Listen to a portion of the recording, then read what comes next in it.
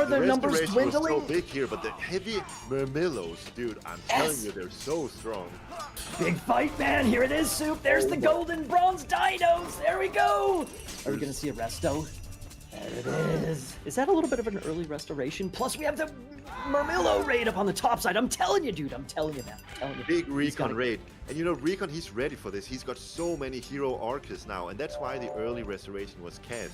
I gotta get this out, though, Soup. I gotta get this out. Wait, do I? He shifts on the gold mine, but the dwarves are running. That's a really good shifting sense. That's a really good shifting sense. One dwarf dead, two dwarves dead, soon to be 3, 4, 5, however many. And Recon does not have a gold income right now. Let's see if the robot Recon can save this gold mine right here. Huge raid, forcing the villager berserk conversion. Sick local swarm, such a good local swarm, hitting both the military and the villagers. Oh, and it travels and got a couple of dwarves at the end. Oh, and the throwing axemen and Goaty are coming in, man. 15 seconds remaining of flaming weapons. Player doesn't want to fight here, but the issue is if he doesn't fight, that Mikkel is going down and all those mills will die too. So Versus player just caught between a rock and a hard place here. Indeed, and remember, this is match point. If Recon and the blue takes this, he moves on to the semifinals, man. A freaking rock giant comes out. This is big. This is big. Is this game?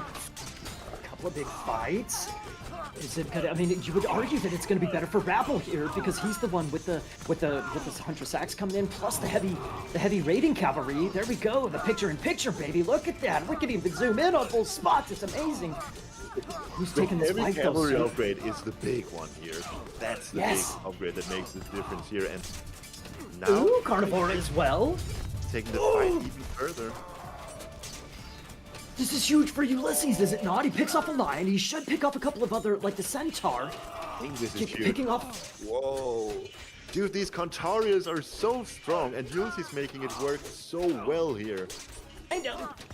It's crazy. It's a full hoplite versus like 2/3 Contarias, but Ulysses still feeling very, very confident. I don't know. I'll take the fight on the fortress even. Now he's forced to retreat. It's too much. He bit off more than he could chew.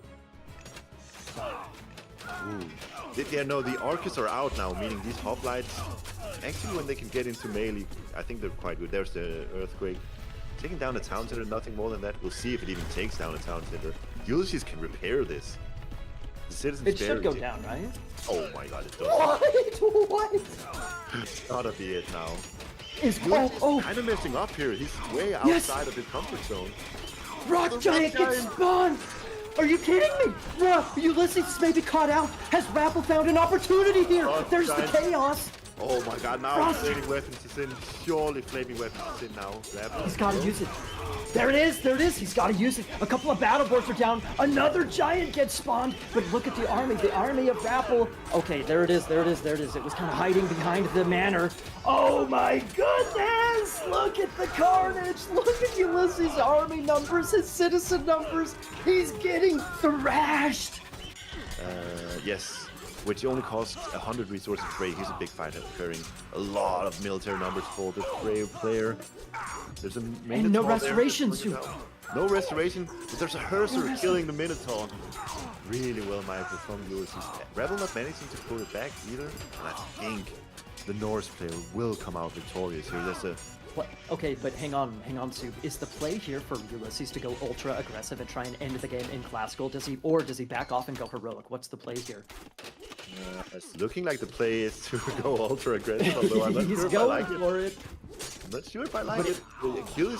This fight, the Achilles is perfectly positioned against the Valkyries, although they in turn are taking down the Minotaur, which is exactly what Ulysses wants here. These two heroes are gonna die in no time. And then 7 Valkyries with Thundering Hooves and Disha Blood up. Whoa, is that fighting it? Huh. Yo. Look. Is it, Rappel, okay, Rappel's at 53, 54 favor. He's close. He's inching closer to getting a restoration. Has he pushed too far, though? Has Rappel pushed too far? If he gets cut out here, like I said, the open spaces are so much better for the Norse. And the Valkyries are in, dude. Where are the heroes? They're dead. they're dead, and Rebel isn't even rebuilding them just yet, because he doesn't have the food for it. Oh, Golden Burst has been used, but very slow at this stage. Is the Chonkers trying to hit the battlefield, but he's gonna barely get there. There's a restoration. Look at the army of Rapple. The army of Rapple is like double, dude. Look at the numbers up top, 115 to 51. Are you kidding me? Taking his villages all the way up there now, forced to retreat, and flaming weapons used. Flips used. Big fight. Big fight indeed. Is the flaming weapon's gonna be strong enough, man? Is flaming weapon's gonna be strong enough? There's a decent number of hearse here to try and take down the Sphinxes. But still, there goes the battle board almost right away. Soup, who's taking this fight? It's looking pretty darn even, is it not? Did you see the hearses? How effective the X-Men took down the hearses? Dude, by all means, look at the military population. Look at the military population. Is this the day? Is this the day? The first loss of a tournament for Mista. Are we witnessing history? The trolls for the win. Maybe. The villagers.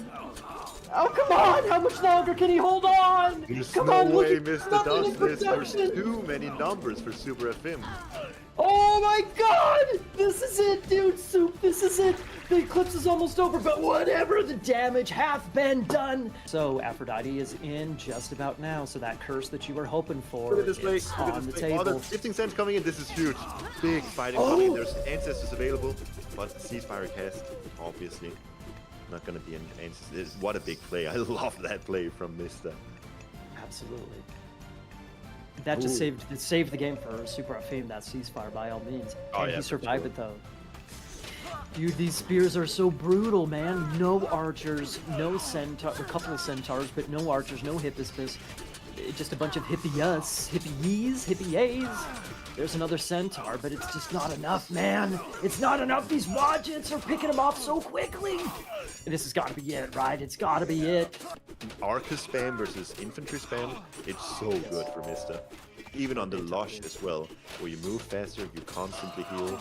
Very, very hard to deal with. Oh my god, look at those centaurs, man. They're getting sniped so hard. Are you kidding me? Those things are dropping like flies. Look at this army from Super F. Bro, he's got no Athena, no restoration, and no army either.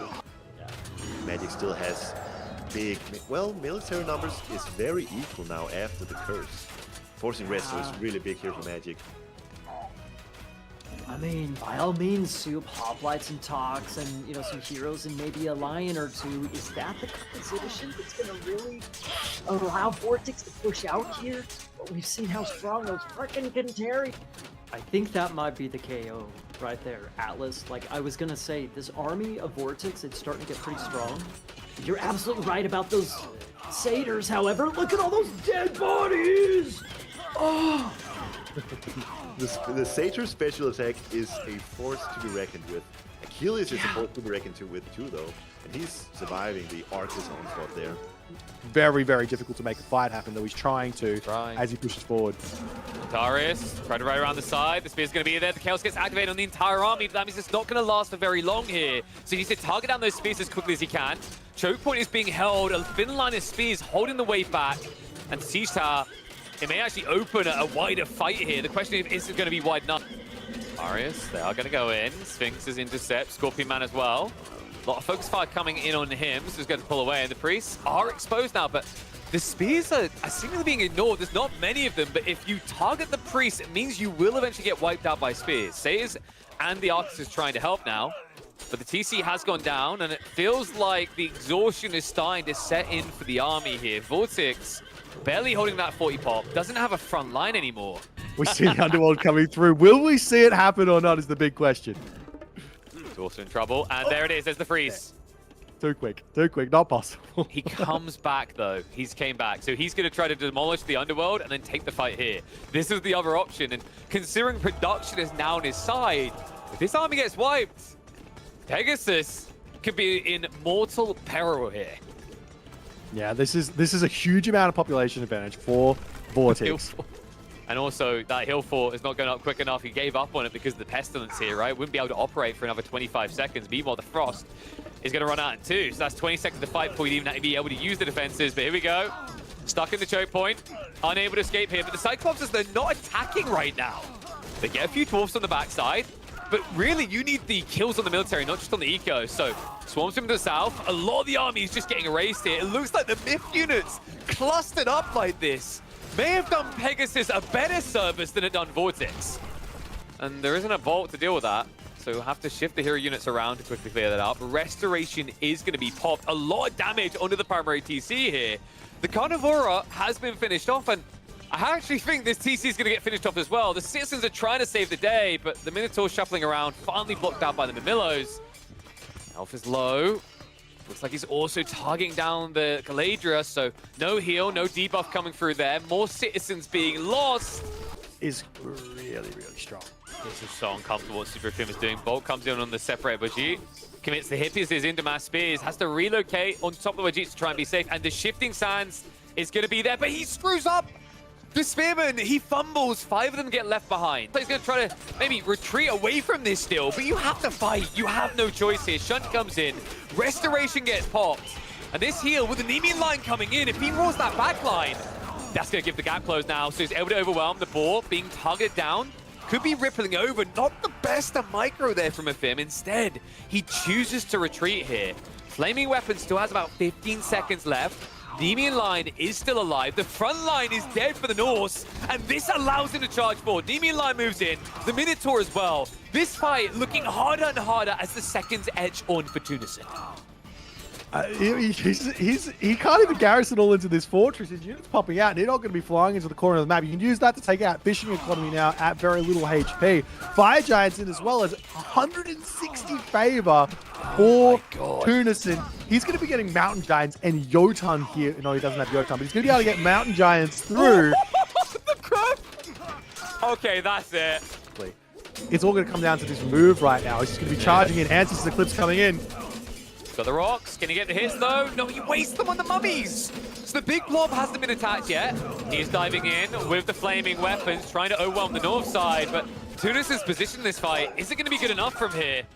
Armies both being whittled away at, but I think that the mummies on the backside may have just baited him a little here. It splintered the fight too much, and as a result, it looks like it's an overwhelming victory for Afim.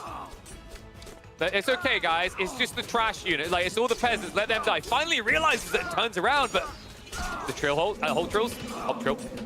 Trolls from the hills. My words are gone because of what we just watched there. That runaway somehow not ultimately punished, and now once again, the Giants on the backside, the trolls, they're not able to get those good shots out. So the big chunk, the big splash of units that could have been hit there. And you can't, if Tunison micros this really well, the Axemen are just going to melt. You retreat those Ragnarok heroes back, to throw an Axeman, clean everything else up on the front line, and you just can't engage this. It's looking like he's going for it, but everything's going to get massacred here, KP. The villagers, they can't get away. They're way too slow to make that retreat, so that's going to be extra economy lost here. The cast coming in from the heroes to the north side. He goes for a quick build, doesn't quite get it up in time to block them. So many Cyclops here, though. He's going to be able to deny that town center. Trying to will it down now. We have got the use of the brass already, so we're going to come through with the bronze. He's holding on to the restoration. Doesn't need to use it just yet. This is a good way to kind of min-max this. And there we go. Pops it now. So the settlement does get cancelled. He's able to deny him that. But he's not able to stop him indefinitely. He's going. I don't see any reason for him. If he knows there's a town center, that's the question. I don't think he does. And there's some spy legs getting some value. Pegasus gets a good tornado usage. Maybe he can re-muster up a whole bunch of those Horus Spearmen, which he needs. Oh, Ancestors. Oh, sorry, has to be made pretty early, like pretty defensively. And the Imploder's there. He's overextended. So, sucky, fun time. Everyone being dragged in. No escaping it either. Most of the army just gets evaporated. That. But, clean this army Can up. he get the units? It could be a breeze. Here we go, age up complete. Tornado is in. And the Cyclone is moving favorably. Psych, it's given up. It's gonna switch around the other way, but it's done enough damage there. Check the military count now. An overextension that is now punishable. Pegasus stands his ground. Finally has to start shifting away as the cavalry reaches in.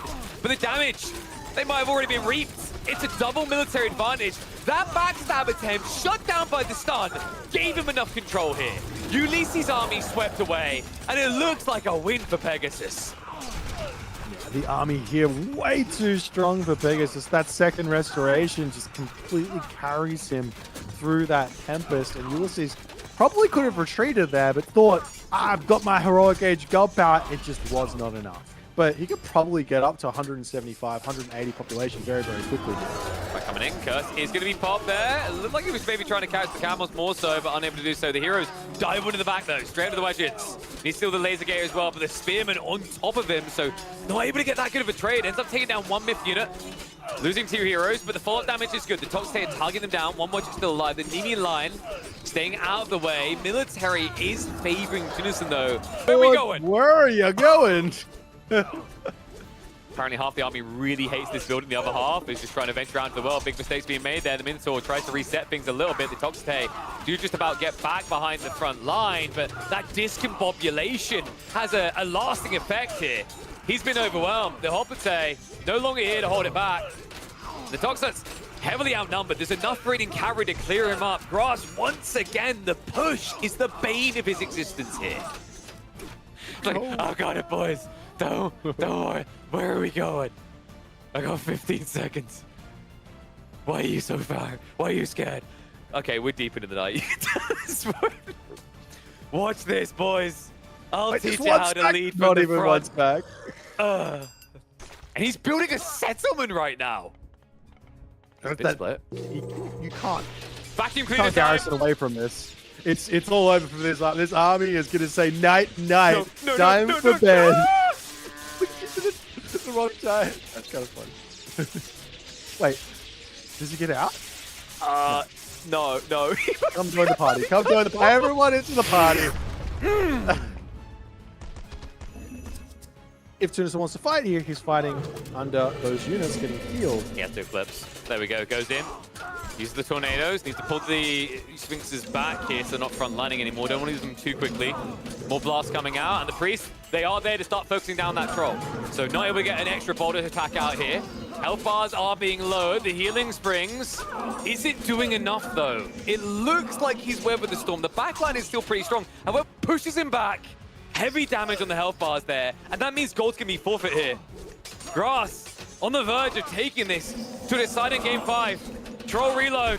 More rocks coming in to shake the foundations. He's going to try to take the splash. Kantaris are going to move in. Baits him forward. Chaos hasn't been committed just yet. The lines are going to spread out here. What is he waiting for?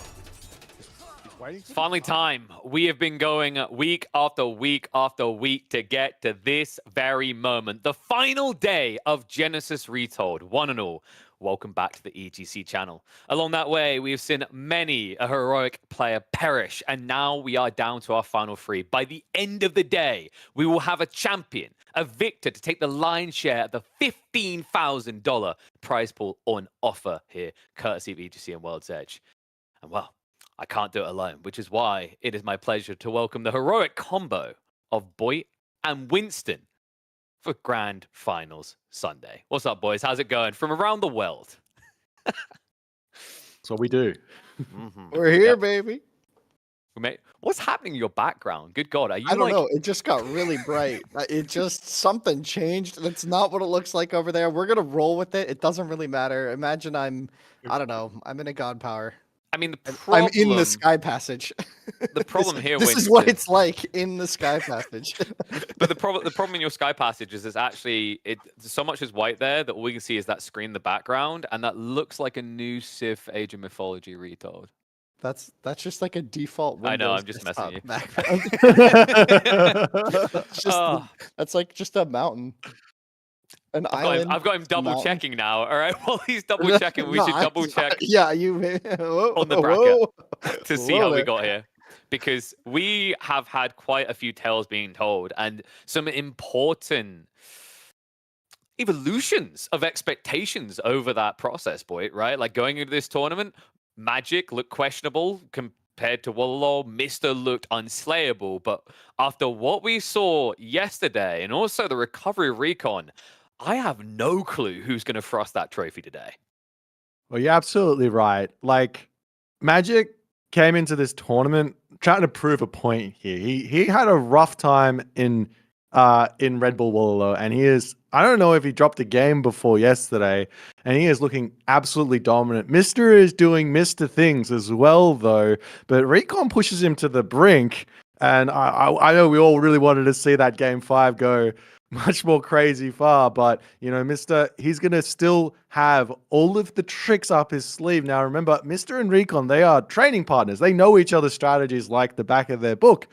But Mr. and Magic, not so much. Might be a very, very different affair going into this one. Especially considering when we really just boil it down to it, Winston, that series for Mist up against Recon came down to 6 monkeys. Yeah, that was an insane game, right? Like that whole series, it really like Mista did not look normal Mista. Like there were some games there by Recon where things just looked like Mista didn't seem prepared. It looked like you'd almost switch the players and you might believe it, right? But no, it was Recon just playing insanely well and coming down to that game 5, just rough strategy, not expecting the monkeys. That shifting sand strat just works so well, and yeah, just a disappointing game 5 for Recon, but like scary. I mean, Mista did not look his usual self in that set. And so we'll see what Magic's able to do. I mean, longtime rivals, legends of the game, right? Frenemies, whatever you want to call it, right? Yeah, this is a classic matchup. Super pumped. I can't believe we're here. The grand finals are going to be today. We got the whole day ahead of us. We have. And the potential for double revenge story, right? Because the thing I was thinking is if Recon had beat Misty yesterday, that would have been his revenge from Wololo. But then that could have led to Magic's revenge from the Wololo qualifiers. That could still potentially happen here, right? Because Recon is waiting in that lower bracket, watching these boys' every moves and getting ready to dissect it. Because remember, folks, we've got best of 5 into best of 5 and then grand finals afterwards. But, you know, boy, run me through what we're seeing here. Draft-wise, everything painted on the screen. Mr. seems to have almost everything I'd say he wants. Isis is the one thing I'd say, you know, Magic snatched away from him, but I'm seeing Poseidon, Freya, Odin, Hades. These are all comfortable picks for Mister. Well, let's be real. I think that the drafts, they say what more about what you value yourself more so than what anything is, whether something is strong or not. And Magic here, snatching away Zeus early in the draft, Mr. He's known for his Zeus. Like, he might not, if he gets on his Zeus, I honestly don't think he loses. He's got some sort of affinity with that one.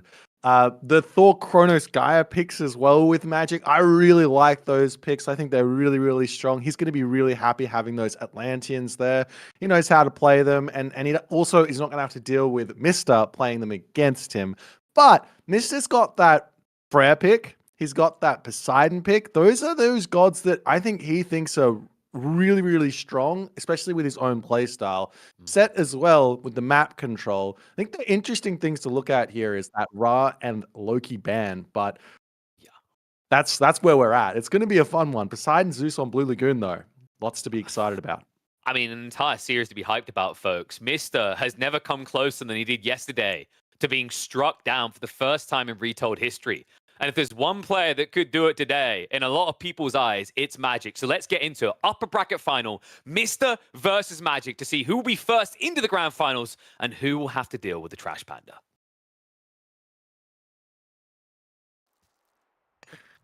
Ladies and gentlemen, boys and girls, left side of the map in the blue color. Spawning in as Poseidon. His name is Mr. His opponent today, old rivals. They have had so many clashes through the history of Age of Mythology in the red color, playing as Zeus. His name is Magic. The map is Blue Lagoon. Winston, how excited are you right now? Grand Finals, EGC2, Genesis Retold. Not Grand Finals, Winners Finals. I almost got that right. Almost. We're not there yet. I see you jumping the gun, but I mean, this very much so could be. You never know. We have a really interesting set of matchups today. This should be really fun. And we got a Greek mirror to open things up. So Poseidon, Zeus. This is going to be fun. Lure on the giraffes. Everything's cozy here on Mista's base. He's got that back gold storehouse on the wood already. That's a pretty comfortable setup, I'd say. This is a decent map with the resources in the back here. We'll see if maybe there's a chance for Centaurs to get on the back side of that and do a little harassment, but it's otherwise going to be pretty tricky. Yeah, it's an interesting one because, well, we all know Mr. He loves his early pressure. He loves getting his opponent out of their comfort zone. And when he gets these sorts of maps where he gets just that little bit of an edge early on his build orders, it means he gets to go even harder, even faster. I wouldn't be surprised to see him going 315 to the classical age here. Maybe he's going to go for a 330, just delaying it ever so slightly. But yeah, it's going to be a very, very quick advance here for Mr. Magic. On the other hand, there is a world where when you're playing in, this isn't a mirror matchup, but in the Greek mirror or the Egyptian mirror or in the Norse mirror or the Atlantean mirror, that you kind of want to be a little bit on the defensive because your opponent doesn't really have too much to take you out of the comfort zone, so to speak. Magic's going to have Bolt here. Mister's going to send those heroes in and the Centaur. So it's going to be a little bit less power to come through. And we are seeing Athena as the god of choice here for Magic. So he's not going those Centaurs. This is going to be a very, very spicy decision for Magic. We'll see if he can make it work. But yeah, I mean, would you just go for relics now as Mister instead of going for the pressure? What's the ideas? I'm not really sure exactly what he'll plan. Like you said, you got Bolt on the other side, so that first unit, I mean, I think you just send the Centaur over kind of YOLO, and it's going to get bolted most cases, unless it's like a really rough situation.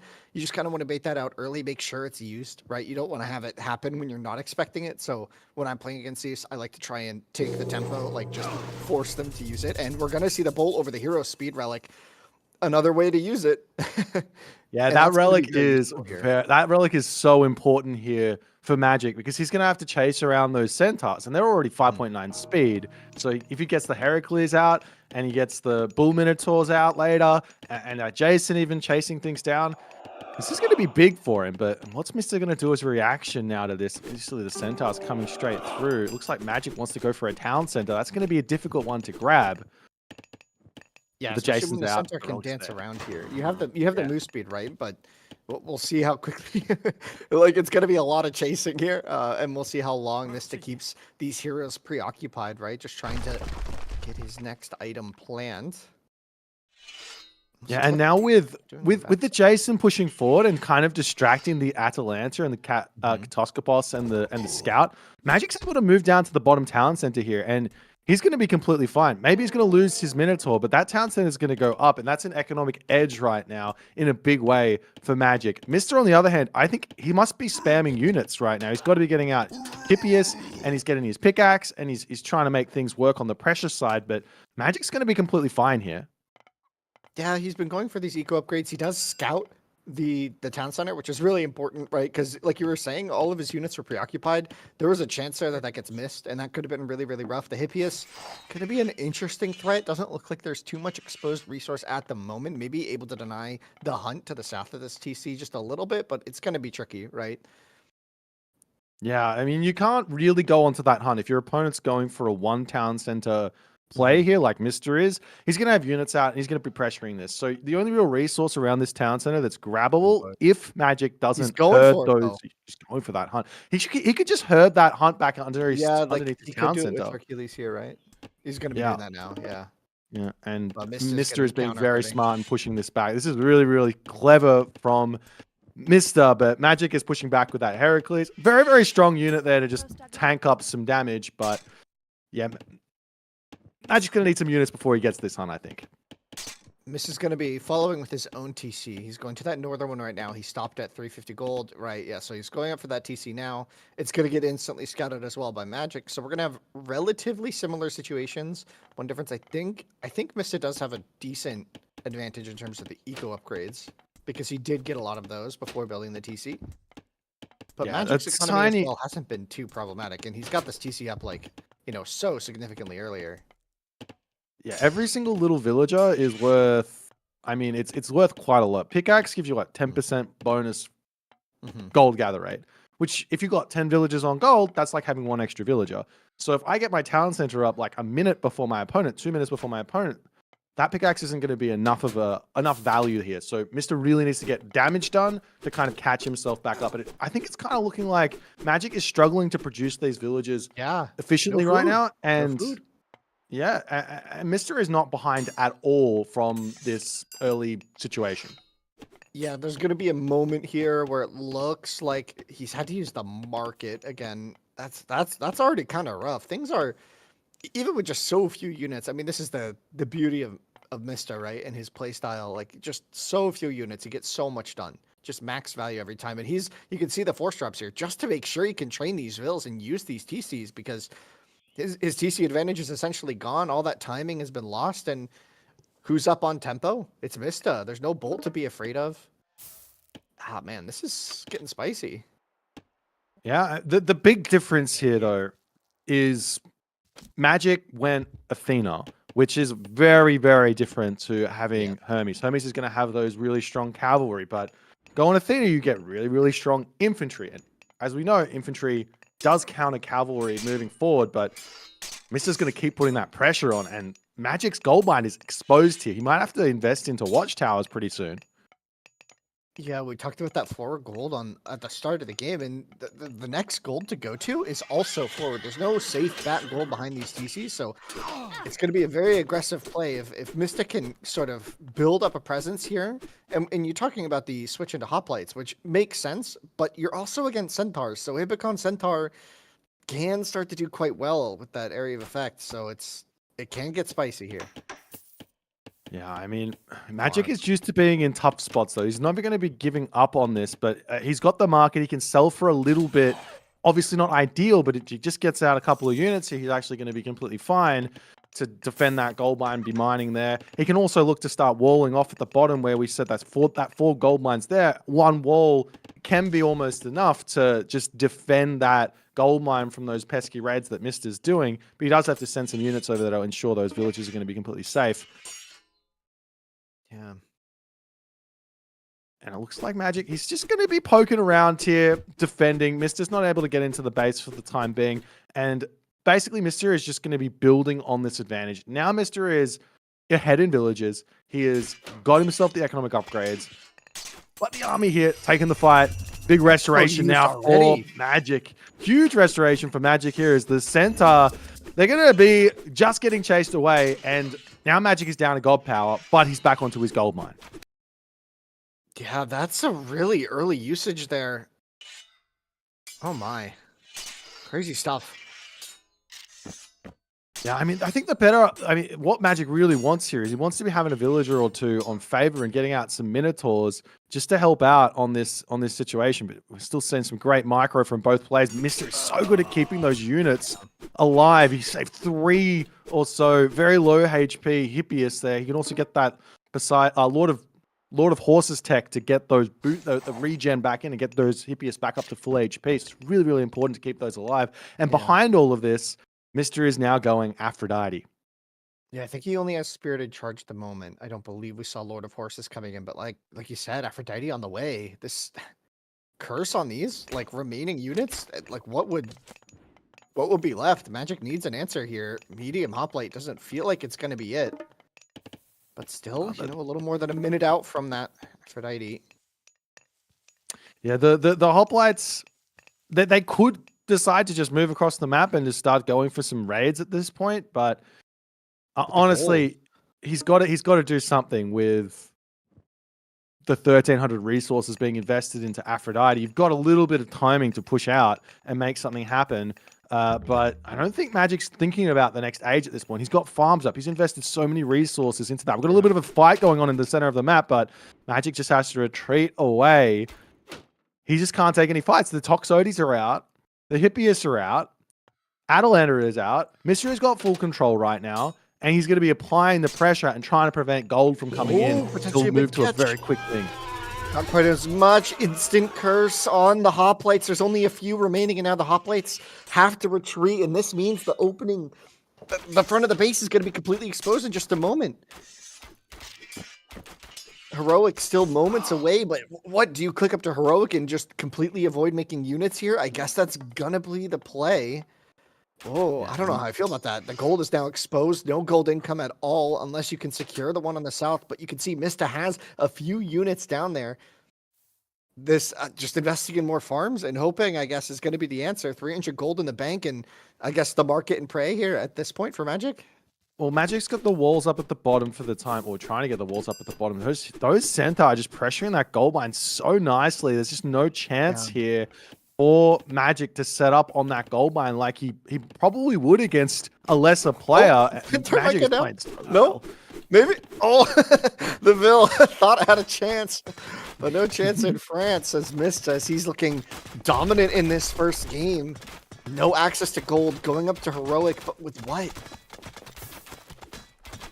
Well, I mean, you get Dionysus, right? You get this. You get the Hydra. You get bronze. There's a ceasefire there. So I don't know. Maybe he can make some sort of counter units, get some Peltas out. The elephant is angry here. The elephant's very angry. I mean, after all is said and done, Winston, like the food, no, not the food, the population on economy is still, it's not crazy out of control at the moment. It's just the problem is that Magic's invested into tons of farms, this is partly why he's so set behind, whereas Mister's just been able to eat hunt. He's got those pigs there as well in his base, probably still on herdables in his main base. Fortress is going to be coming up, and Mystery is going to be racing towards the Mythic Age very, very quickly here.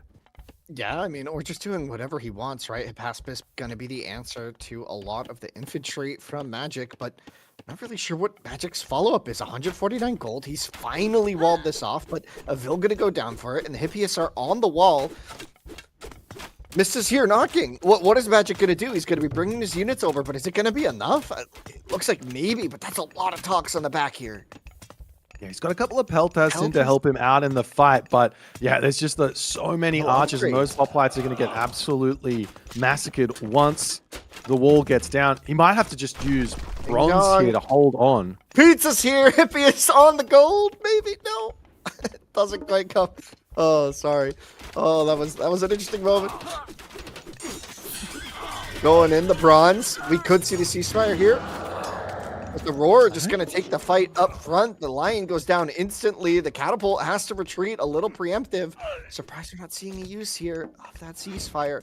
Could it just hold it? Try and buy as much time. He can just wait till 30 seconds. This is perfect. This is the 100% the correct way to use ceasefire. What you even against flaming weapons or against any of the other kind of like duration eclipse, if you retreat back first, as it's spawning in, as the units are getting into position, you can basically just take 0 damage from it and then ceasefire the rest of it out, and you're all good to go. And now we see 150 pop versus 180 pop, and it's still an advantage for Mister, but Magic is getting closer to getting into a population kind of equality, and with his upgrades to Athena, he might be able to start winning these fights. So Mister going 4 town centers is going to be a very challenging thing to overcome here. And I love the migration up here to the north. He could keep pressuring this gold. It looks like he can even range it with some of these talks, but just kind of taking it slow. He's got the map control now. He's set up for the late game. It's on Magic now to do something with the position, and I think his position is just so weak that he has to make some magic happen. As is his name, but we'll see. Atlanta needs to get on top of that Hydra, otherwise some damage could come through. The massive infantry with the Peltas support gonna be enough there to force Mister back, but just for the moment, I believe. Well, this is the power of these Sarissa hoplites. They are so strong, but Artemis is coming through, and that means that those Toxotes are going to get even stronger with that Mythic Age Archer upgrade, applying Venom to the arrows to get that divine damage through. And I think that Mystic can basically just bank on spamming a huge Archer ball here, and just it doesn't even matter what Magic does. He's just not going to be able to get the population out to push out of his base. Well, maybe Magic can make something happen with a lightning storm, but he's going to get his base erased by an earthquake. He's got a long road ahead of him to any sort of equality where these hoplites are going to do anything. Yeah, and Mister just hit that incredible moment when you get to 100 Vils and you're not getting raided, right? So all of a sudden that food economy is going to start to feel a lot better for Mister here, right? Like he's just going to start exploding with units in these fights. He can replace, he can do whatever he wants now. The population firmly in his advantage. And we're seeing Fortified TC queued up, but is it going to be a little late maybe? And the cheeky walls trying to come down, but the units are going to get there in time for Mister. Yeah, this is a bit of a desperation fortress. He wants to try to get some pot shots onto that gold mine of Mister, but looks like Mister's already over here, and the Peltas Toxotes from Magic are pushing Mister back for some reason here. It looks like he doesn't want to take the fights until he gets those upgrades in. Yeah, he doesn't need to take risks, right? He's in the driver's seat. He has the late game on lock. He knows he's build. Like everything is gone according to plan at this stage of the game. He just needs to make sure he doesn't take such a bad fight that the tides turn. And like you said, that one of the risks there is potentially a lightning storm on his group troops. So he has to be careful. He doesn't know. Maybe he kind of intuitively knows at this point that Magic just simply can't afford Mythic, but that's like kind of the only risk that you can see for him at this stage of the game. Yeah, and Magic is trying to make something happen with some hoplites as the Earthquake is dropped down in the center of that town center. The town center is down. He doesn't have any upgrades. Can't keep everything alive. Going to be losing a whole bunch of buildings here as well. But, I mean, houses have to get rebuilt. He doesn't have enough wood in the bank. He doesn't even have any granaries around here for those farmers, so they're going to be very, very idle. But he does manage to take down a town center with his hoplites. It's such a Magic thing to do. But in killing off a Poseidon town center, that's going to leave a whole bunch of militia here. And the big problem right now for Magic, it's not how much he can get done with these hoplites. It's where is the gold that he can get on the map. He's got no gold, and he's going to be tapping out. Mr. takes game number 1. Yeah, and that was a dominant game, right? That was a really dominant performance. We saw Magic maybe leaving himself a little too exposed with that map, right? That forward gold was just such an aggressive location, and the temple was kind of built to the south of it, so the Centaur could really chase the Vils, use the special, then chase the Vils as they went under the TC. And you saw even with the hero speed relic, Mista kept those 2 Centaurs alive like the whole game, and they were so useful there. They denied the gold on the south, they kept denying the gold on the north time and time again, keeping that exposed, keeping the Vil count relatively even though there was a second TC much earlier for Magic. So I think Mista just demonstrating extreme control at all stages of the game there, making something out of nothing in a lot of cases, and doing a really good job that game. And it's hard to say what Magic really did wrong. It felt like he just kept having to deal with what was up next. And yeah, it's going to be tricky to like mentally come back from that, I think, because it's like, what did you do like wrong realistically, right? Like there was some very small building placement issues early, like the gold mine in the main base. He'd getting that town center up for free is really big in the matchup, but not pushing those hunts that next to that town center, underneath the town center, that would have basically given Magic enough of a lead that all of the pressure that Mista was able to do probably would have been nullified. So they're those 2 tiny mistakes, and they're tiny. They're like this big. yeah, right. That Why am I gives so that zoomed Mista in? that's what matters. That's what matters. But Magic's going to need a reset here mentally, because I mean, when you get under that pressure of the Mista, you can kind of just be like, it's just impossible. He's just too good. So he's got to just be like, no, that game out the window. It's a new game. It's a different matchup. It's on Tundra. Hades, Isis now. There's going to be some fun things coming in this one, Winston. What do you think is the keys to success in this matchup? Well, ISIS has options, I feel like, right? And that's kind of what's interesting, right? On Tundra, you could go for some mobility, right? You can make either myth unit in classical just to try and play the map. And that can kind of be a problem. Early game, I mean, you are Hades, right? So it's not like it's super scary, but I don't know. You could see some denial of external resources. We'll see if Mist is going for a second TC early. I kind of expect one maybe, but maybe not. Who knows? We'll see what the players are thinking here. Yeah, I mean, in my experience thus far, it's like if Isis can kind of just do what she wants, life gets pretty challenging for Hades. So you've got to think about dealing with, like you say, Sphinx, maybe Anubites, probably less so the Anubites because of the Achilles, but Sphinx with Eclipse plus Scorpion Man, Ancestors. You could also think about going through the Sobek Osiris path for Camel Riders if you really want, because Hades doesn't have that Thracian Horses upgrade from Dionysus or Spirited Charge from Hermes, so his cavalry are quite weak. You can't chase them around very easily with the Prodromi. So there's lots of like angles to go with Isis. There's also Thoth with that Valley of the Kings. That all being said, Hades is that late game king. So if Mista wants to play into his defensive bag of tricks, which you don't get to see all too often, he might be able to just say, throw whatever you want at me. I'm going to defend it, and then I'll win the game later. There's a big build order kind of idea with Hades, which is around Valley of the Kings, but there is like sort of a meta game idea where instead of going for a delayed advance time with Hades, maybe you play it more similar to that Poseidon style and rush out an Achilles and an Ajax to get over in pressure, and then get that Bolts of Erebus tech a little bit later. So, I mean, there's lots of different ways to take this one from the Mister. He's going to be thinking about it. He already knows all the matchups really, really well. Magic as well. So they've both played this one quite a bit. It's just where are they going to find the edges to find the victory? Yeah, That's the and big I like question. what you said there. It's like we could see either playstyle from Mista, but I feel like Mista is neither offensive nor defensive. He just like plays. I don't know how to Yeah. describe that. When you watch him play, you know it's the case, right? It doesn't matter his god. It doesn't matter the matchup. It's like he'll do whatever he needs to win, and we'll see if that comes into play. I would like to see maybe a longer game here against these two, right? Because it's going to be so dynamic and awesome, right? The last game was a little short for my taste, so I'd like to see Magic able to hold it Well, on just a little longer. But we'll see. Yeah, ISIS. A lot could happen in this game, right? We got Ancestors Yeah. Eclipse potentially on the table, and that could really open the doors up for a lot of damage on the Hades if you're not playing perfectly on the side of Mista. It's funny you say like the shorter game versus the longer game, and I mean throughout the history for Magic, he's a deathmatch expert. He is a late game king. He is one of the players that really does enjoy just sitting back and just letting stuff come at him, and then he'll beat you with his late game multitasking and his knowledge of just his basic general understanding of decision making in Age of Mythology.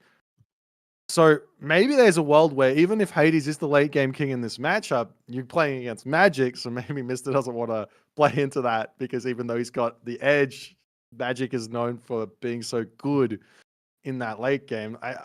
It's actually a really, really challenging one. I'd be interested to ask Mister about that, depending on what happens in these games, how much that comes into his brain, or if he's just kind of more playing it like chess, where you're just kind of play the position rather than play the player sort of ideas. Could be interesting. Do you ever go New Bites in this matchup? Because I've been playing I New Bites haven't. more and more, and I just love Yeah. playing New Bites now. Just like I- from a personal standpoint. The thing is, right, if you can get 3 monuments, which is, I say if you can get 3 monuments, Yeah. if you put 3 monuments down, you can make a boatload of Anubites. Mm-hmm. And so long as you can keep the Greek player in the classical age, 2 heroes is not going to be enough in the big fight to deal with those Anubites. So there is an angle to go Anubis here, and build Anubites, but there's a lot of counterplay available to the Hades that can if they can get out that Chiron, if they get to that heroic age, if they get out a whole bunch of Minotaur, a whole bunch of Nemean Lions, Manticore even, like there's counterplay there. So it's not like, big thing, but it looks like we're going to be getting into game 2 momentarily. Let's see it. Let's make it happen. And spawning in the right side of the map, the blue color, he is on his Greek god. He is from Greece, and his name is the Mister. His opponent, left side of the map, game number 2, from Canada. He's playing as Egypt, though. As ISIS, it is Magic. Tundra of the map, Winston, my co-caster. We've been talking a lot about this matchup already, but oh yeah. do we see anything right now on the map that might indicate one way or the other, what might be happening, or what these players might go for? Yeah, I mean, Mystic going for the early vault here. So maybe that generally leads to a slightly later age up, but really, really safe and really secure, because you can almost leave gold at different moments and not feel as bad about it, right? It's so powerful. We'll see. Temple coming down already to get that favor coming in, right? So this is kind of how you play that build order. So gonna be rushing vaults, and we'll see what happens on the side of Magic. Yeah, and we're gonna have the other trickle tech coming in, as you'd expect. Flood of the Nile, of course. I love Flood of the Nile. I love rushing that tech every game I play. These techs are just so good, right? So It's just like you just go, hey guys, do you want like extra economy in the early game? Yeah, okay, well, just get these techs and then you can go and enjoy it. Mister is going to be getting that tech out so insanely fast. He's only got 2 villages on favor, so it's not like the most fast Vault of Erebus you can ever get, but he's going to be able to, behind this, get himself a really, really nice Classical Age as well. So he can actually get at 345 here if he wants to, which is absolutely insane to think about. Whereas Magic going for fast Flood of the Nile here, he's probably going to be hitting maybe like a 430 or 445 Classical Age. So much, much later, which will give Mr. a bit of time here to either get a town center up for free or go for early pressure again.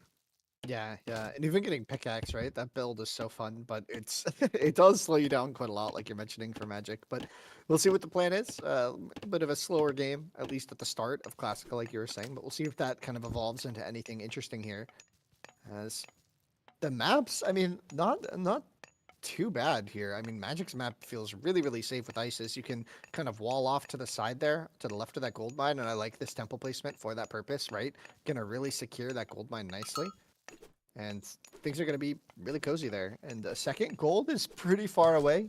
Tundra's a very open map, so going to have a plan to get out there. As Isis, of course, you always have to worry about that second gold mine. And the second gold mines are pretty far forward. So going to have some form of map control this game if you're in Magic's position. Yeah, I think that when you're playing this sort of situation as Isis and you know all the gold mines are forward, you know your town centers aren't very good. He's obviously scouting around with his priest and kind of making these decisions as he's going. But yeah, when you know all this stuff, you just say, well, let's just go for a fast heroic age, and then we can just move forward and place a Migdol stronghold down the gold mine to secure that before any sort of teching Greek player can sort of get going and deny this. As Relics are going to get picked up. Athena, Bast.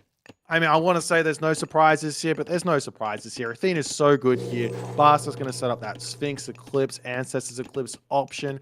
You can also go for, again, we can still see Sobek saving Eclipse for Osiris Mummies as well as a completely different option. But the big question is, and I think it's answered by the resource count, are we going to be seeing a second town center straight away from Mr.? And are we going to be seeing a second town center straight away from Magic?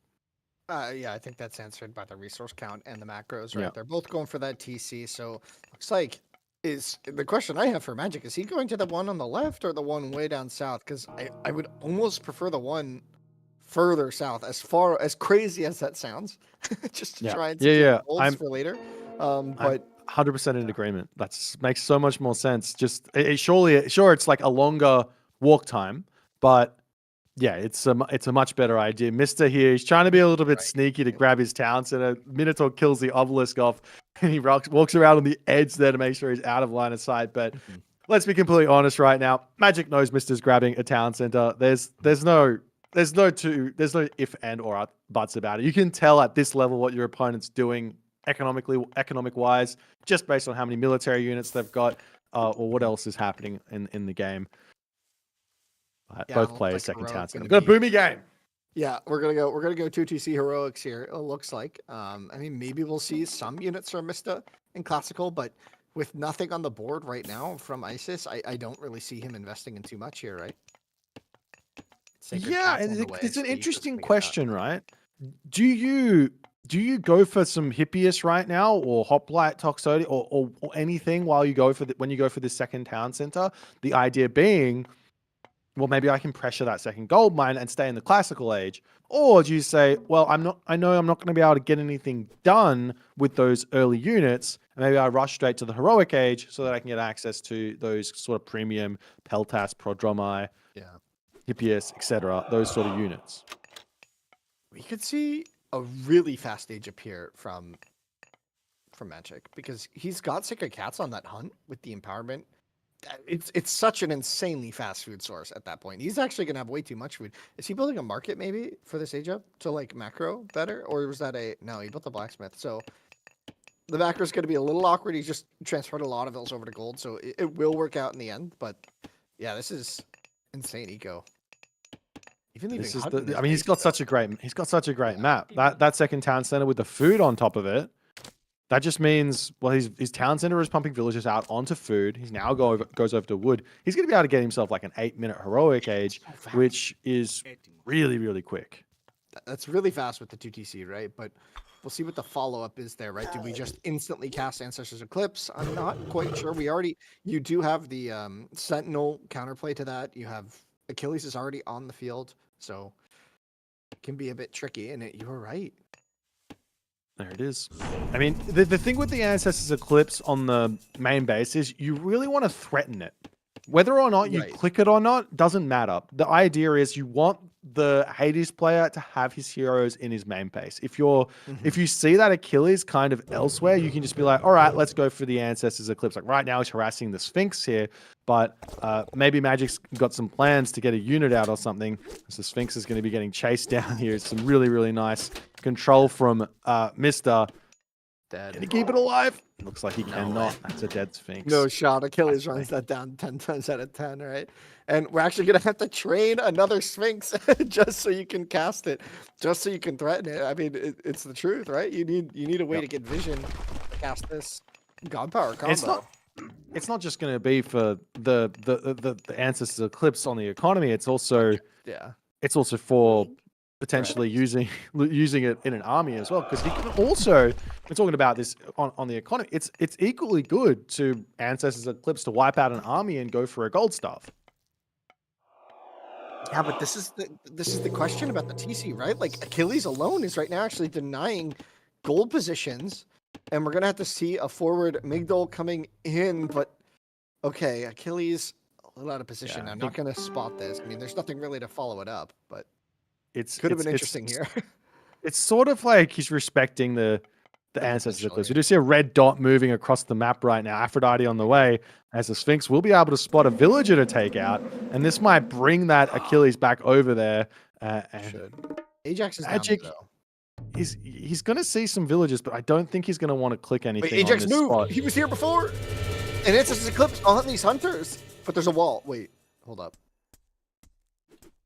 This actually isn't all that bad, as long as Magic can send the minions into the main base afterwards. Does get a huge amount of damage. Resto on the Vills just to keep them alive. Some extra lions come in. Ajax and Achilles are here now. We're going to see that Sphinx try and get out. Going to be running pretty fast here, pretty far and wide. Going to get to another group of Vills. Just try and use it here. Those Vills don't have restoration anymore, so they could be taken down. And one will go down, but that's actually a lot of fireworks, but not a lot of damage here so far from this use of Ancestors Eclipse. I mean, a bit of idle time, and the Vills are going to have to run now. Potentially some damage coming in here. Now the Vills goes down. Well, there's a lot of idle time, like you're saying, but what is going on behind this is the big question. You've got a whole bunch of Chariot Archers coming out. You've got the economic upgrades coming through. He is on the back foot now. That Scorpion member's also in there trying to get a little bit of damage done. But now both the God Powers are gone. Resto also gone is kind of a big deal. What he ejected the relic. Is to do with these relics? I think he was trying to. I think he put the Nemean into the temple so that it didn't accidentally come out and get killed. And there's curse on these units, so only 5 pigs, but still going to be useful to slow down that chariot mass, right? With only 1 Migdol, that mass is really slow. Yeah, so it's important to have it. And we're going to... Whoa, that's a crazy timing. Potentially get punished, but not going to at this moment. Going to have to respect the Scorpion Man. The big red lobster. Here he comes. He's waddling.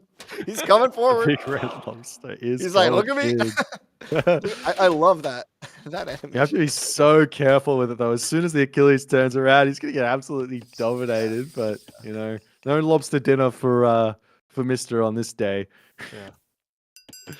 Chiron's on the field already, and some Peltas as well to deal with the Chariots, but that does leave some openings. I mean, Chariots right now have kind of swung back into the meta quite a lot for Egyptian, doing so much damage.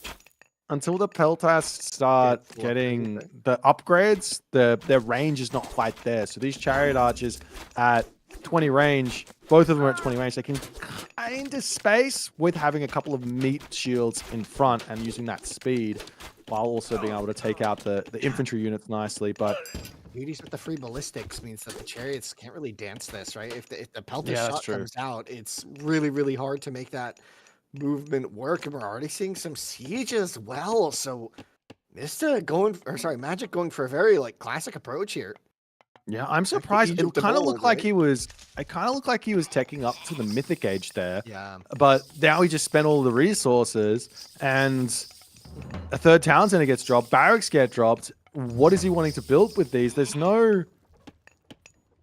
I guess you can make spearmen. This makes this. I mean, this is the classic unit composition. Yeah. From way back when for the food for Egyptian for so long. But this is more just prep for dealing with cavalry coming in. But Magic is just going to be having to deal with hoplite peltast for a very long time here. Chariot Archer's getting a little bit of pot shots here. That's going to be nice for him, but it does take. He dodges the ballistics there. If you're out of range, you're out of range. They can't hit him. Those javelins, they fly. But a little bit of max range shenanigans. It's not going to be enough. The same thing happens in the reverse though as well, right? Mm-hmm. Yeah, with ballistics coming in for Magic, things should kind of open up. We got the spearman upgrades coming in, and some camels getting mixed in as well to add to the front line. But the chariot mass is there. Can keep looking for poke damage. Magic taking a third TC as well. So that's, I mean, looking really solid now. Getting the map control, getting the center of everything. He's got his Hun. He's secured the golds to the north as well to a degree. Would love to see maybe some walls, kind of keeping that whole north side safe from raids later. Because if Mista ever does break out of this choke, it's looking pretty exposed on the side of Magic later on in the game. That's just kind of a late game planning. You can see the Peltas now upgraded to heavy. Are going to be able to contend with those chariots, but here comes the CH2 Red Lobster Scorpion Men leading the charge. And those Peltas getting kind of baited away from the actual main army might leave the rest of that army exposed. Mista currently a little bit behind on population will allow Magic to get a big fight over there as the Peltas. They zoned quite away for the moment, but he's going to be losing army in the main base. Can he rejoin and then get a little bit of a classic Mr. Pincer maneuver happening here? But very smart play there from Magic to bring those camel riders to chase up onto the Peltast, get a little bit of revenge fight. Camel's a little bit confused about what they want to do there, but he does get a kill. He gets one. He just saw the damage. The range of those Peltas. Peltas so good in this situation. Good against almost everything to a degree. I mean, not everything, but they feel pretty solid as a ranged unit here against this Migdal composition. We're not going to be seeing that transition to Padromos just yet, or any cav for quite a while. There's no attempt to go for cavalry here in the slightest for Mista. We've got some axemen actually coming out in order to try and tank those hoplites. It does make it really, really difficult for the Greek player to micro this because the Peltas, you have to kind of split them up into several different groups in order to get the no overkill sort of action happening. And Magic is just containing beautifully here. Yeah. Mista, he's almost at full pop, but he's behind, well, he's at full pop now, but he's behind 30 pop just on the fact that Magic is 3 town centers and his ISIS. So, and there's Thoth coming through. This is looking to be a very, very big timing. There is going to be a restoration available though. Yeah, this is Magic in his element. I mean, he's not Egyptian here. The Scorpion Men leading the charge. The Chariot Archers in the back dealing so much damage. The Migdal, it is empowered by that Pharaoh, so it's not only dealing a ton of damage, but also turning units even faster. The Hoplite Mass on the front going down. The Peltas still trying to deal their damage, but restoration doesn't seem like it was going to be enough in the retreat from the Peltas. They have to run the Hoplites on the north. They're kind of out of position. The Camels are coming down on the south side. What can be done? His whole front is collapsing. Thoth a third of the way through, and we're not even looking at thinking about Mythic Age on the side of Mista.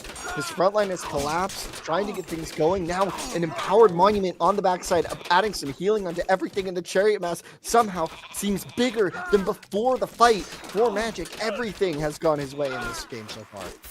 Well, this is just population advantage on population advantage with DPS advantage. Magic's still got to be careful. Those Peltas still packing a punch onto those Chariot Archers, but you know the DPS is there to take these Peltas out, and the overkill that the Peltas are doing just means that the Chariot Archers are basically able to trade somewhat 1-for-1 while also being able to deal with those hoplites. But Magic just needs to wait now. He can go and grab that 4th town center, have a gigantic advantage, just click Meteor into the main base. Mista's in a very, very difficult position right now. Yeah, and look at Magic's economy. He's behind this fight. He's able to do everything he wanted. He put 70 mils on gold before recasting Prosperity. He is min-maxing right now. This guy is just chilling. He is mad vibing, well winning that front fight on the front. Now his main force did go down here. And now this is going to have to try and secure this left side while the fight comes to a lull. But the army, is it going to be there? The meteor comes down kind of in the middle of nowhere, but right on top of the army. We'll see if it's able to hunt down the units.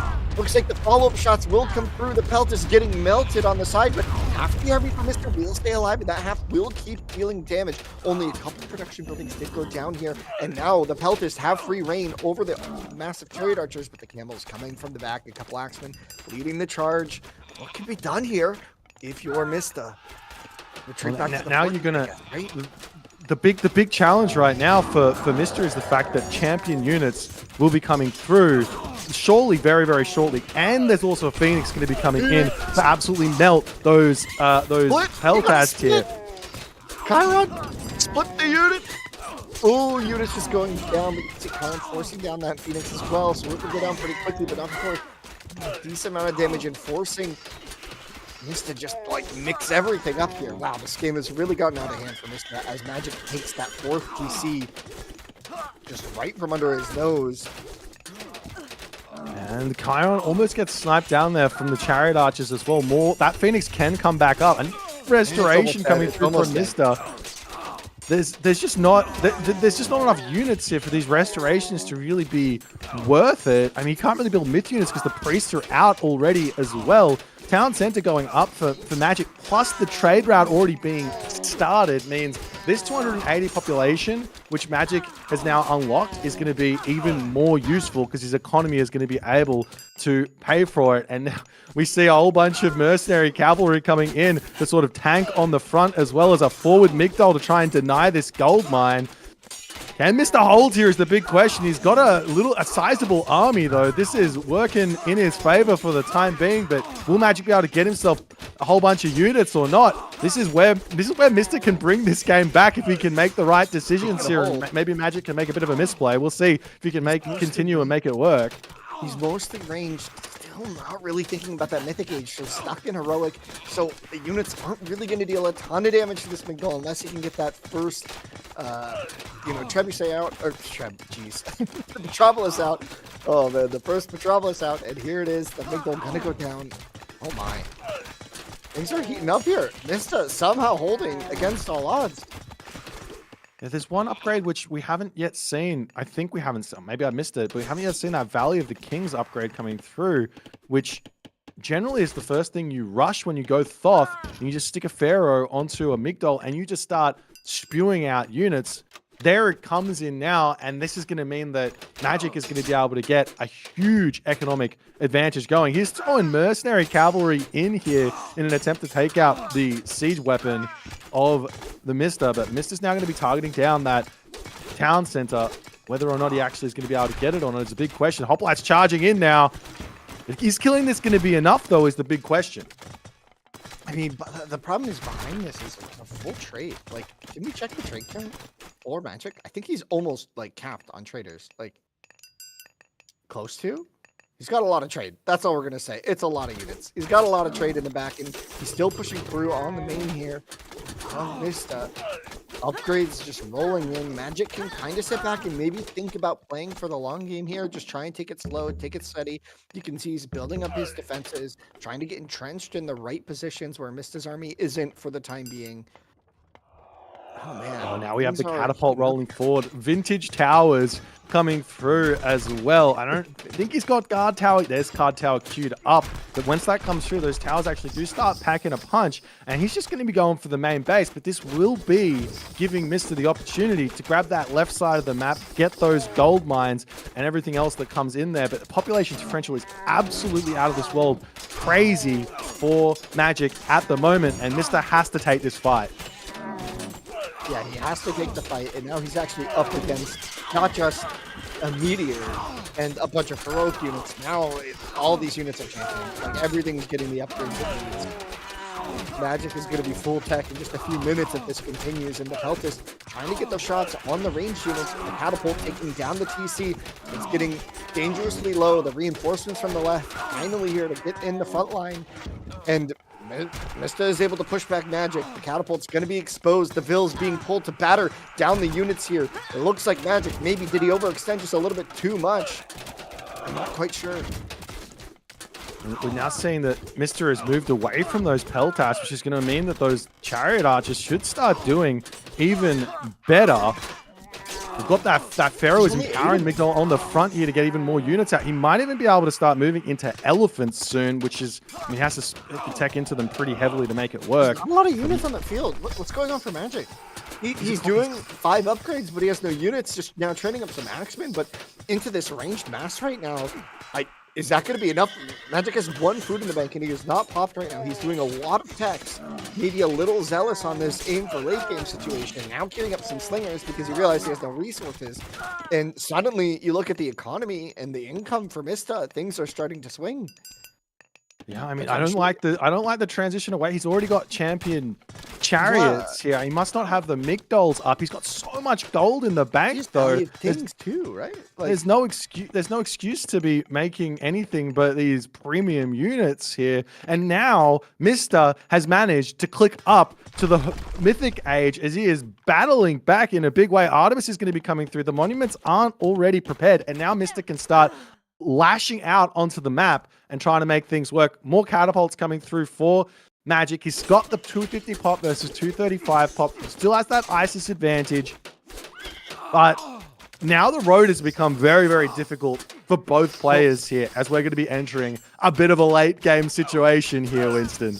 Yeah, indeed. And Hades and ISIS 2 late game powers as well. And you can see now Magic able to solve that issue that he might have had with units. He's got everything in queue. He's back up to pop, feeling comfortable again. He added that dock in so he can add some pressure onto the units here, but a lot of value there. I mean, is the issue that most of the pop is in trade right now or what? Because it's going to be a long-term play for sure, especially if Magic or Mista doesn't get his trade up and running. His gold is running a little low. There's only that gold on the left, it seems. Oh man, things are heating up. We've got the Mercenary coming through, and this is going to be pushing that population edge even further. The Mercenary Cavalry do actually have bonus against archers as they charge forward. You can't really use them offensively because they're going to be losing a ton of HP as they move in there, but this Artemis is going to hit, and it's going to be scary. I mean, where do you use the Earthquake is the big question. Yeah, you also get instant burning pitch, right? Like, so the units here are just going to get really, really strong in just a moment here. Everything's going to start to feel a lot better if you're Mista in just a moment and another restoration. Before they look like desperation restoration, but now it's like temptation. He just wants to win, right? He's got everything in the bag. The flaming arrows, they are in. The earthquake on the catapults and the forward base here is a little awkward, but it does manage to clip quite a lot of units. Mostly just going for the catapults, it looked like. Well, here's the thing though, Winston. This is the big problem. This is the big problem that Mista has to unlock. He's now only just dropped the market. He's on his last gold mine. So he's going to be out of gold really, really shortly. And even more so, being on his last gold mine, he's only going to be able to fit like 15, 20 villagers on it, which to support 225 population, that's not enough. It's going to be a very, very difficult thing for him to try and get himself that gold economy going here. And while this is all going on, I'm sure Magic is going to start thinking about setting up on that third town center as well to try and start sieging that down with catapults and all the other good stuff that he's so good at, while also thinking about, well, now I can attack the trade route as the spammage war in the middle seems like it's been going on for eternity here. But even now, Mr. Champion upgrades is in. He's got the quality units that he needs, but he's just so far behind on population, and Magic is still just focusing down houses in the main base, which is hurting Mista even more. Yeah, the one thing I would say, though, is as I'm watching these fights, I just get the feeling that it's just taking just a way better trade, I think. Like, the unit comp here for Magic, something feels a little off. Like, feels like he's missing an element that might, like, put this together. Maybe it's Elephant, but also with only 26 on food, like, maybe he can't really afford the units he wants to make here. I'm just not sure as the towers get pulled in again. So once again, trying to entrench on this forward position and just keep the base of Magic, of Mista really, really tight and contested.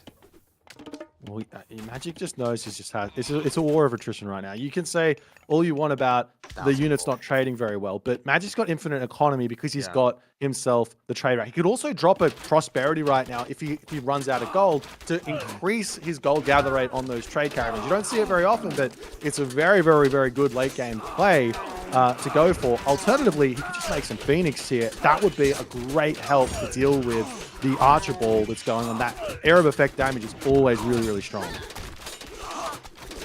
he's got that kind of building setup now, and there's no Earthquake now to deal with all of this, so catapults are once again out on the field, dealing damage. The temple that Mista has rebuilt for the 4th time has gone down again, and now he's going to need to build it, and he wants those myth units to keep forcing those priests out, but it doesn't seem like it's going to be enough for Mista to push forward.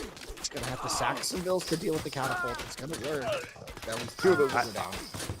I do really like the way that Mr. has opted now to go back into Peltas. If for anything other than the fact that they only cost him 20 gold, this is going to be a real big help for him to be staying alive, trying to break through these towers here. There's just so much DPS coming from Magic, but it just does not seem to be enough for the time being here. Gold ran out. The question is, how does Magic feel about this? Does he know about the trade situation? Does he know how far ahead his trade is? He must have an intuitive sense and understanding there, but as he throws away more and more siege units, he starts to wonder, like, as each trader gets added, the clock just keeps ticking down, I feel like. Mistress is playing better, even though he's so behind, right? Well, I don't know. I think they're both playing bloody insane in all honesty. They're both playing great, yeah. Magic needs some sort of way to deal with this Archer Ball is the challenge, right?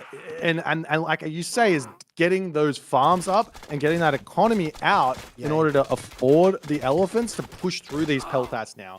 Because this is kind of the only unit that Mr. can make for a while. He's only making donkey caravans from 2 markets. That's 50, that's like 25 times 15 or whatever the time is to get him up to 50 caravans to kind of be able to support any sort of gold income. It takes a very long time. Plus, he's also kind of 38 on gold. He found a gold mine in the middle of the map. Gold mine. That's huge. That's huge. The fact that he just found this gold mine just sitting here under the Migdal, he's gonna go, and he's got the units in front to fight it. The population's neck and neck. I don't know. I don't know, boy. I don't know either. I don't. Magic's unit composition, even still. I just don't know what he needs to make. Like, I don't know what the answer is, but I'm watching the fight, and this ain't it. This ain't it. Well, the camel riders do tank really, really nicely. Every single time you see those Peltas pushing forward, you almost have to just retreat back with your chariots. But it's looking like there's a decent trade here, but both players just losing so much population. They're not able to stay at that full pop, and now Mister's got to pull back. And honestly, now with this gold mine over here, Magic needs to put pressure onto it. He's got to take villagers out. Yeah, if he's able to push Mister off this gold, it might all sort of come together here, but if this gold stays in Mister's possession for very long, I mean, the camels are doing so much damage there.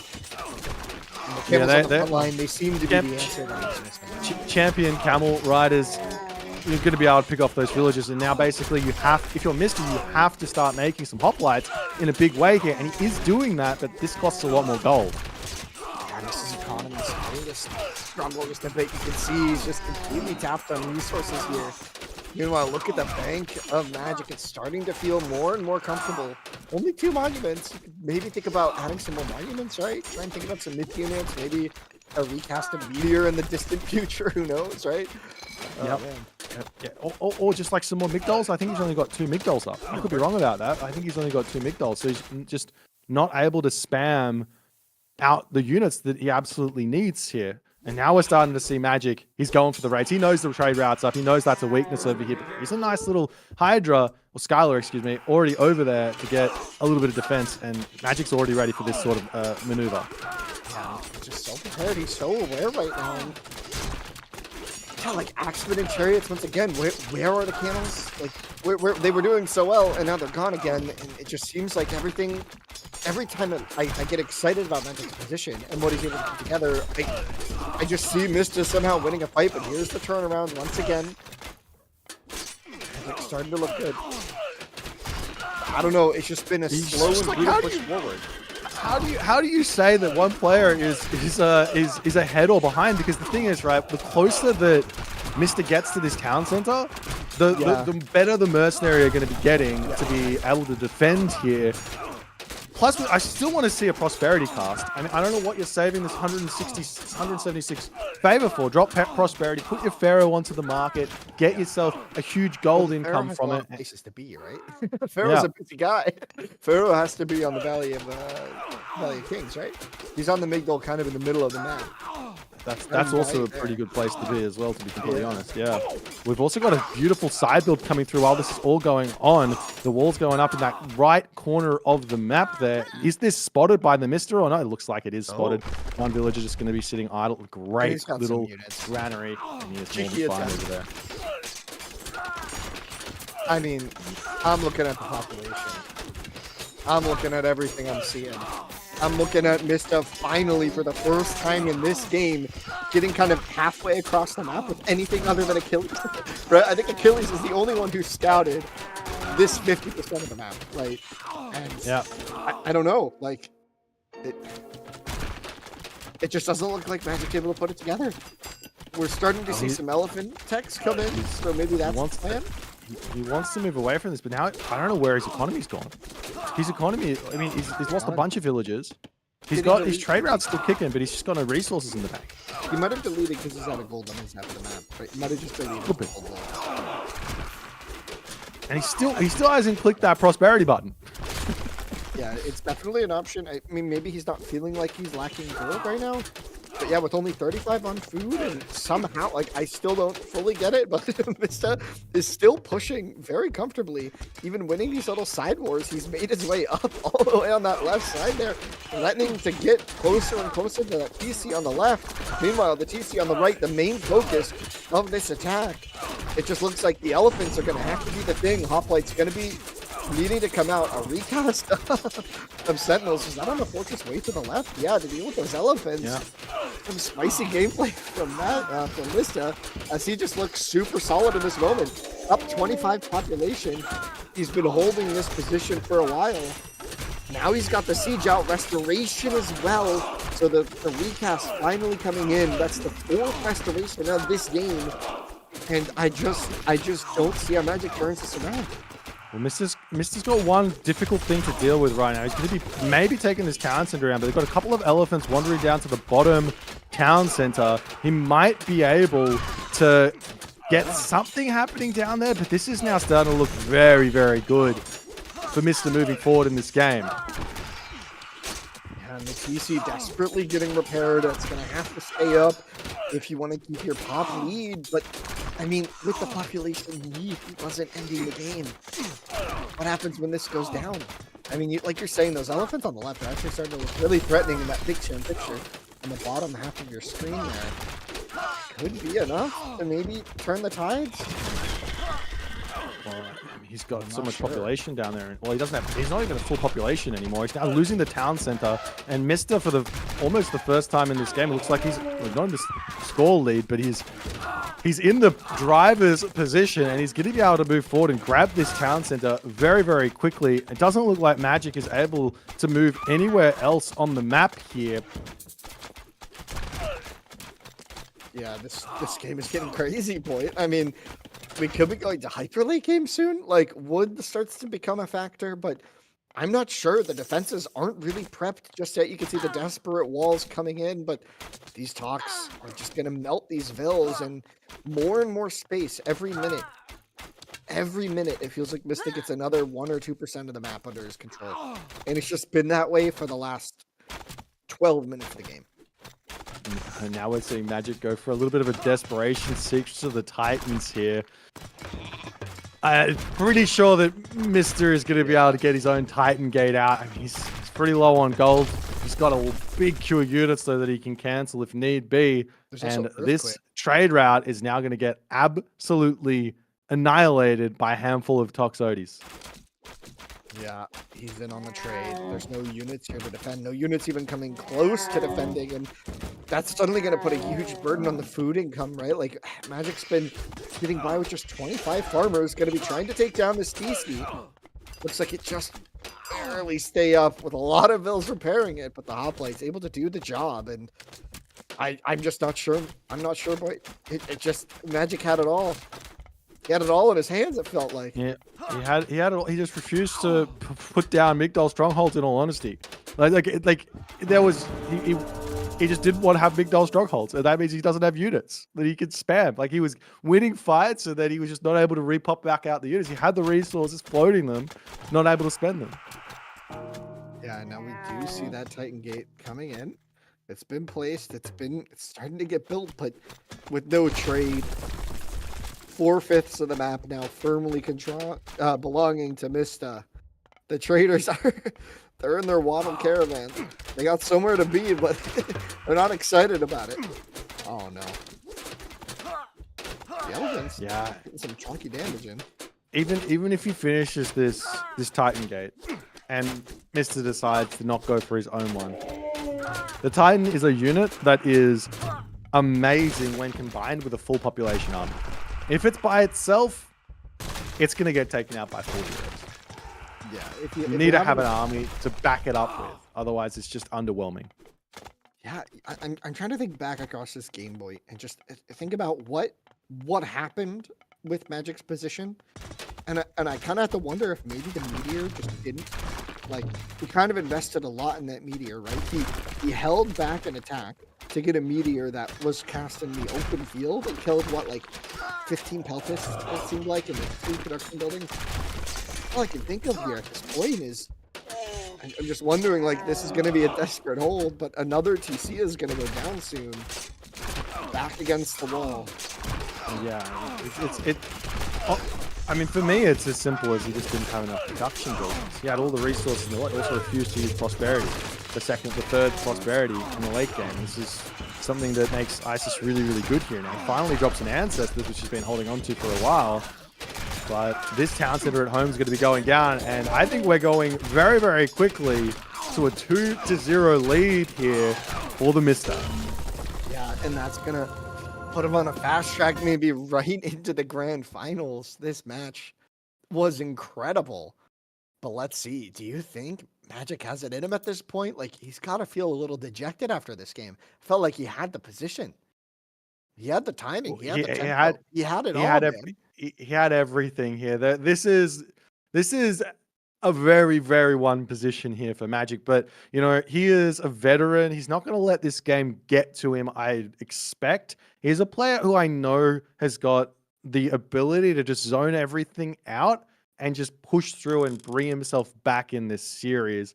But, man, Mista, back against the wall, in a terrible position, and just able to just hold their 4-2 town centers behind, on the brink of getting gold starved, just barely inching out the victory here, in all honesty. Like, this was, I mean, it was as close would get for him to be wanting to hit that resign button.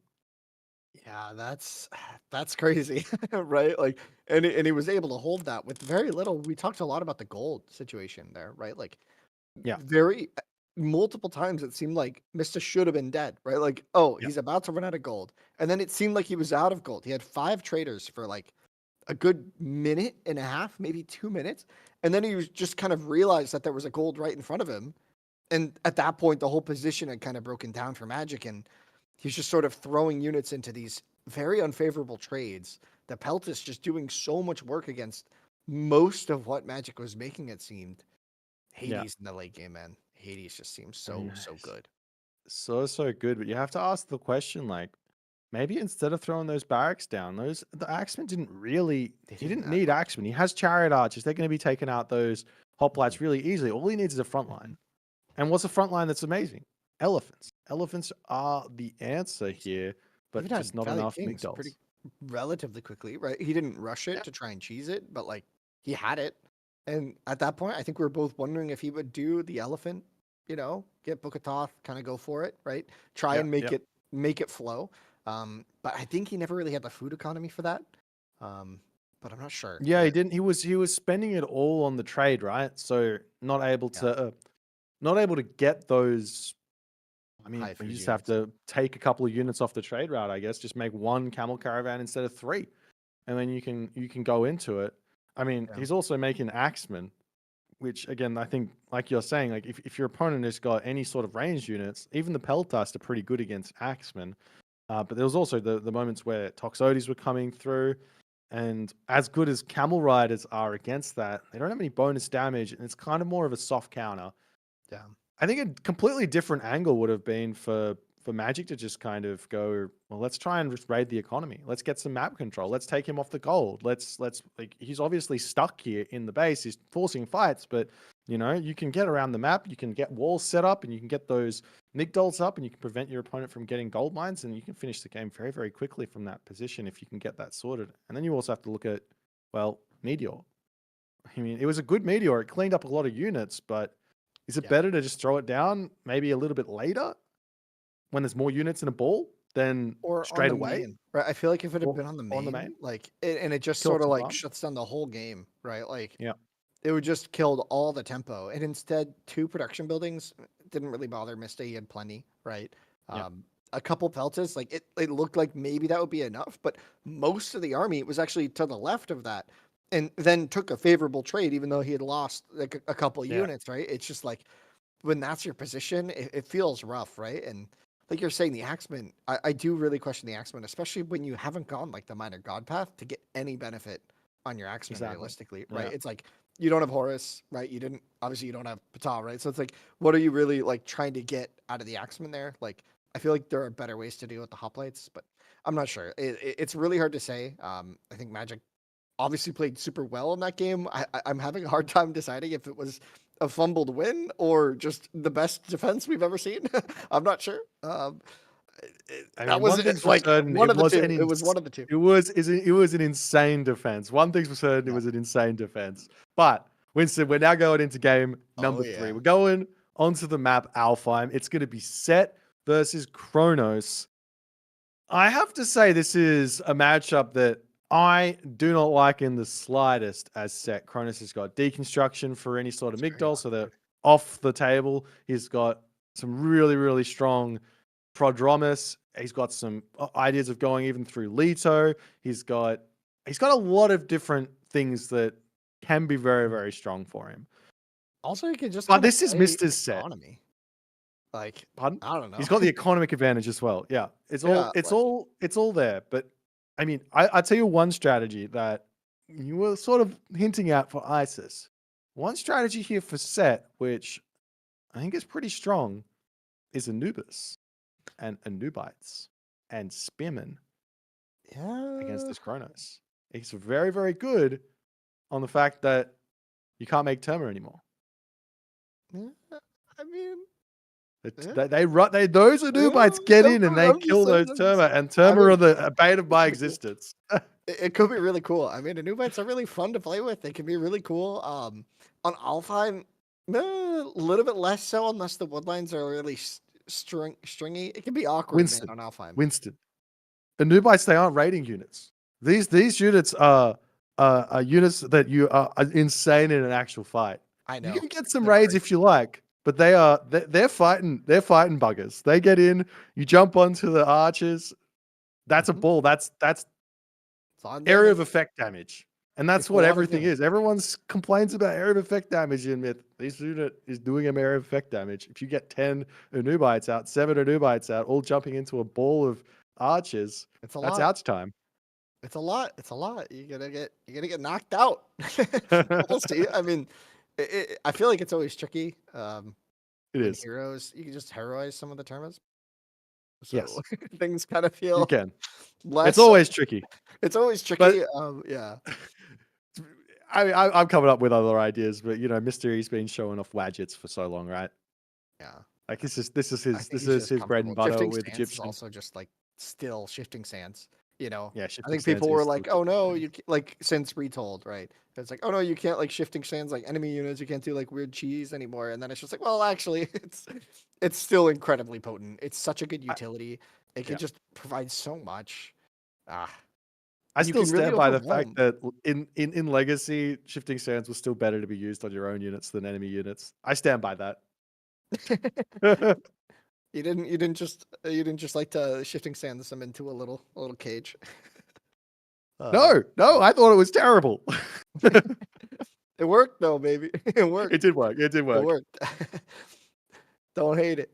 Yeah, no, we'll see. I mean, like, you can also just deal, like, I feel like there's that timing at early heroic as well, where Set can just, like, sort of surprise you in a lot of locations. Like, and I've had Mista do this to me, right? So he'll shifting sand stuff onto you, then he'll cast Eclipse or Ancestors like behind you, and then like it's just you have 100 fires all of a sudden, and the game goes from 0 to 100. Especially if you're thinking that you can play 2TC, even on Alfheim. This has happened to me, and it's just like you kind of get like spread out too much, and we'll have to see.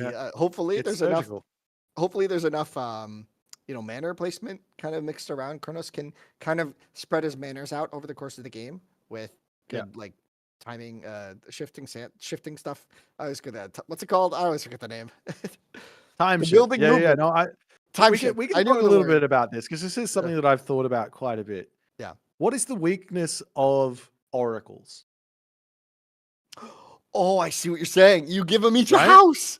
Exactly. You give each of your oracles a little house, Build a and now home. suddenly the little tiny raids that are so effective to shut down your favor generation, they stop working, and now you can get yourself 6, 7, 8, 9, 10 oracles and be very, very happily getting favor with no significant counterplay. There's some you have to send a big amount of units to go kill the house, but you know it's a really, really strong play for Kronos. Mm-hmm. You give them all a house, and then your citizens are like, "Where are my houses?" You don't need them. You build walls. You just play like a normal RTS Well, why don't player. you build Like, a little? Why don't you build a little prison for your oracles then? Why don't you like wall them in? That costs too many resources. Wait, You can just time wait shift a them out. minute. Get over there. You Wait a can't minute. send your villages all over the map. That's crazy. Just time shift. Yeah, watch Anyways, this. we're going to be getting into game number 3. We've got Set, we've got Kronos, we've got Mister on 2 games, we've got Magic on 0. Can Magic bring this back in the top of the map, the blue color? As Set, it is the Mister. His opponent today, as the red Kronos player. His name is Magic. Back against the wall, Winston. Map Alfheim. What if you're like down 2-0? What's the strategy? What's the play style you want to go for to get yourself like yourself out of the like the kind of brain fog that you're in from the previous loss? I don't know. I feel like Kronos is not my specialty. It's not. Obviously I don't know the name Time Shift. Right. It's not a major god that I play a ton. Right. So for me, it's like I don't know all the nuances that I'm sure Magic does that he could bring to this matchup. Like I think about it as how to play against it, and it's like a lot of times it could be pretty predictable, which is where I would get a little scared. Like it's a lot of does all the damage work enough initially, right? We'll see. I don't know. Like, I guess you just hope. I think as Magic, do you try and throw Mista off guard by doing something weird? It doesn't feel like that works against Mista. I've talked to him about this. Like, the way that Mista plays is just so good at adapting to these different situations. So it's not like you're going to be able to throw a curveball and hope your opponent just really flubs it. Because while that might work against 99% of the player base, there's like 4 or 5 players in this game where that just doesn't really work. Like Mista's just going to adapt, and you're not going to catch him by surprise, right? So it's sort of you just have to execute on like a good idea really, really well. You have to play the matchup correctly, and that's where Set against Kronos, you have a lot of map control elements going on at the start of the game. We're gonna see if we can get maybe Prometheans like into a good enough location, maybe get some surprise damage for some idle time. And we'll see what the follow-up is from there. Because like you're saying, things can be really awkward with the classical army against Egypt at times. But we'll see. We'll see. Well, I mean, there's a couple of, you say there's some weird ideas that aren't actually that weird, right?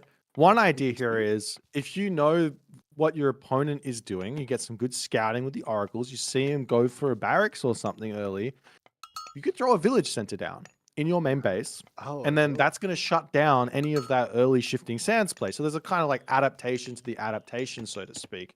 And then fast time. it could be an idea to boost that economy up for Magic. Obviously, when Mister sees that with Vision, he's going to go for his own town center. But at that stage, he's already invested into a different angle, and he's going to have some issues behind it. Now we are seeing Prometheus, we are seeing Tart. There's no surprises here. This is arguably it's not arguably. This is the best way to play at the moment for these two civs. I have seen one Leto idea before with Kronos that can get some big amounts of damage done early. But Magic's not going for that one. Mister's going to be probably fine here from the early Promethean aggression. The question is, where to next for Magic? Yeah, and Mister's got a lot of those on gold. I'm wondering if he's thinking he can somehow get away with a TC? Because that is... There's a... Blank? Is that the point? Maybe some priests? Yeah, he's training another priest. You generally want a couple to deal with those early myth units because you get double as Kronos, right? And the Prometheans are here, so he's planned for this correctly. But it looks like it might just be a TC follow-up, right? He's keeping these 12 on gold. You run these Prometheans in. As soon as the Prometheans are dead from the priests, then you shifting sands onto the town center and it's lights out. And there's already a Gazelle over here spotting this. He knows it's there. He deletes it though. He bails on it. He sees all the priests and he says, "All right, we're changing plans here." Is he going for a village center? What's in the main base for Magic? This is the bait. This is the bait. But it's not that much of a bait. What? I guess you could heroize it and it feels good, but he's doing the kind of thing that a lot of Kronos players do now, right? Where you heroize a lot of the vills and you just get really good economy on the back of this. Like, so you kind of disrupt your opponent, you force a lot out, and he did force quite a lot out. Well, yeah. Well, now there's no. This is still dangerous though. There's no vision, but there is going to be a Deer of Set coming through. He spots the two citizen heroes there. He's building a whole bunch of priests out. I think he's wants shifting. He's gonna go. He's going. He's going. He saw it. No, the Carbons. He has to go now. Oh, he's missed it. He doesn't have any play. This is absolute nightmare situation right now for Mister because he's got no vision. He's got no ability to spot the town center. The town center is going up. He's invested into tons of priests that don't really do anything right now. He's going to go put pressure on. There's a back food source behind that town center. This is as good of a situation right now for Magic that he could possibly be in. He can't ask for a better position for Kronos against Set right now. That's it. That's everything, right? Your opponent has invested a lot into dealing with it. And what do you have on the back of this? You have a bunch of hero citizens that you got for free, and your economy is going to feel really, really good, right? But the thing is, you still have to deal with Mister's force here. It's going to be a little awkward. Things are going to feel uncomfortable, but I mean, the Gazelles aren't going to deal that much damage here, right? He's just giving food over to his opponent here. I mean, if he loses those in a bad spot, that's just food a little bit later for Magic to grab. But Magic, he's been a little bit greedy. Oh, that card balance with hero. With hero, it's okay. It doesn't have more range now. It's still 20 range. It's still got 20 range. This guy does some damage. He does some deeps. Back to the TC. But there's some healing. The first time I think I've ever seen a Carabal's to be ridiculously effective. Another one. Why not build two? Why wouldn't you build two? It's great against the priests here. The Wadget coming in as well, but it's not going to have much of an option here to fight. The priests are going to throw some stones back, but quite ineffectively against the Carabalista. And suddenly, signs of life from Magic in this tournament. Well, not in this tournament. He's played amazing this whole time. In this set, sorry. To be very clear, he's played fantastic in this set. But signs of life in terms of winning a game in this set, he finally has things really under control here. Strong economic lead. Up to the TC earlier. This is the thing now for Mister. He's now got himself a second town center. So he has resigned himself to try and macro out of this kind of mess that he's found himself in. And beyond that, like walls coming up all over the map, that completely shuts down this initial force of units, which which Mister's made. No, it goes up, and there's not a lot of crush damage here in this army. So Magic gonna buy himself some time with that one Gazelle. Something a single Gazelle with like 6 citizens. That's funny. And now we see an armory, and that's going to be Heroic Age. Third town center for Mister. Now, this does make some sense. When you've got map control and you're behind a town center, a way to catch up on the villager count, you just grab 3-4 town centers. And with Magic here playing hyper defensively, going for a Heroic Age, now there is a little bit of a chance for things to go awry for Magic in this game, which is just on the fact that he's going to have the economic advantage. He's going to have the tech advantage. He's probably also going to have the military advantage, but he has to use it.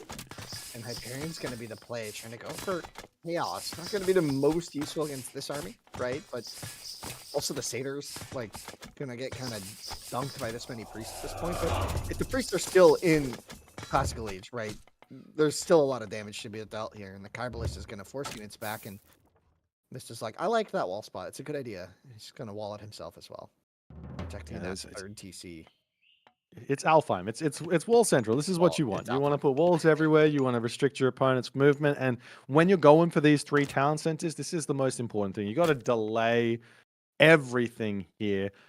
One thing that we are seeing here, or not seeing here, is any sort of vision on that bottom town center. Mister, he's already moving in to drop a wall down on the bottom of the map. This is really, really great awareness. And you block off the corner, you block off a trade route getting made. That wall has to get broken down. It's going to be a little bit of a niggly thing in the thorn of Magic's side, but Magic's already Heroic Age. He's probably already got his barracks up. He's probably ready to go into mass whatever at this point, but the Wadgets have found an entrance here, and Magic has to retreat back.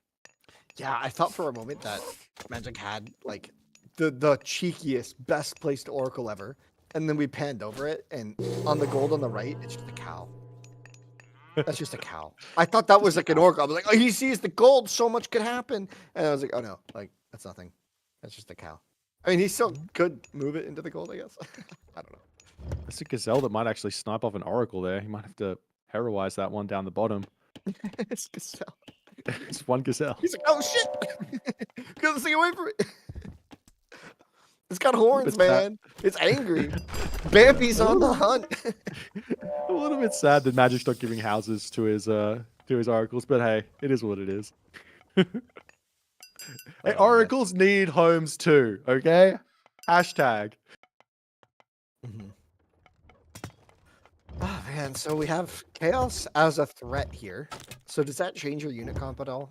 Seeing well, the thing is that Mister, he's always going to have shifting sands, and he's already got the priests out. So the counter to chaos for Egyptian with Tar is having shifting sands. You shifting sands back, you kill up all your units from the damage that they deal, and then you just walk back and you get the damage. The big chaos coming through, and there's that shifting sands. He's out of there.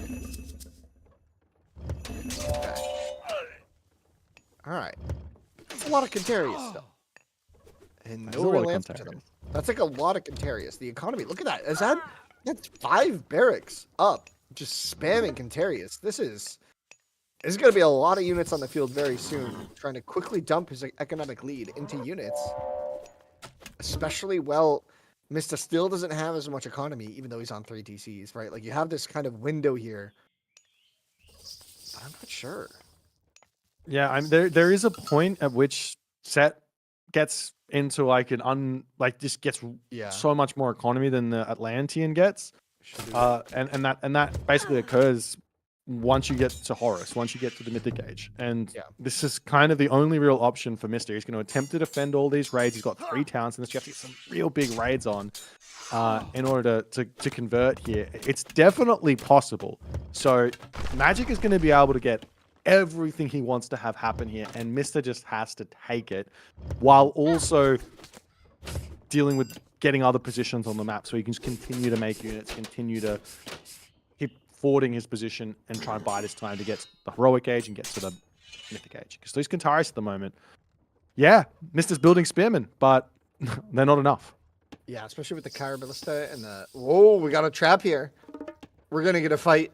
Magic has no choice. He has to get out. This choke point is going to be really good for the Satyrs and the Kyra Ballista. The Spearmen going to go down so quick against this many units.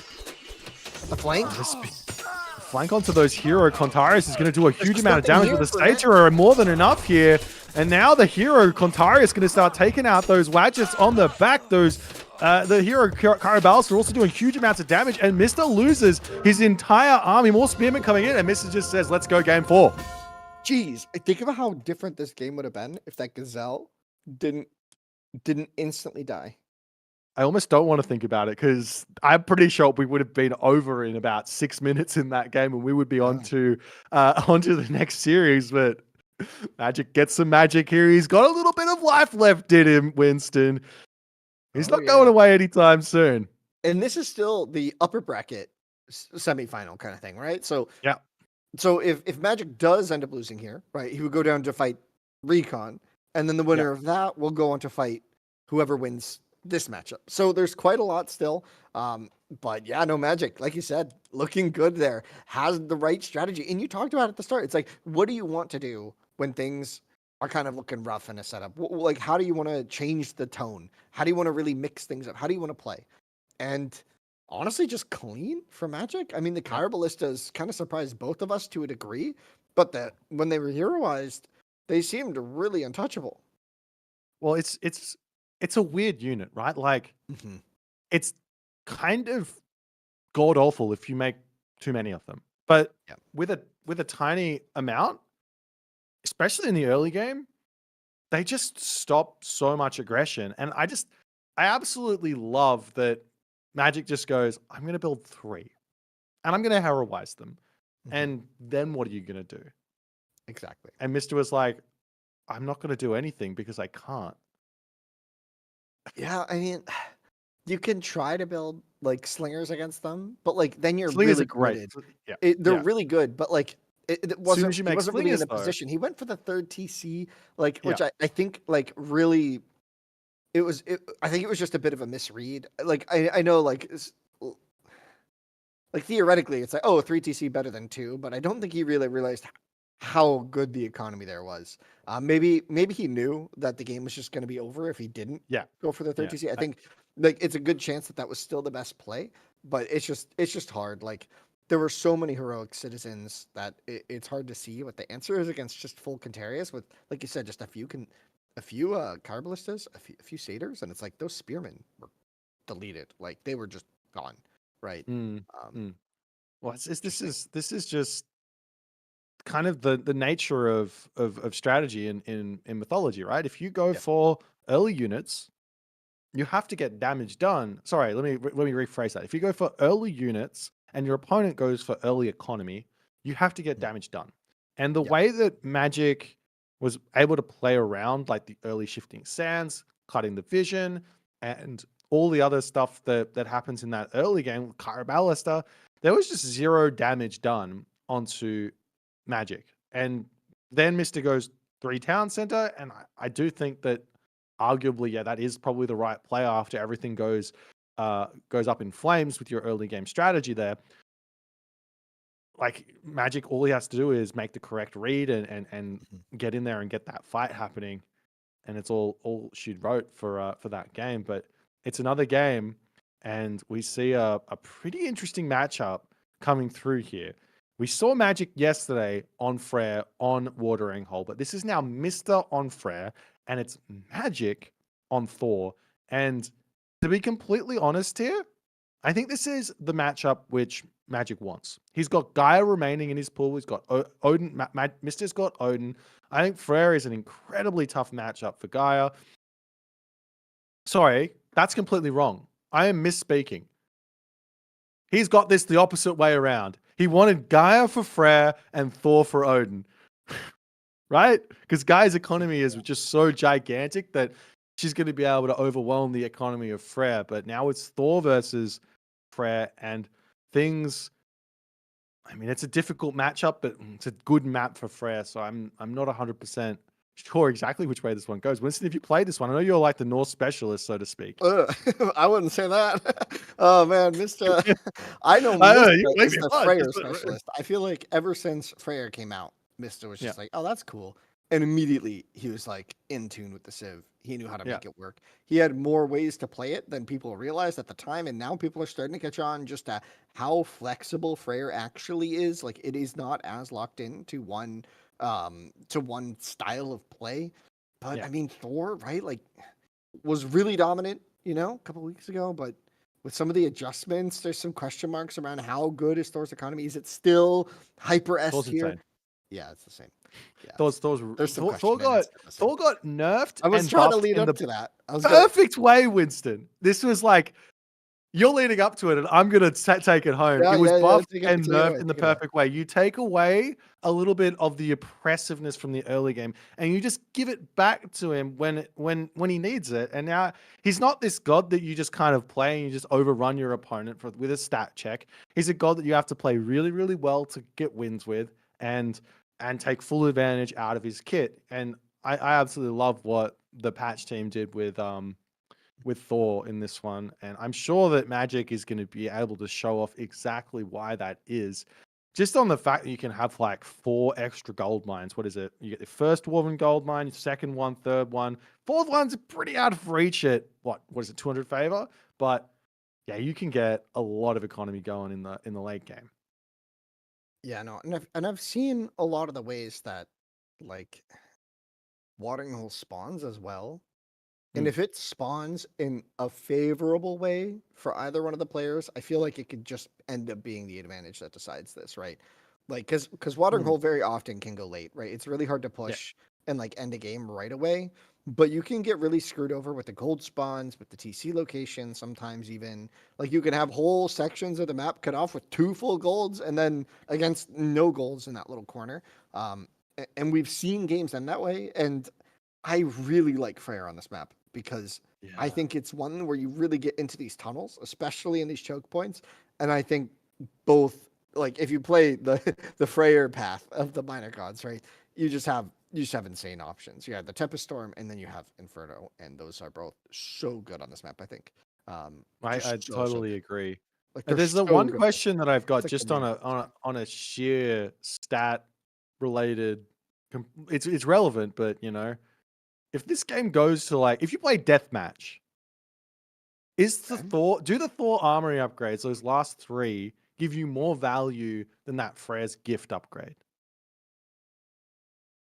I don't know. That's one for you got to pull out a spreadsheet for that one. Does not matter, because we're going to be finding out, because surely this game is going to take us all the way.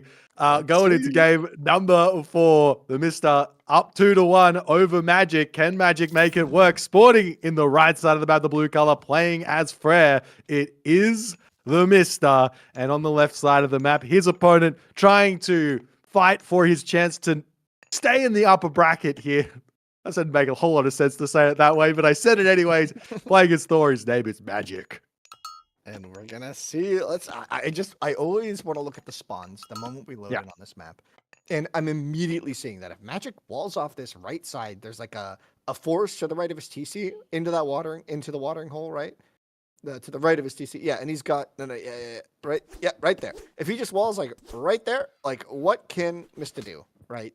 He's gonna need some crazy place to get into that second gold, the third gold, a TC, 2 hunts. So comfortable, and on that south side, his map is so easily walled, like just right to the south side of his base, right? It's like that is so wallable. Like, man, he got a god tier map, right? I would say at least. This is wild. I mean, but do you ever really? I mean, I was kind of alluding to it a little bit pre-game, but do you ever really want to go into a boom war against Freyr?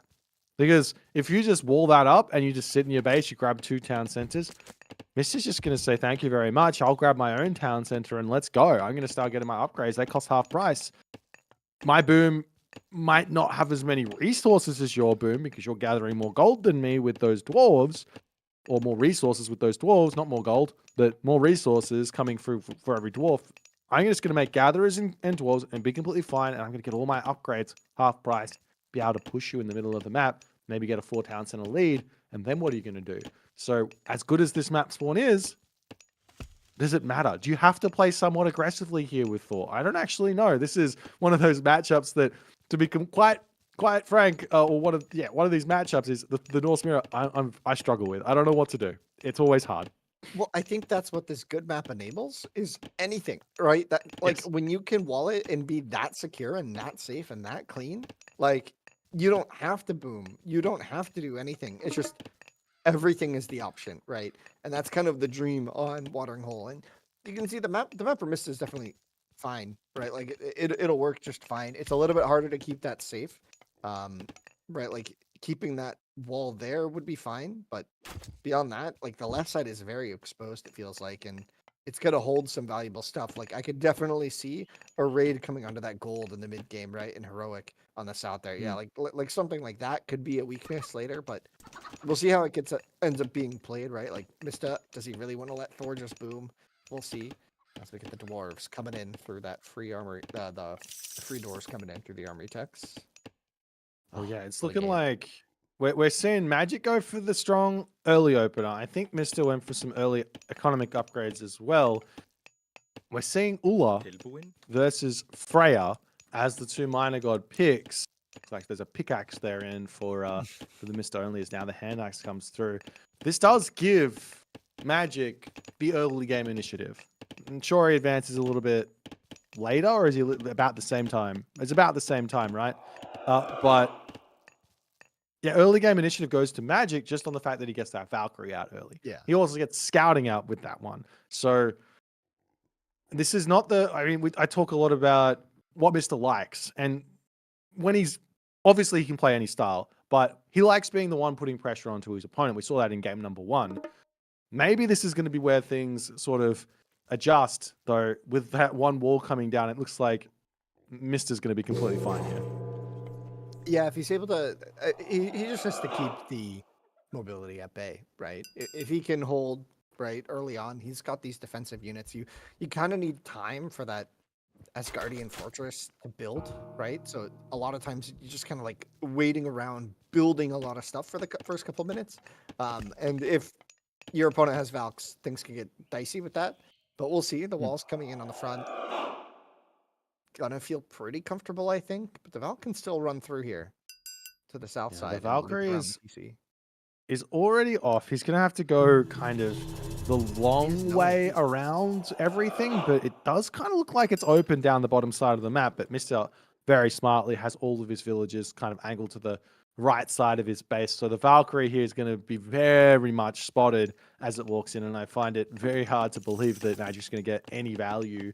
But he will be getting some scouting information, which is value in of itself. Yeah, and I think that Great Hall system, RC, going to be the answer here. This raiding cap going to try and find an angle at least to vie for map control, right? Because that's going to be a very important element here. As another wall comes up in the middle, so Mista is open on that left side still. He's going to discover that that's fully true now because he knows he's walled in the front, right? Going to see that Valk kind of roaming around and know. He's going to know what's up now. Yeah, I mean, fully walled in. Saw a tiny bit of the base. Doesn't know where the gold mines are. Doesn't know where anything is on the right side. He can take some guesses based on his own side of the map with scouting. Maps aren't 100% of the time mirrored, but you can kind of, wait, if you see 3 gold mines on your side of the map, you know your opponent's got 3 gold mines on theirs. But Magic is trying to make a little bit of a movement through here, but Mr. is doing Mr. things. He almost saw that pincer just with 3 units. He loves that one. He gets 1 shot off before Magic is going to be retreating out of there. Yeah, but you don't feel too bad about this, right? You see 3 Hearse here chasing you, and look at the side. Yep. Look at what his 3 Hearse are doing, right? So he knows that this is the case. The TC is going to get spotted by that house. The Valk is getting quick walled a bit. Oh god, this is, I mean, Magic is just trying to get information here. He's looking for, I mean, I don't think you have a forest fire early here. It doesn't do anything. Magic knows it doesn't do anything. He's a smart player, right? Yeah. Everyone wants it to do a lot, and then it just kind of tickles a couple vills, and then they walk away, and it's fine. It's like one game in every 100, you get like 15 villager kills, right? This could be it, though. Just roll the dice. Roll the dice, baby. I'm a gambling man. Says Magic as he throws away the game. No. Thankfully, neither player is, and we're going to be seeing smart decisions, right? Yeah, we'll leave you have to also look at this from the perspective of what Mister's done, which is he's walled in his base, but there's a big forest there that he can just, if Magic catches him out and just goes for a whole bunch of raiding cavalry, and Mister doesn't have anything out for whatever reason. Obviously, the scouting's really bad, so maybe Magic can make that happen. He can just forest fire that forward thing, And then so all of a sudden, that wall that's set up there isn't all that good. But raiding cavalry now coming into the main base of the Mister, not going to be able to get a villager kill, but going to be causing a little bit of idle time. Yeah, now just going to run even further. Wait, hold on. We're coming back. Nope. Just a lot of damage. The Valkyrie also going low here. Been a thorn in the side of Mista, and he's finally going to stab it down. The Herdman getting this. Oh, wait. Can he get this out? Never mind. Can he get it out? I mean, he can heal it all the way back up to full HP. The Bills are going to stab, and down. Shanks. Down she goes.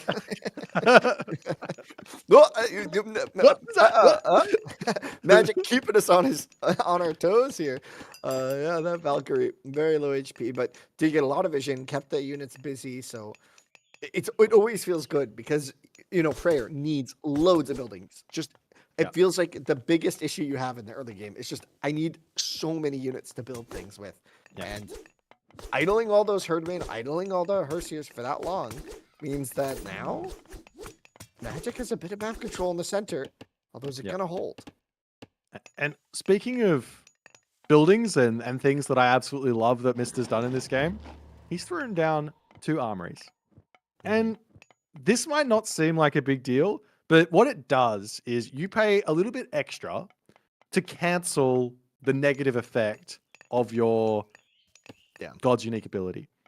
And he's going to get both of those armory upgrades through. When he hits Heroic Age is when it's the most valuable in terms of timings, because you're going to be able to just buy both those upgrades and be in a really, really good spot. But Magic at this point, he's got map control.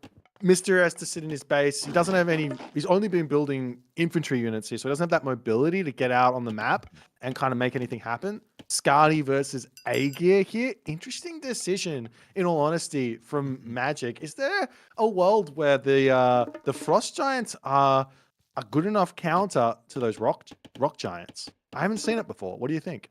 They work, but which god power do you think is colder? Frost? Well, I mean, one freezes everything, and the other one only freezes a couple things. So, but is that your definition of cold? How do you know that the Tempested units aren't even chillier? I mean, they're feeling colder. Right? Like if you're frozen, you don't feel anything. Oh, we get the forest fire coming through. Now hot. We're feeling hot now. Gone are the conversations of cold. We got the fire coming in, and not a lot. It's kind of flashy just to break through here. Loses the opportunity to break through in the middle, though. So I'm not sure how much I love that, right? It's like the RC are here. They're certainly here, right? They're denying the Rhino. Honestly, I think this is just causing pressure because this is some this is a concept that goes back to the dawn of RTS games, the dawn of time, so to speak, which is attack your opponent and expand. And you don't have to actually kill your opponent or take a massive fight, but light raid here, take a town center, gives you the time to make it happen.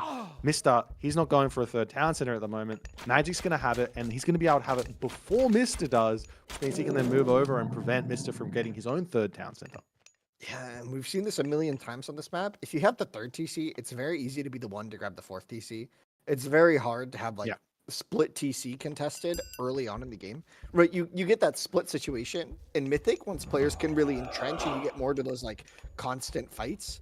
But the odds of Mister being able to get map control back right now and fight for that TC seem very low, given just how much infrastructure Magic has in the middle of the map. And that's access to gold, that's access to food, that's access to just having a better late game in general, right? That's access to everything. That's access to, once again, the world. Magic has the world in his hands. He's got it all.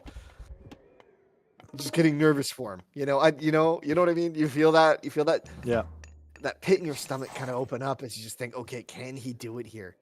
Up against the menace, the beast.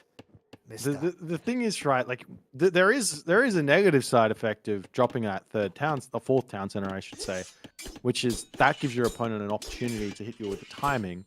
The smart play is to just sit on it, prevent it from getting grabbed, and go Mythic Age yourself, right? Mm-hmm. And at the moment, Mister is just he's doing a kind of distraction play to try and grab his own town center, it kind of looks like, but he's just trying to push an inch out of his base. Whereas Magic, he's got a lot of idle villages. He's got to get those sorted out. Yeah, just sort of dealing with the raids. There's a lot going on, but he's actually going to be able to grab that TC, which I think we're going to hit a very volatile moment here because on the side of Mista, all of his heroic techs are finishing here. There's just heavy infantry left, realistically, right? At which point he'll have everything. We saw a lot of the armory come in, a lot of the eco comes in. I mean, Magic not quite there yet with some of them, but still feeling good about his economy. We're going to have a fight here. Mista thought he would back up, but he didn't. Does he get the? He doesn't get the golem. He doesn't get the giant. Go for the golem, and meanwhile the Frost Giant's gonna get taunted into the units. It's gonna go down so fast for the hearse here. So the Myth unit battle is won. The RC on the front going to chase back the units of Magic, but Magic coming in with his reinforcements. They were ending the raid before, and now they're here. Mista just gonna try and quickly build the TC. Down comes the Tempest. Down comes the Frost. We're gonna see who gets colder faster. Looks like Mista, but back.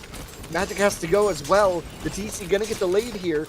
Everything kind of coming to a big moment here. Boy, who comes out ahead here?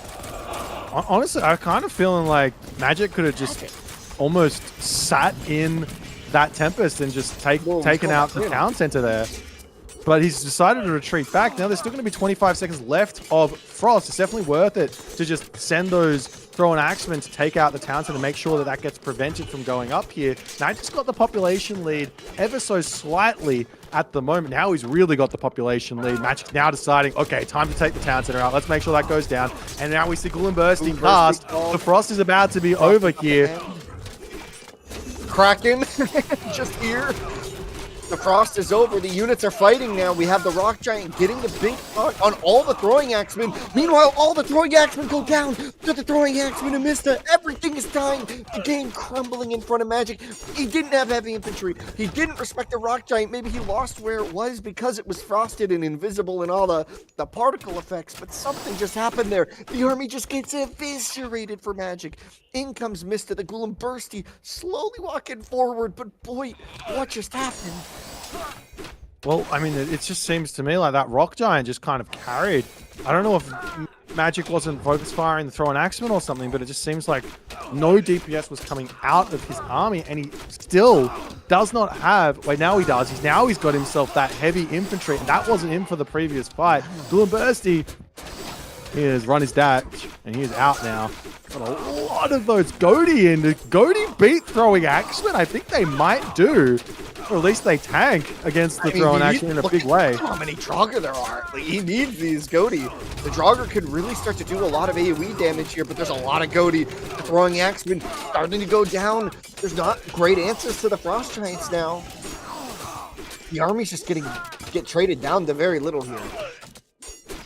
This is a very, very close fight. Nonetheless, both players are really struggling for production here. They both need more buildings out. This is something I constantly see with Norse, because you have to fight for the entirety of the game. It's almost like you've got to get the buildings up as you're going. And we are seeing Magic doing that, which I absolutely love.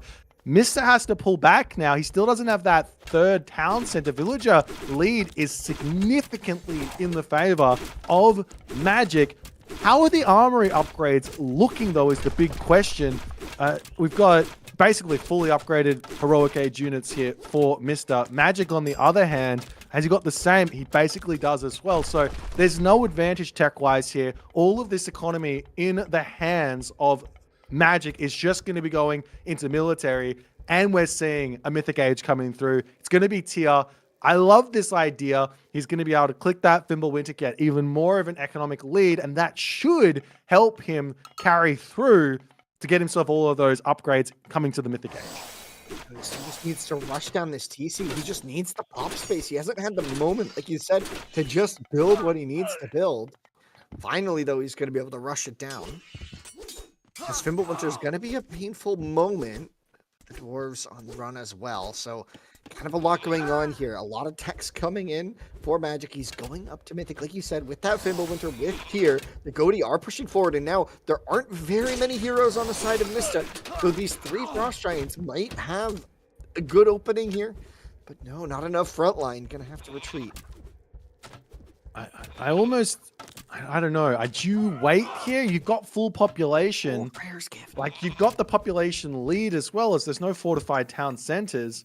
Magic is getting like these light raids in. I think the perfect answer. He's also raiding back onto the Mister. That's huge. That's not a light raid. That's a big raid. That's a big raid. We talked about this in Heroic Age, this gold on the south being exposed. Mister never got walls up on the side. He had to convert some of his berserks as well, or some of his vills into berserks, I think is what happened here. And we might have another fight in the middle of the map as well.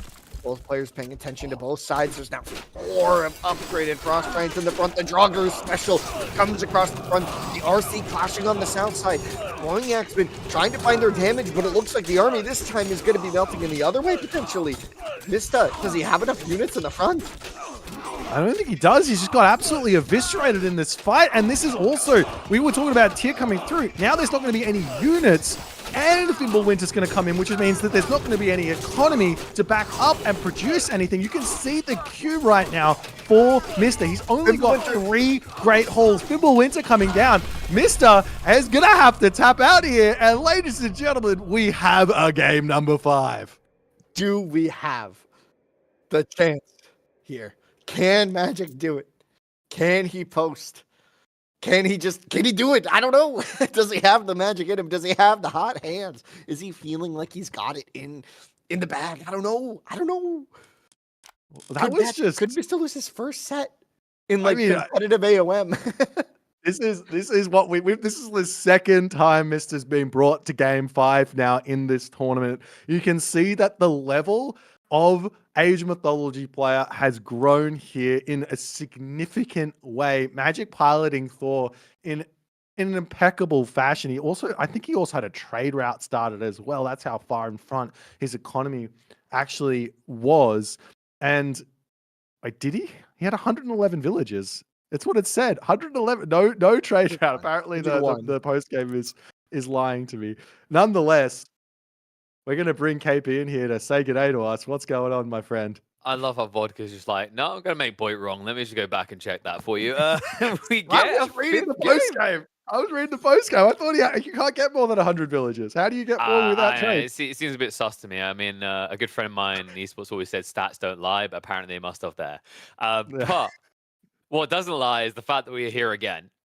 5-game series with Mister. Is it finally going to happen? Before we even get to that 5th, we really have to dissect this series because there's a lot of crazy things going on. I mean, Winston, looking at the early phase of this series, it almost felt like we know Magic loves that late game. We know he's comfortable in the late game, right? We talk about him as deathmatch play all the time. It's kind of felt like Mister's been trying to give him access to that to almost exploit it, if that makes sense, right? Like Mister's very good with his timings. And at least from what I was seeing in like the Poseidon Zeus, the Hades Isis, each time it was almost like he was getting Magic to the verge of being where he needed to be and then pushing him over the line. Yeah, there were a couple moments there for sure, but maybe playing with fire, right? Like the late game for Magic has seemed really solid. And if you really think about it, we could be looking at a 3-1 right now.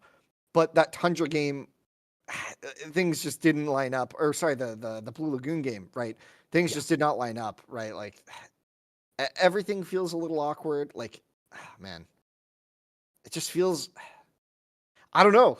like I'm just wondering if he had built more Migdals on Tundra, right? Could we be looking at a 3-1? That's all I'm thinking of right now. Like if he was in a winning position for like more than half the game on Tundra, I'm still thinking about that because he's got to be thinking about it too. That was like the big question mark of this series because every other game, I haven't really seen many flaws. Right, like game 1 would just seem like it just didn't work out. Everything else, though, has been so in favor of Magic for so much. I don't know. Did it feel like he dropped the ball in that game? Do you think, Boy? Was it more Magic missing his timing versus Mister just being the god we know him to be?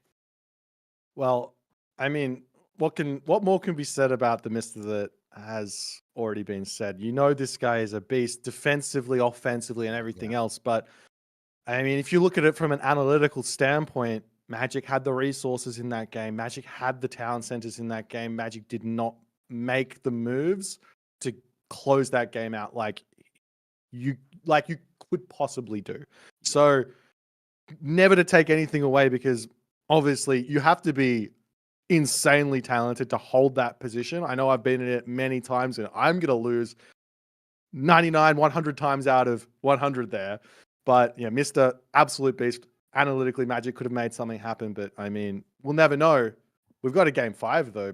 We KG. do. And as we build up to this, you just have to think the reason we go back to that game too is the mental fortitude it takes to reset after that, right? We have a lot of Yes. upcomers trying to come in. It shows, I think, the veterancy of Magic, right? Because you actually have to be in those type of situations. Any aspiring players probably had this early on in your career where you feel like you should have won a game and you have to find a way of morale reset, right? Refresh, focus on the next game. And I think that is what we can actually praise from Magic. In fact, you could maybe argue a slip up came in game number 3 from Mister, right, Winston? Like, I know you were big on that shifting sands. It just seemed to never be coming. I think twice it looked like it was going to be happening.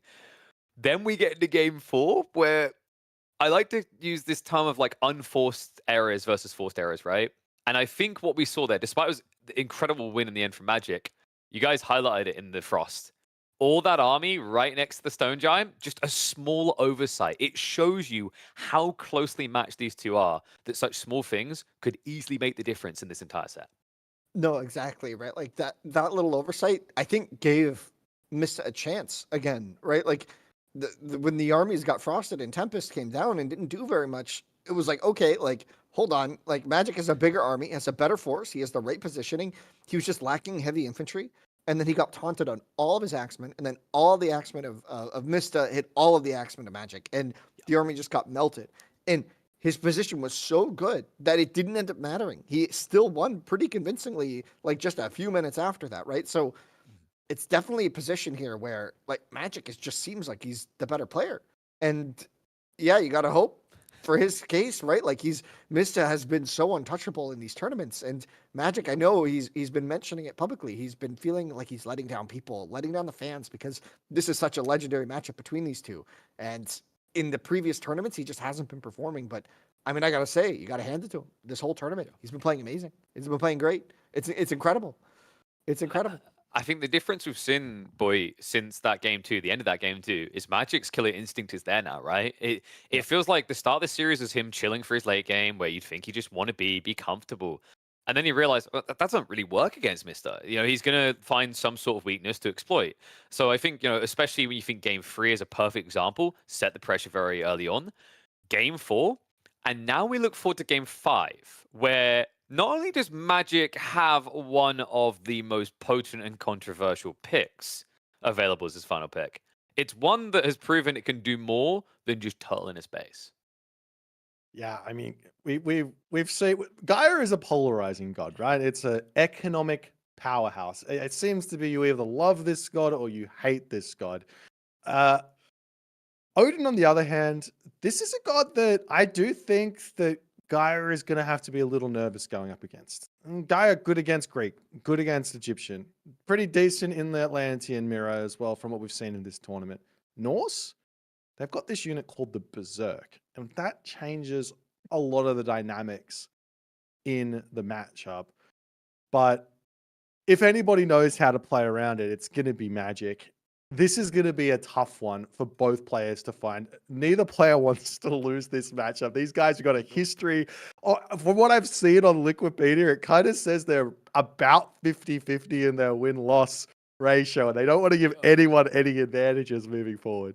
It's also scary to think about, Winston, because like both players' play styles against Recon that lower bracket, right? I don't want to say either one's going to have an easier time. We saw Mist got taken to 5 games by Recon.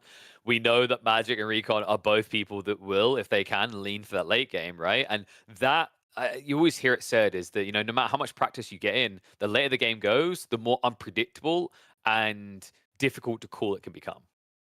Yeah, especially when the players are playing on this caliber, right? Like there's no way around it. Like they're playing so well right now. They're playing these gods to the utmost maximum that they really can be played.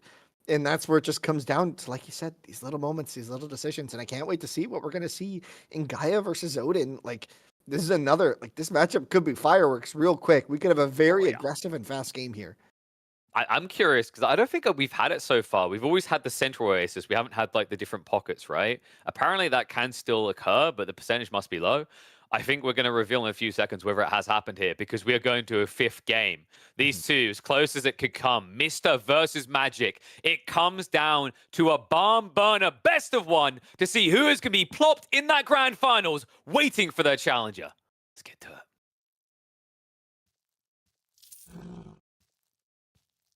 Ladies and gentlemen, boys and girls, Game 5, spawning in the top of the map in the red color, playing as Gaia. Can he complete the reverse sweep? His name is Magic. His opponent today in the blue color, not having dropped a series since the launch of Age of Mythology Retold. He is on game point in both ways, winning and losing. He's playing as Odin. His name is the Mister. The map is Oasis, and we get the 4 spawn, Winston. What does this mean?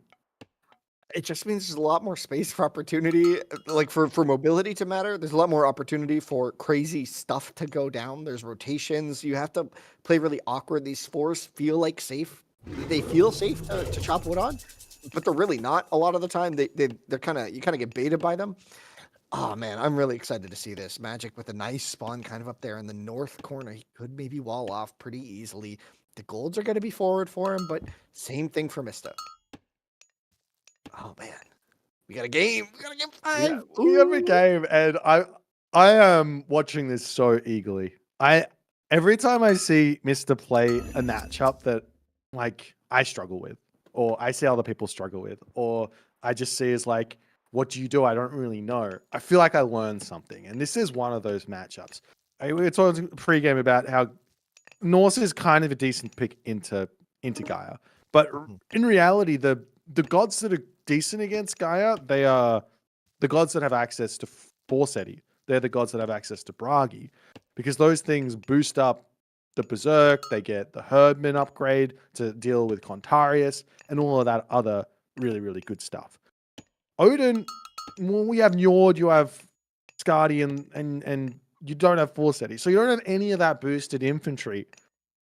I don't know if that changes anything though, because you still got access to the unique tech with Odin, Hamask, which does boost those berserks up as well as in the Mythic Age. If you can, when you get there, if you can get there, you get that Berserk gang tech, and that is going to make a real big difference there. I mean, in the end, we see the monkeys, S tier relic. S tier relic. I'm telling you, I'm telling you, it's one of the best relics, man. I'm on this boat. I am on the monkey train. We've seen it. We've seen it be so impactful so far in the tournament already, right? Recon against Mister was a big deal, right? You missed it though. Magic could have gotten the monkeys. That could have been GG. That's a GG moment right there. I mean, it's such a big help for the early game, right? Like you have like all your timings worked out for what your opponent can have and can't have, and then all of a sudden there's monkeys there. But there's just monkeys. There's just monkeys. Winston, I'm sorry to bring us away from the monkeys. Wait. Well, we've got Heimdall coming into the mid stuff. So Heimdall has a lot of options. You can go really aggressive. Or what I love with Heimdall, what I absolutely love about Heimdall, is you can feign aggression into Rigstula and just boom. And it can be a really good way against Gaia. You have options later. You can save the Undermine for just later. But players tend to panic when they see, like especially veteran players, they just know what Heimdall meant. It was a Heimdall rush. You were just attacking. It was an all-out aggro play. But now with the introduction of Rigstula on Retold, there's just so many options here. It's such a big mind game, and we'll see what Magic's able to do. Magic is not going to be too surprised. He'll be scouting. He'll be aware. He'll know what's coming at this point. He knows what the options are. But will he plan correctly? Or are we just going to see a Heimdall rush, right? Like it's not the classic punch to face. It's not just Rigstula. It's also Safeguard, which makes your town centers even cheaper, and it allows you the option of actually going into quite a few village centers. So you don't even have to grab a town center. You can put the village center. You can go for proxy village centers. You can do whatever you want here and make your opponent have to kind of deal with that. Obviously, we're seeing a longhouse to kick the game off at the start here, but I mean, where's the next decision? Like, is Mr. just going to go aggressive here? Is he going to go for a boom? He is making Magic need to guess here, or at the very least scout out. The big thing that Magic does have is the Galadriel. Yeah, and one of the oracles is going to get spotted here. Taking a little bit of damage. It's going to be an important thing to keep track of, is how much favor income does Magic actually have. And with 3 oracles still on the field, he's still doing well. A lot of times as Norse, you really want to hunt them down. You have the Ravens as Odin to actually hunt the Oracles with, and it can be really good once you have a couple RC out to just actually actively hunt if your opponent is turtling, and just cut them out of vision, cut them off of favor, and the game can really change. But a big investment in military early. We're going to see RCTA, which is a very common composition here. A couple Berserks as well as a frontline unit. You were talking about Berserks earlier, Boyd. Oh my gosh, this game is getting crazy. Heating up. I'm Terma I mean, we have to also talk about Magic's gone through Oceanus.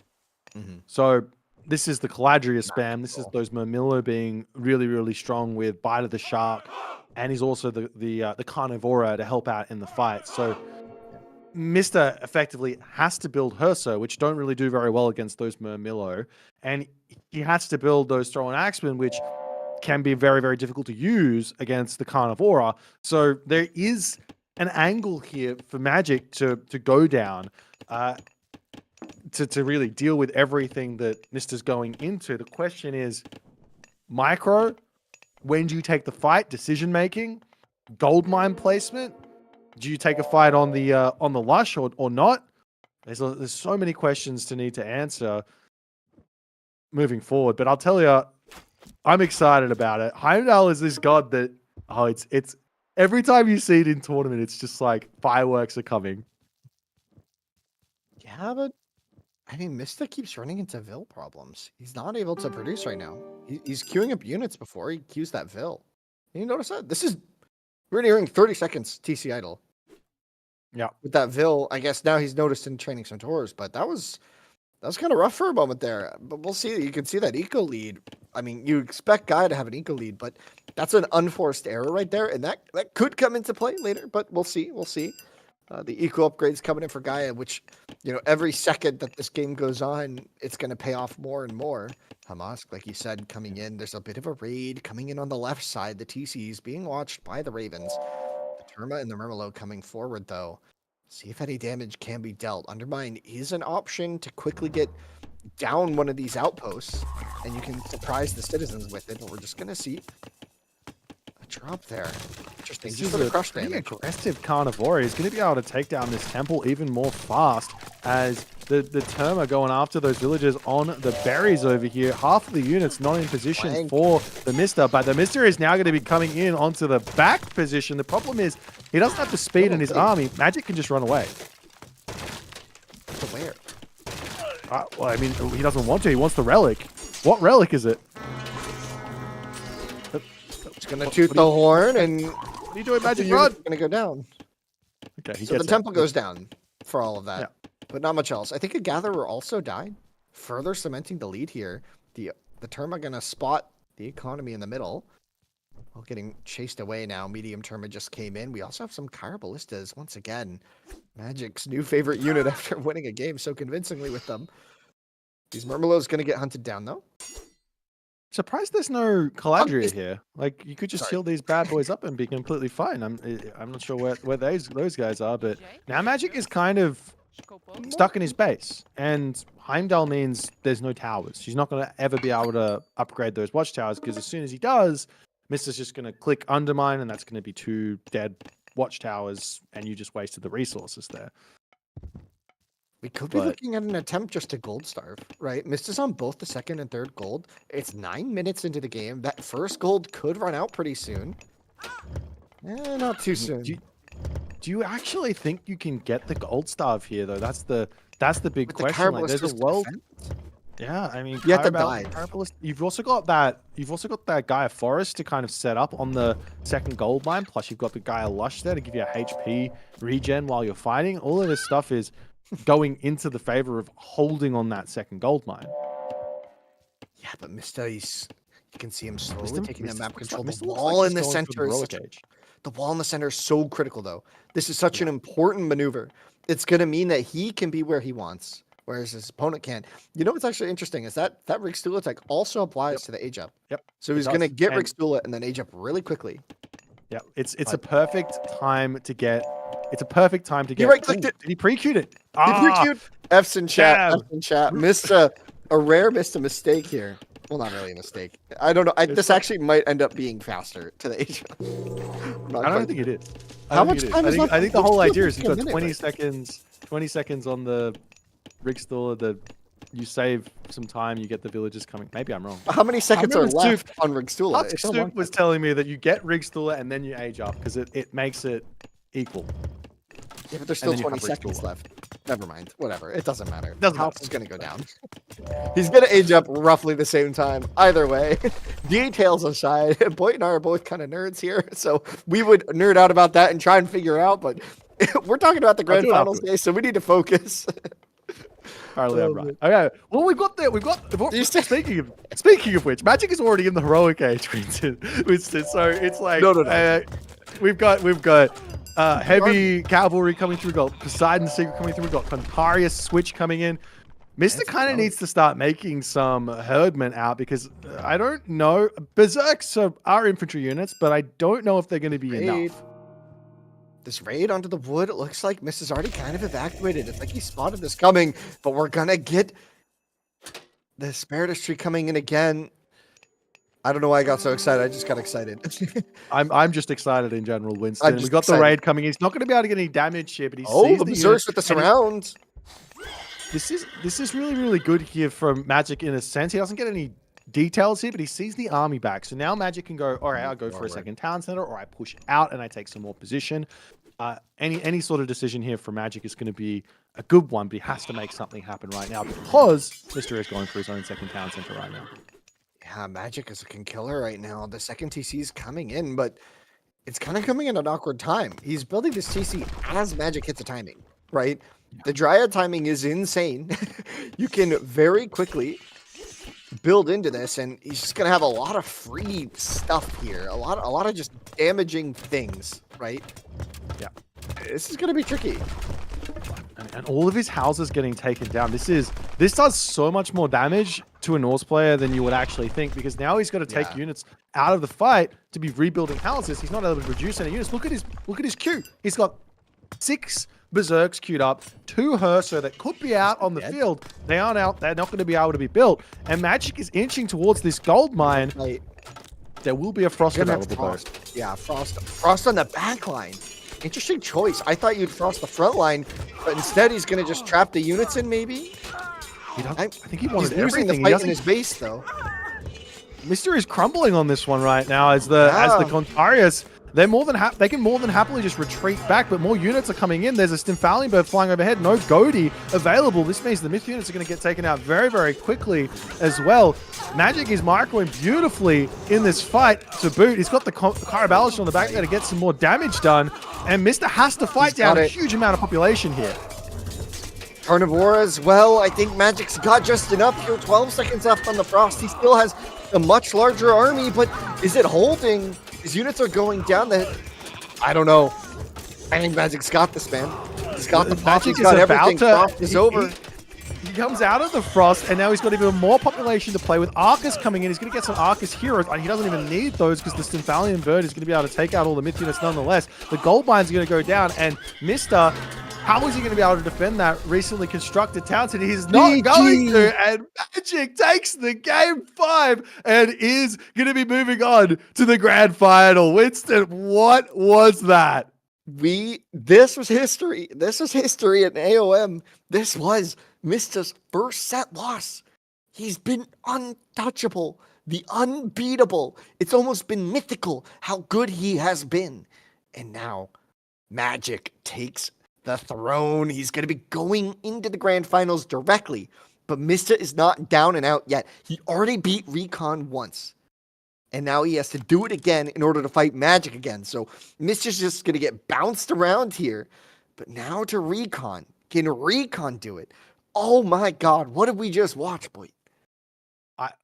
I'm kind of lost for words. Like, Mr.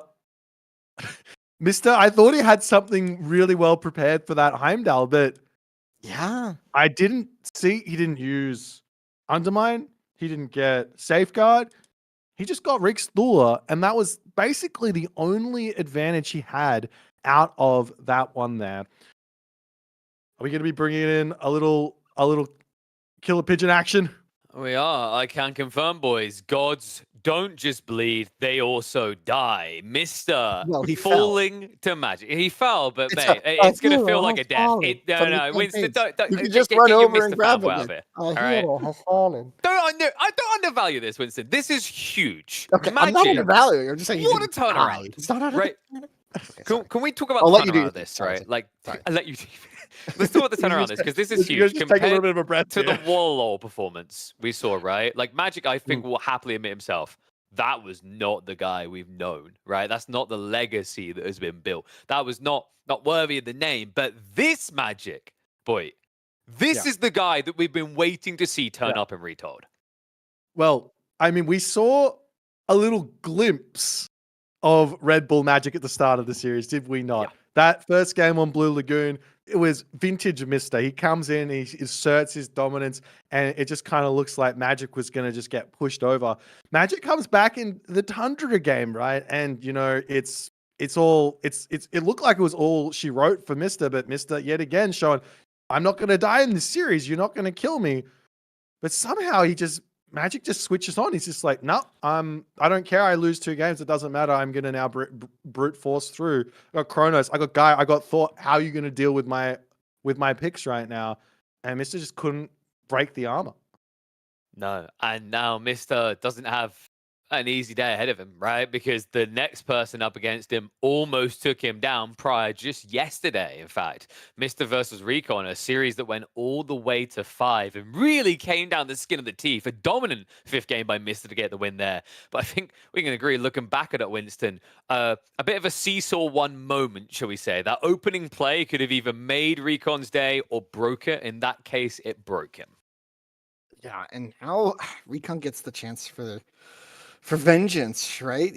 You know, he lost against Mista in the Red Bull Grand Final, and he just lost earlier, just yesterday, right? And now he has a chance to beat him, right? Mista has cracks in the armor now, right? Maybe Mista's mental isn't there, although Mista is very mentally sound as a player, right? So, well, we say that, but the fatigue is someone that I've got to look forward to, right? Because I think Recon has proven longevity with his neck in the guillotine yesterday, right? That final series was dominant. It was clean.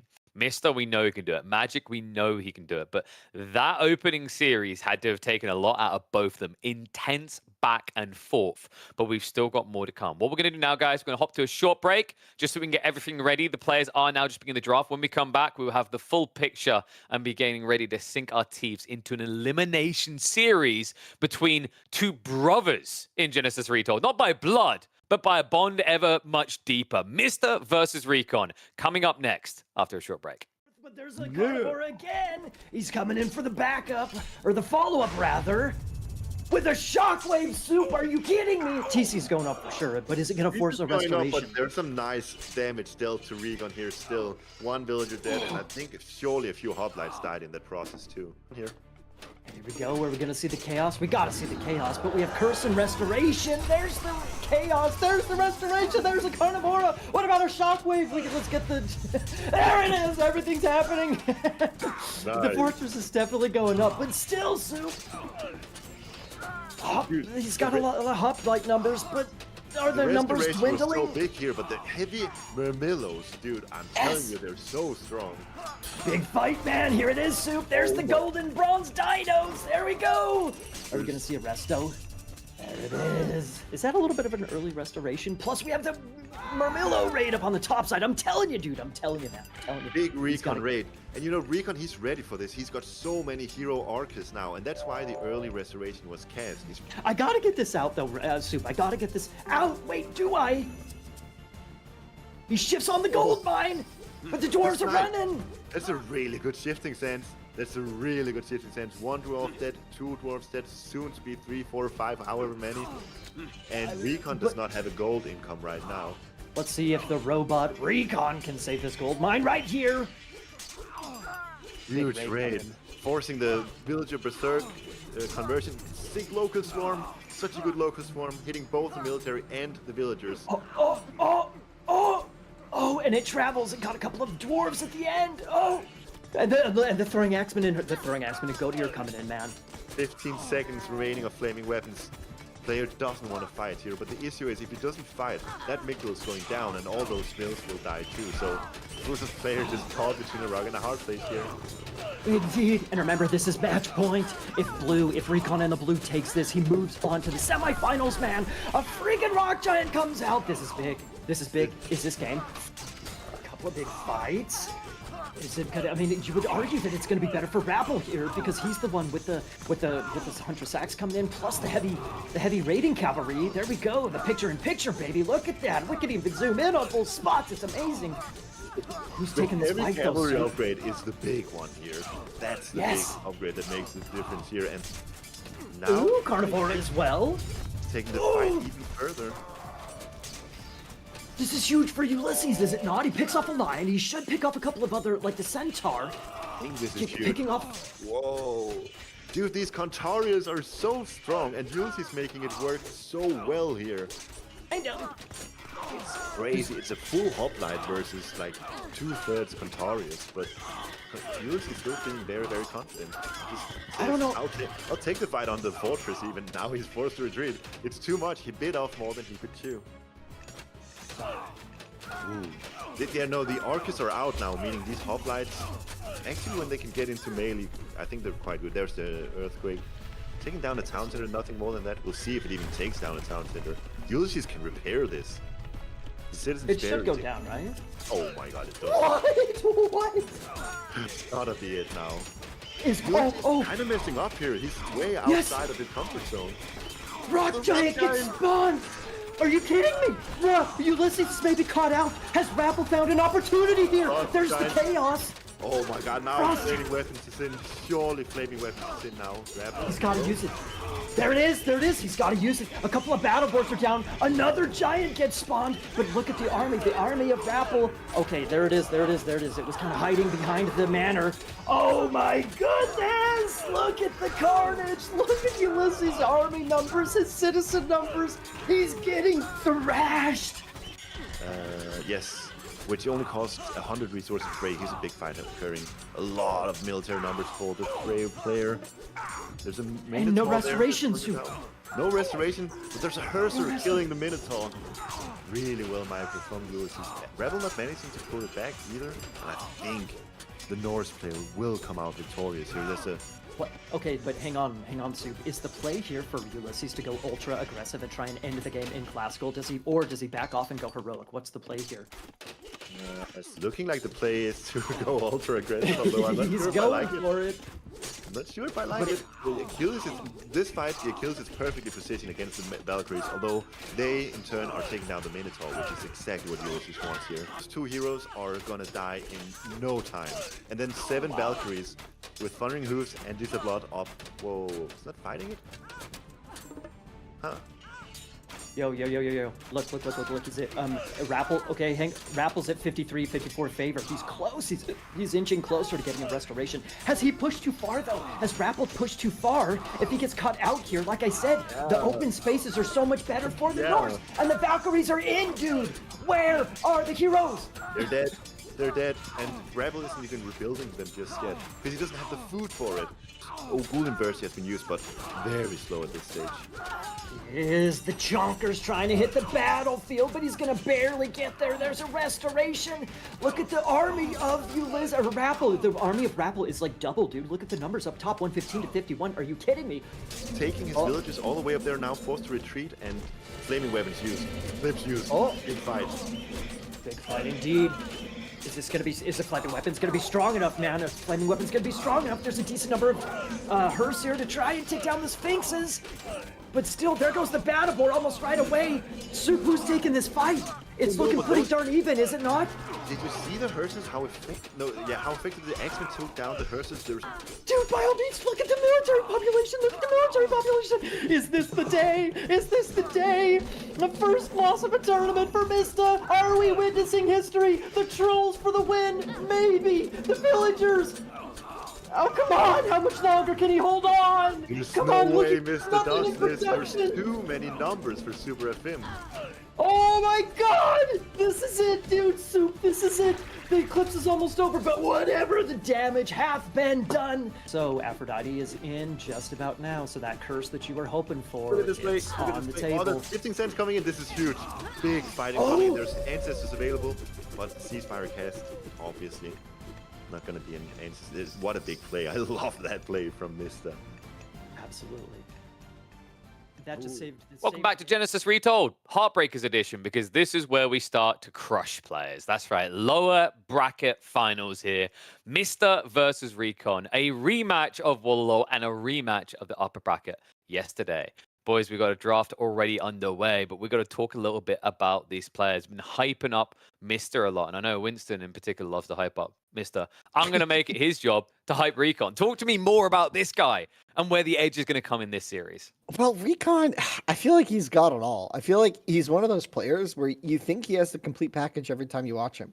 And it just seems that case. Against every player, it seems like he's super, super strong. He just wins game after game super convincingly. He's got the micro, he's got the macro, he's got the strategies, he's got the draft. It's just Mystic kind of is his like kryptonite at this point. And I'm wondering how closely Recon watched that series against Magic, because I think Magic just showed it's super possible, dude. You just got to play. You got to play, and hopefully Recon can bring it, right? Because we saw that game 5 yesterday. I hope that didn't like kind of get into Recon's mental too much. And if it didn't, oh boy, we might have another game 5 today, which that would just be so special, right?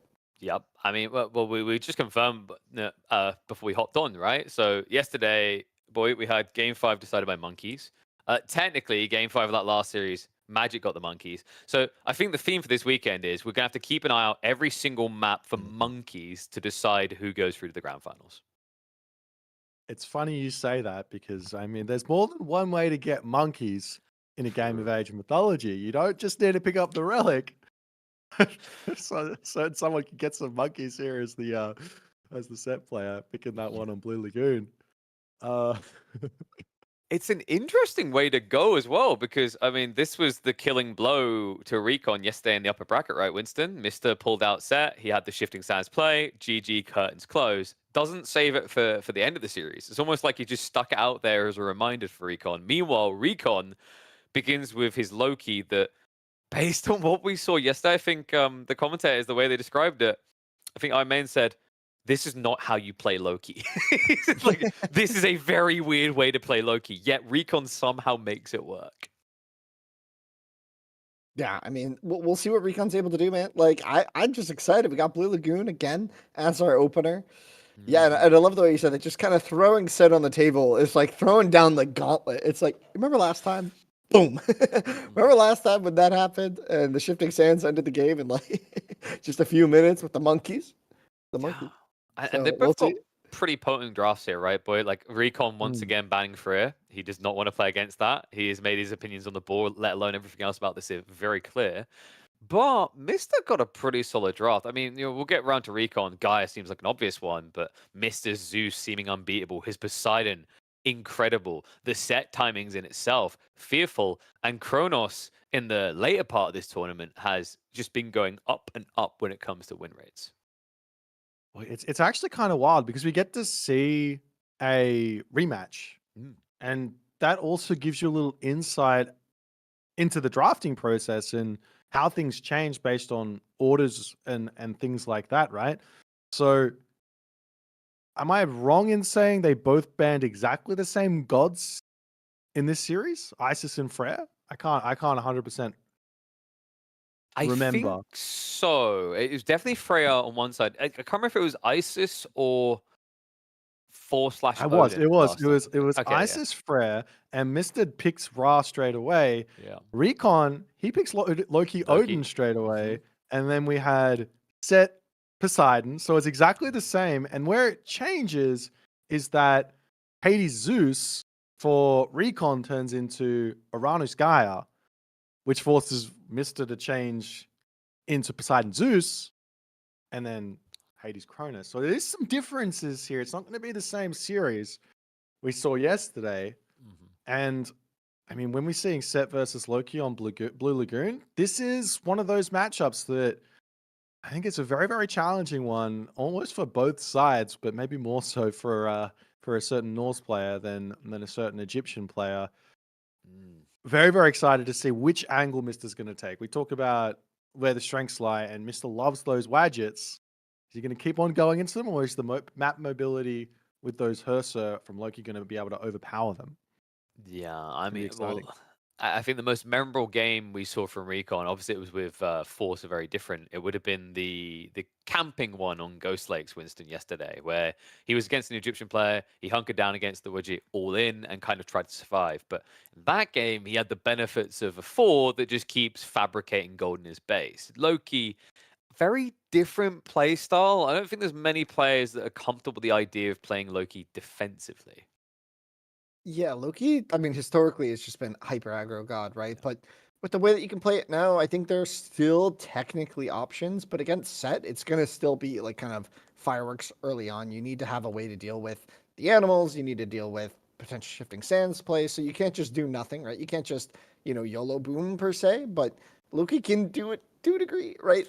Definitely doesn't mind playing into a big classical as well, right? The bonus damage just means that if you have a big throwing axeman mass, you just melt a lot of things, right? And so we'll see what Set's able to do here. I just feel like Mist is going to be quite comfortable on Set here. I think he's also warmed up, and I bet he's a bit angry. We'll see what Recon's feeling though at this point. Yeah, I'm not sure. What do you think Recon's like feeling in his head, in his mental? Like, oh surely my he has to feel god, it's confident, right? Mister. He's my hero. Oh wow, he's I like the don't think that. best at I the don't think that. game. He'll probably in the grand final. Nah. Let me read that. It does sound like Recon to a capital R, but I I think thought Recon joined the call actually for a moment. right. Like I just need to No, mention fish and chips and pizza, and I'm there. But I think the big thing for me, boy, with Recon is we mentioned a little bit earlier Mhm. the way this to success, the way to slay the beast has been revealed, right? Because when you think about Magic's playstyle, Recon, Mm. obviously different unique players in their approaches, but I would categorize them more similarly, right? Like Recon keeps trying to tell me he doesn't want the late game, but honestly, I think we can agree after everything we saw yesterday, he wants the late game. Magic, Yeah. comfortable in that late game. So, if anything, you almost have to feel a bit inspired by what you just saw. I think you're absolutely right. I mean, you could say at some point when someone says something and then they do something different, at some point you have to be like, wait a second. You know what I mean? Like, Recon, we're talking about Loki being an offensive god. If you're going to play Loki defensively, then you know that's just the way you want to play. And like you say, Magic making that sort of play style work and to a really, really strong degree. I mean, surely Recon's going to be able to try and go down that path as well. But, Mister having a little bit more of a touch on that against Magic, he's going to be a little bit more in tune with maybe the ways to break that even more so, and maybe the ways not to go for 100% of this game, this series. And I think fundamentally, from Recon's perspective, he needs to understand that when he takes damage, there needs to be a counterattack. Recon always been comfortable with the hunker down. Mister, on the other hand, a percentage man. He sees an opportunity, he takes it, he has the advantage. He doesn't necessarily need to press it. He can just take the map instead. This methodical, tactical approach has been what has led him to be the scariest boogeyman in the Retold scene up to date. But now that may change here. He finds himself in the lower bracket, facing elimination against his protege. Can the apprentice slay the master? Let's find out. And it is on, ladies and gentlemen. Genesis Retold losers finals right now. You win this one, you go to the grand finals to meet Magic. You lose this one, and you're out. Spawning in the bottom of the map in the red color, playing as Set. His name is the Mister. Recon in the top of the map in the blue color. Wait, I've seemingly done this incorrectly. Bottom of the map, it's Recon playing as Loki. At the top of the map, it is Mister playing as Set. What have I done there? My brain has stopped working. Help me, Winston. The only thing that can help you is the monkey relic, but we'll see. The game here, tournament. Oh, we are in the second set of the day, right? and we just have a banger. We just got banger after banger. I love that it's these 3 players. I love that this is what we're getting right now. I just knew 3 sets of just incredible AoE. I'm literally speechless as to how excited I am. But the game is before us. Can Recon do it? I don't know. His map, it feels pretty safe. Right? He's got that back gold kind of tucked away. There's a kind of a little gap there that could be maybe exploited on the very edge of the map. So he's gonna have to be careful, not assuming that's walled. But yeah, other than that, I mean, the base for Mista gonna be likewise relatively safe. These TC is really nice. I think that's a very good TC spot for both players on the left side. But I'd say the right side, Mista has a decent TC as well. I mean, this matchup, the more we look at it, the more we watch it, the more we see it, it comes down to the finest of edges on the second gold mine at the top level. Like, you know, Egyptian, they've got a hard limit to how far in front they can get with their military advantage. It's 175 population. The Loki player, the Norse players, they take their time to get to that full population just on the fact that they don't have that production ability to get all those units out. But if you can get there, that fight becomes very, very close and very, very big scrambles start to occur. The big keys to success here for Recon is heroic age. Don't leave your base to try and steal a gold mine. Instead, sit back and market trade to get your population out, and then find that flaming weapons timing to get that win on a big fight. You also have to figure out how to force the set player, Mista, to use that shifting sands. Yeah, but he's going to be so patient with it, right? Unless you do something that's so obviously punishable, right? Well, we'll see. this is one thing that I think Matt. No, it was what Recon did. I think Recon did this already in one game against the Mista. I think it was Recon. Could be misremembering the series, but he moved his dwarves out into a separate position to force the shifting sands over to the other gold mine. And then he just retreated back. He lost 2 dwarves for it, but he got shifting sands off the table. So there seems to be like a little bit of a thought process from Mista there that is going to be exploitable from Recon a little bit. Sack a couple dwarves to get shifting sands off the table, then you got the flaming weapons available to be used. Yeah, that's as we get up into heroic, right, with Baragi. And so you're basically thinking that Recon just wants to turtle here into heroic? Just build forces and then go for a timing in heroic, right?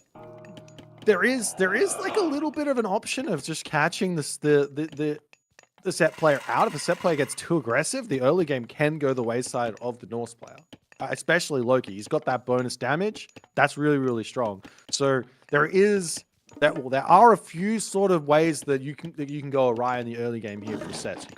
You do have to be a little bit careful early game if you're playing this style that Mr. loves to do. We'll see how this pans out. Nice safe base there. Has to prep in potential for these RC to kind of get good flanks, but we'll see if it does happen. Yeah, and we are going to be seeing. It's just like this is the thing that's so challenging, right? When you're playing against a training partner, you're playing against the person you've played the most games against. Both players know exactly what each other is going to do here. Very rare for one of these guys to be hiding a strategy that they've never tested ever. So Recon knows that Mister's going mass Wadget. He knows that that Mister is going for the barracks units here. Mister knows that Recon here is going to be spamming out those double great hauls, trying to make a whole bunch of raiding cavalry first and foremost before dropping some longhouses a little bit later. So there's no surprises there in the early game. Things start getting out of hand at like 10 minutes, at like 15 minutes, and we see the vision coming down just to confirm. I was curious if he would just shift his army on top of the hunt there. That could have been a surround, but it's tricky getting the timing. Where are you going to shift it? You can go north to the tower. You can go straight through back to the town center, depending on where it comes in. Yeah, it's really tricky, right? It's hard to get the value, but It's often why you cast it. Then gonna get spotted on the priest. But Yeah, not this is the really end of great. the He's going to be able to stop not only stopping any sort of conversions going down, but also stopping the vision that's so important for Mister's playstyle. Like he almost needs the vision just so that he can be in the right position at all times. It's something that is a big weakness to these Wadgets is their mobility. If you catch them out of position, it's lights out for him. But if you've got the vision everywhere, it's really, really challenging for that to actually end up happening. As Mister is going to spot a house, and we'll be able to take that one out. But it's going to take him a while with those actions. They got low base damage. Yeah, you can see that house wall going to be critical with the RC now looping around the north, keeping that hunt not really usable, but Set not really going to be too bothered. So just bringing hunt into the base rather than going out to get it. At least at this point, though. Well, we've already got some walls trying to come up. It's kind of a bold play, right? Yeah, I mean, he's not going to... He might be able to finish the wall. Or at least to start the wall. If he gets onto the other side, he can probably start the wall to some degree. But raiding cavalry in the main base here for Mister.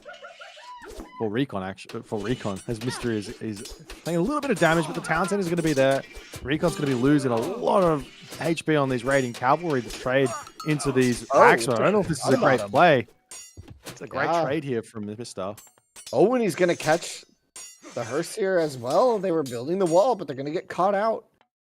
And all that damage is going to add up a little bit. We could see the healing spring tossed down under the TC, though. But, I mean, I don't know. Mister's building up to quite a big force. And this is where it gets scary, right? Because Recon's response here is going to be, okay, I need to kind of group everything and take a fight head on or just hold the front of my base. And that's where you can get the really shifty shifting sands. Once everything's grouped, that's when you shift the Wadgets on top of the gold or something crazy, right? Yeah. And just so much damage comes in that the game ends, right? But we'll see what happens. Well, yeah, Recon, he's built all the units he's going to build here, basically in the classical age. He wants, well, maybe not. He's building some more raiding cavalry. I would expect him to be thinking about getting to the heroic age as fast as he possibly can. Mister splitting his forces up. He knows how far in front he is in population right now. So he's able to split this army up without too much care. Villagers on that. I think that village is 5. Oh, yeah, it goes down. 4 spits and he's down. 4 spits. All you got to do is connect. Got to hit that 3-pointer, you know. And hit it, then they did. And the dwarf going to get away. He's got the healing string as well to save him now. You can see this really tight base layout. Recon knew the pressure would be coming in all around the map. And the army, though, going to get spotted. The hearse are going to be on the run. The throwing axemen are here, though, so the spearmen will have to run away. But the army is on the side. There's a couple slingers in the mix as well, so they could force down those throwing axemen. The troll on the front now just retreating back to the healing spring. It's a very important tool when you're playing the map like that. It just makes the game so much more streamlined, right? You just hold on the healing spring and things just feel so simple, right? Well, yeah, healing spring is such a not enough for him. Oh, see you, troll. It's been nice knowing you. you. Did trade a priest for it though, and a gazelle. This could be a nice little catch out for on the south for Recon if he takes this fight here. I was about to say though, that could have been a shifting sands target. A little bit of damage. It's going to be there, and the full army is here. Pushing for just that little bit too much. Does take a tiny bit of damage. You're losing 2 units. You really can't afford to be losing these. But, I mean, at the moment, it's kind of looking like Mister, he's not going full pop. He's going for a heroic age. The hunt has to be retreated as well. And, you know, Recon, we were talking about him wanting to go up. But with what food? He's just using his goats right now, this Wadget. Helpless. Completely out of position. Not going to get spotted, though. What is the big doing? I think there's a world where... There it is. Was he waiting for a building? I'm not sure. It looks like his whole queue went idle. Maybe he was just waiting to see what he needed to do. But then it just seemed like he's doing everything. So he's adding more units and aging up now because his macro was so solid. But we'll see what happens. Well, it's like... I was having a thought there. Maybe there's an idea of going in for segment here, just on the idea that Slings of the Sun is going to boost those slingers up. He doesn't really have any of those. So... going Nephthys is kind of the only real good option. he's going to be able to get that Nebty upgrade, which is going to be huge against Loki's Oh, mid unit no. spawns. But Recon not paying attention here. He's running straight through. Takes a huge amount of damage on that one. Those Wadgets are getting so much of that venom. All of that damage over time. There's going to be a couple more. Is he getting it? He does kill one down, unit. yeah. Meanwhile, the Villager raid And the onto Pharaoh, that though? other side here. The Pharaoh just chilling. He's just hanging out. He was having a good time. Mystery's didn't mind attacking it. everywhere, Winston. He is all over Recon at the he moment. lost Recon track of now his spin around and units. take He a runs fight. What right is he back in. doing? The TC. Oh, and this could be shifted on too. I think as soon as these RC run far enough away, Mister just shifts. He's going to shift onto the TC. Maybe he doesn't have to. He's just going up. He can. I think he doesn't need to. I think he can. Oh, he's going. Oh, he to. can There wait he for goes. the. There he Oh, goes. there it is. Boom. Here's the units. The Vills go down. The Gatherers and the Dwarves on the run. Not too many Vills taken out, but another whole set of them are idled, and you can just see in the population. This has just been training units. Ancestors now on the table as an option. Recon nowhere near that heroic we talked about being so important, so nowhere near the flaming weapons, and Mista just clean, calm, calculated, ends it with the shifting sands, up 1-0 in this lower bracket final. Yeah, this was a surgical destruction of Recon's Loki in this game. It's just such an open map, and Mr. I mean, this control of 3 different groups of units just completely making Recon's life a living hell in that game. That was just, I mean, that's just the way to play this. I don't know what, honestly, looking at it, I'm just like, I don't actually think there is much that Recon really could do. I mean, you see for a moment here, Recon's economy is looking great. That's because he's playing Norse, but as soon as things start going awry, life starts getting really, really challenging. I don't even know what the play is. Like, what? I think maybe just trying to be more aggressive. More aggressive? That doesn't even make sense. Maybe you just have to secure food a little better. I don't know. Maybe you just have to sit in your base and go heroic age and just take it. Yeah. Wall But your it seems base like up. that's Get what he did. He did just sit well, in his no, base. like just don't even build that RT. many units. Like you Yeah. can't. You're not getting any value out of them. So Yeah. there's got to be some other angle to go for. I don't know what it is. Yeah. I mean, RC. I mean, maybe right? go in Heimdall and spamming village centers. Something. Yeah. Just something. Something 'cause- else. Just I don't know if it's a good idea or not, but I mean, what are you supposed to do? I mean, yeah, Game and we were number talking 2. about that too, right? Like the RC, they even got caught several times, right? So all Yep. of them just kind of running from spears the whole time. He was trying to do something up in the north and got distracted, and he got caught out running several times to the middle. Yeah, it just seemed like he didn't really have a way to play aggro there. So yeah, I think you're totally on the money there, boy. Like I think you have to do something just a little different. Well, like one idea, right, is if you go Heimdall, one you spy the Pharaoh, so you send your berserk into the main base, you spy the Pharaoh. That means that you're going to see if it's going to be a town center, you're going to see if it's going to be barracks. Either way, you use undermine to deny that idea because your opponent's not going to be prepared for it.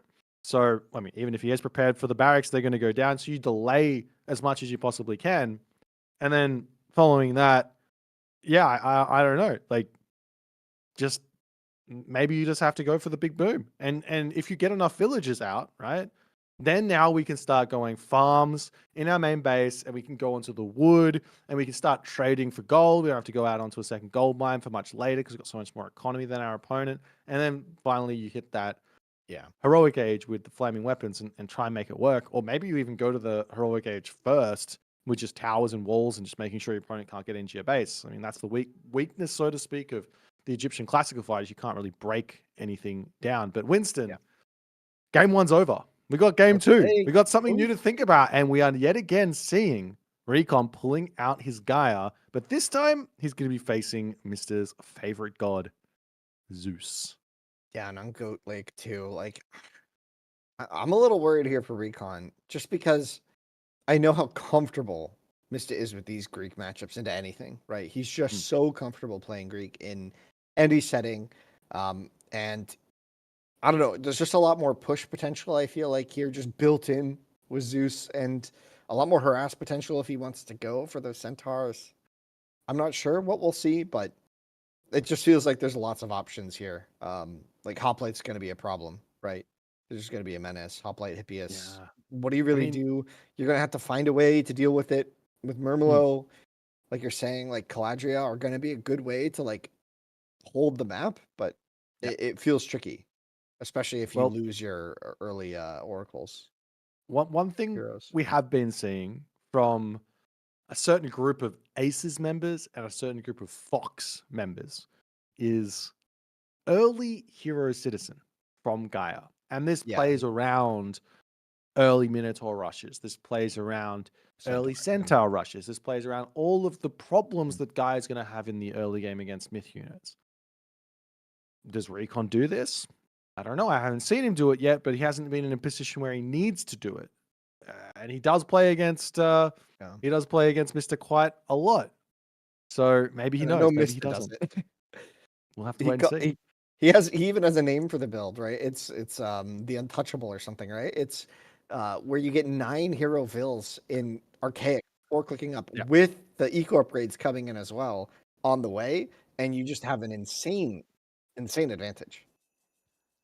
Well, we've got the game coming up right now. Let's see if I can get the names right. In the left side of the map, in the red color, we've already got a bolt onto an Oracle here to kick this. There's action already. We're losing it. Mr. already bolting an Oracle. That's going to be killing the favor income of Recon very, very early. We've got Gaia, we've got Zeus, we've got Blue, we've got Red. I said that on the wrong way, but now the other Oracle is going to start getting harassed down, and this is a very, very strong way to start here for the Mister. He's going to be able to get a lot of goats. He's going to be able to get a lot of the early game advantage here. Winston, we've already got chaos happening. Mister is out for blood. Yeah, no, and I think this is becoming a bit of his signature for Vista on this map. He loves Zeus on this map, and I was talking to him about this in Cordoba, specifically this play on this map with this god. He just likes to bolt opponent scouts here, and the main reason is the goats, right? Of course, you said the loss of the favor will be meaningful, and you kind of cut into that scouting information, but the main thing is this is just going to confirm and secure so many goats on Goat Lake here for Vista. I know it's called Ghost Lake. I call it Goat Lake. I don't know if it's a thing, but that's just what I call it. I think it's a thing because you want it to be a thing. And It's a thing if I want it to be a thing. Yeah. I live in my own reality, and I don't care what you think, boy. No, I like it. I like Goats Lake. We can lock it in. Someone, do we have any contacts in the dev department that might be able to get a name change here? Or I don't know anybody. you don't know anybody. I don't know. All right. But we'll see. We'll see. One Lots of thing- hunt coming in as well for One thing to note here right now is, yes, Mister's got all these goats, but But he did use Bolt. he did use Bolt. It's 2 gold mine, Goats Lake, and there's only 4 large gold mines. So there's really not a lot of play here on this map in terms of like risks you can take. You can't be too greedy here, otherwise you're going to get gold starved. You can't be too ungreedy here in terms of tech, otherwise you're going to get timing attacked and get gold starved. So if I had to give anyone the edge in this sort of situation, like part of me wants to just lean onto the Gaia economy that's going to hit that timing attack a little bit harder. But Zeus does have Athena. Zeus does have Minotaur. Those myth units start becoming a very big problem for Atlantean, especially when you've been bolted in the early game. And it looks to me like we are seeing the hero citizens coming through here for Recon. He's taken a later approach to this early classical or late classical age is going to be coming in. And I mean, Mr. advancing nice and quick in stock standard Mr. fashion, he's going to be looking for a little bit of damage nice and early here. Maybe Monkey Relic on the table. Who knows? I'm just saying. Interesting. Well, Torches. Oh, that relic there is really good for both a players. Not really this good one, relic, the yeah. other one. Hecate Torches. That one is insane. Hestia's Hearth as well. Very, very A nice. lot of good ones here. We got lions. We didn't get We got monkeys. lions. I mean, it's almost as good. Yeah, there's the torch. Yeah, we'll see how this good. I mean, we saw Mr. earlier use Restoration 4 times in one game, so that's definitely going to come into play. It's really good on Zeus when you get all that favor as well. Yeah. But we'll see what the plan is here. No there's also- surprises here. There's also, I don't know if this is really that great, but if you take off 10% of 55, It's not started looking like bolting Bolt again? is even usable, like in a big way. Like 490-ish resources to bolt out a enemy big unit, like something that's a real big pain in your Behemoth, maybe. like a Crusader. Stefalian bird or something Oh, like that. That might be sorry. actually getting worth it in a way. Yeah, I mean, yeah, I also really love the bolt here because like bolting a Caladria never feels good. Even though I think Yeah. we talked about this 2 weeks ago on this channel, right? It was do you ever bolt the Caladria and then it immediately happened? But here it's like I don't know, like it doesn't always feel that good. So yeah, getting that early value kind of makes sense. We're gonna see that second Recon TC is coming in. playing so obscenely defensive to kick this game off. He's already researched hunting equipment.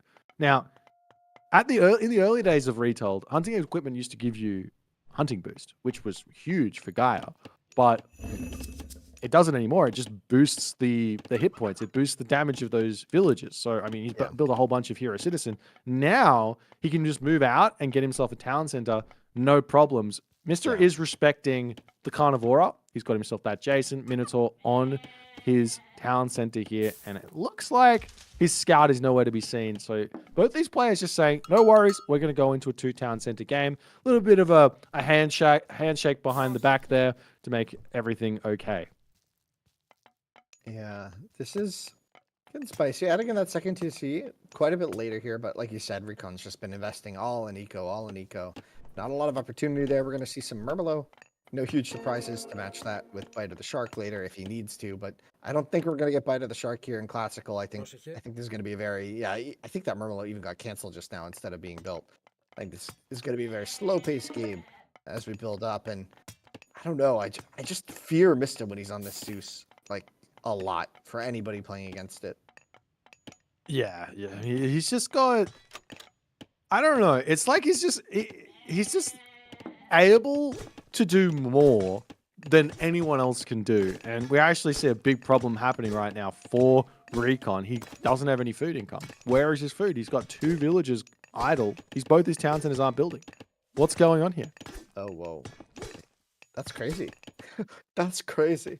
He's just That's got to the crazy. hunt. He just built the TC, so I think they were walking to the hunt. I think he's got that income sorted now.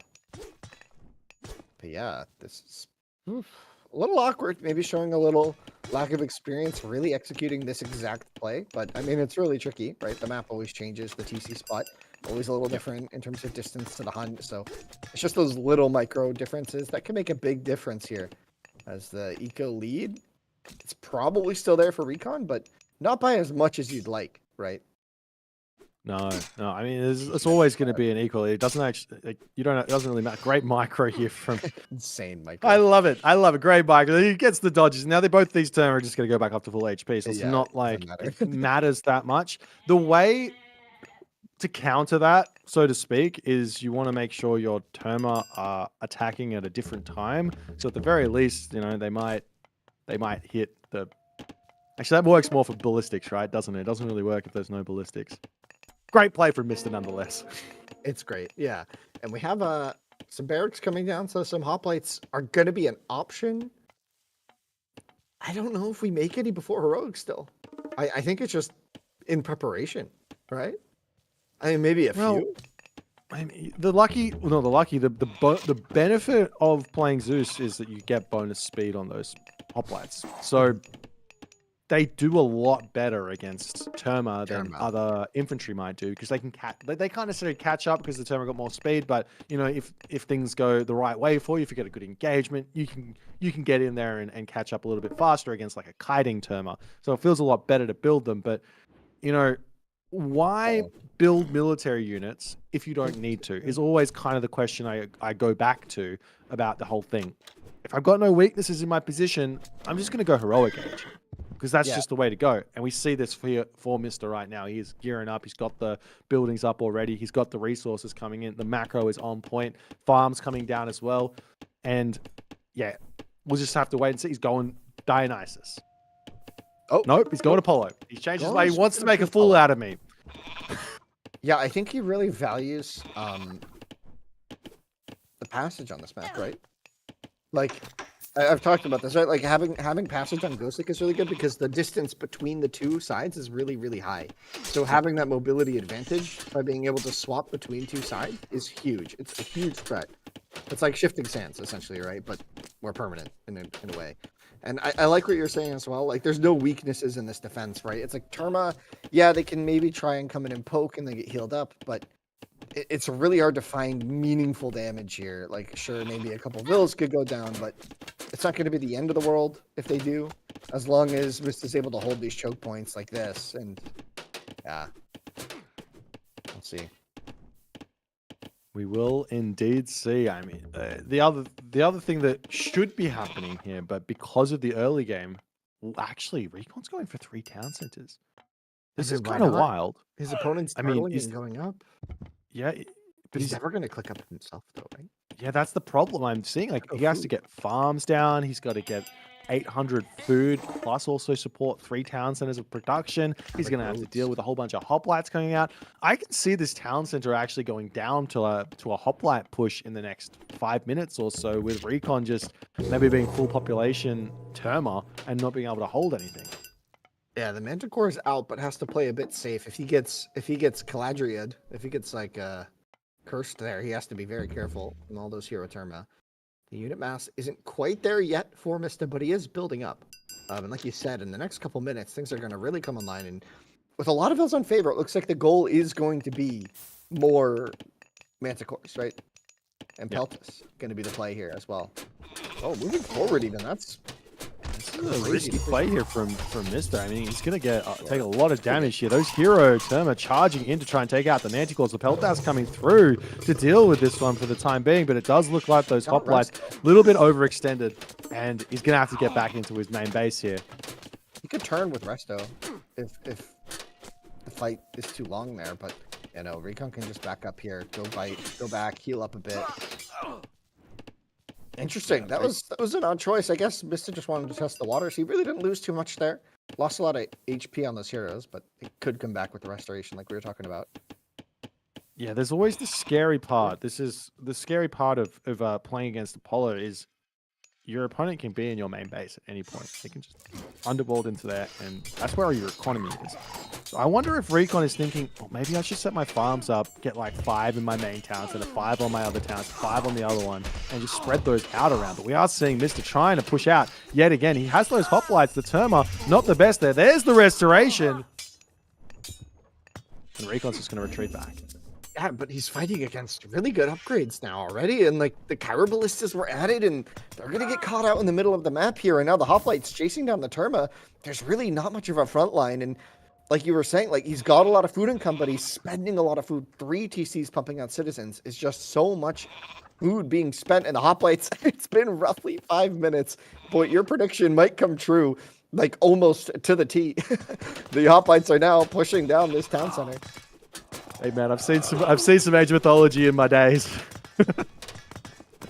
Oh my god. Oh well, I mean, this is just Terma. I mean, he's gonna have to defend this in some way. I mean, the Peltas are getting some huge damage done, but if Recon micros this, he should be able to get some revenge kills in here. The economy is still looking pretty good for Recon. He's got his armory up, or he should have his armory up, and he should be going up to the heroic age while this is all going on. But he has to be thinking about some sort of transition away from this stuff. He's just waiting way too long to get to that next age, and now the hoplites are going to go for the gold mine. There's not enough space at the end. It's going to be a lot of damage. Service is in as well. A lot of these upgrades. Heavy infantry still not in, but it is pretty cute. We'll see when that comes in. Looks like Mista also struggling a bit for the food, just hitting these transitions. Those Vills are tanky as heck, dude, with all the upgrades. But yeah. They're just getting poked out. It's a good find. It's really, really nice. Yeah, just one or 2 hoplites. You talk about all another town. What is Recon? I mean, obviously he wants this town because he knows he can't hold down the bottom of the position. But even if he gets it up, the hoplites, you've already seen them do it once. They're just going to walk over and take it down. Yeah, they're walking over. I was expecting almost wanted to see an underworld there just to be there faster, because now the hoplites are going to make it, but without the supporting Peltas, they might get beat down by the Kyber Ballistas, and that's a lot of frontline units now as well. Gonna have to retreat. Not able to get it. The Pelt is trying to poke on the left, but it's not really gonna be enough. And here's the Underworld right on top of that TC going up. No shot. The hoplites get cut off. The TC has to get canceled. But that is the usage. Is that from his main base, right? Wait, where was that? I would assume it's from his gold mine. Like, this is... No, maybe not. Where was that on the left? Wow. There it is, yeah. Yeah, this makes so much sense because he wants to be able to jump from the right side to the left side to control all the gold lines and prevent Recon from leaving his base here. And the big challenge right now for Recon is he's gone through Thea. He wants to build Contarius, but there's just so many hoplites out. And I mean, can you make some Contarius to make this work? Or do you just have to go into Arcus and something else? Maybe you get a front line of Murmillo and just add a handful, like 2 or 3 Caraballister just to help turn the tides a little bit. But there's about to be a 4-town center Zeus Mister with fully upgraded units coming through. There's enough favor for God powers here. Restoration. You can also purchase the Valiant Bird here.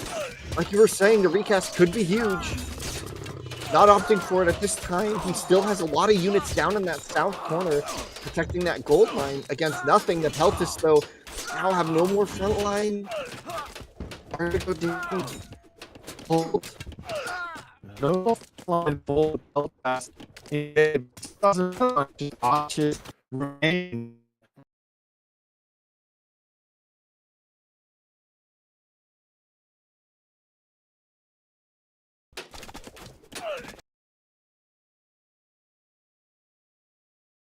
Hello, everybody. There were some beep boop moments. The Discord crashed on us, but we're back in it. The game has been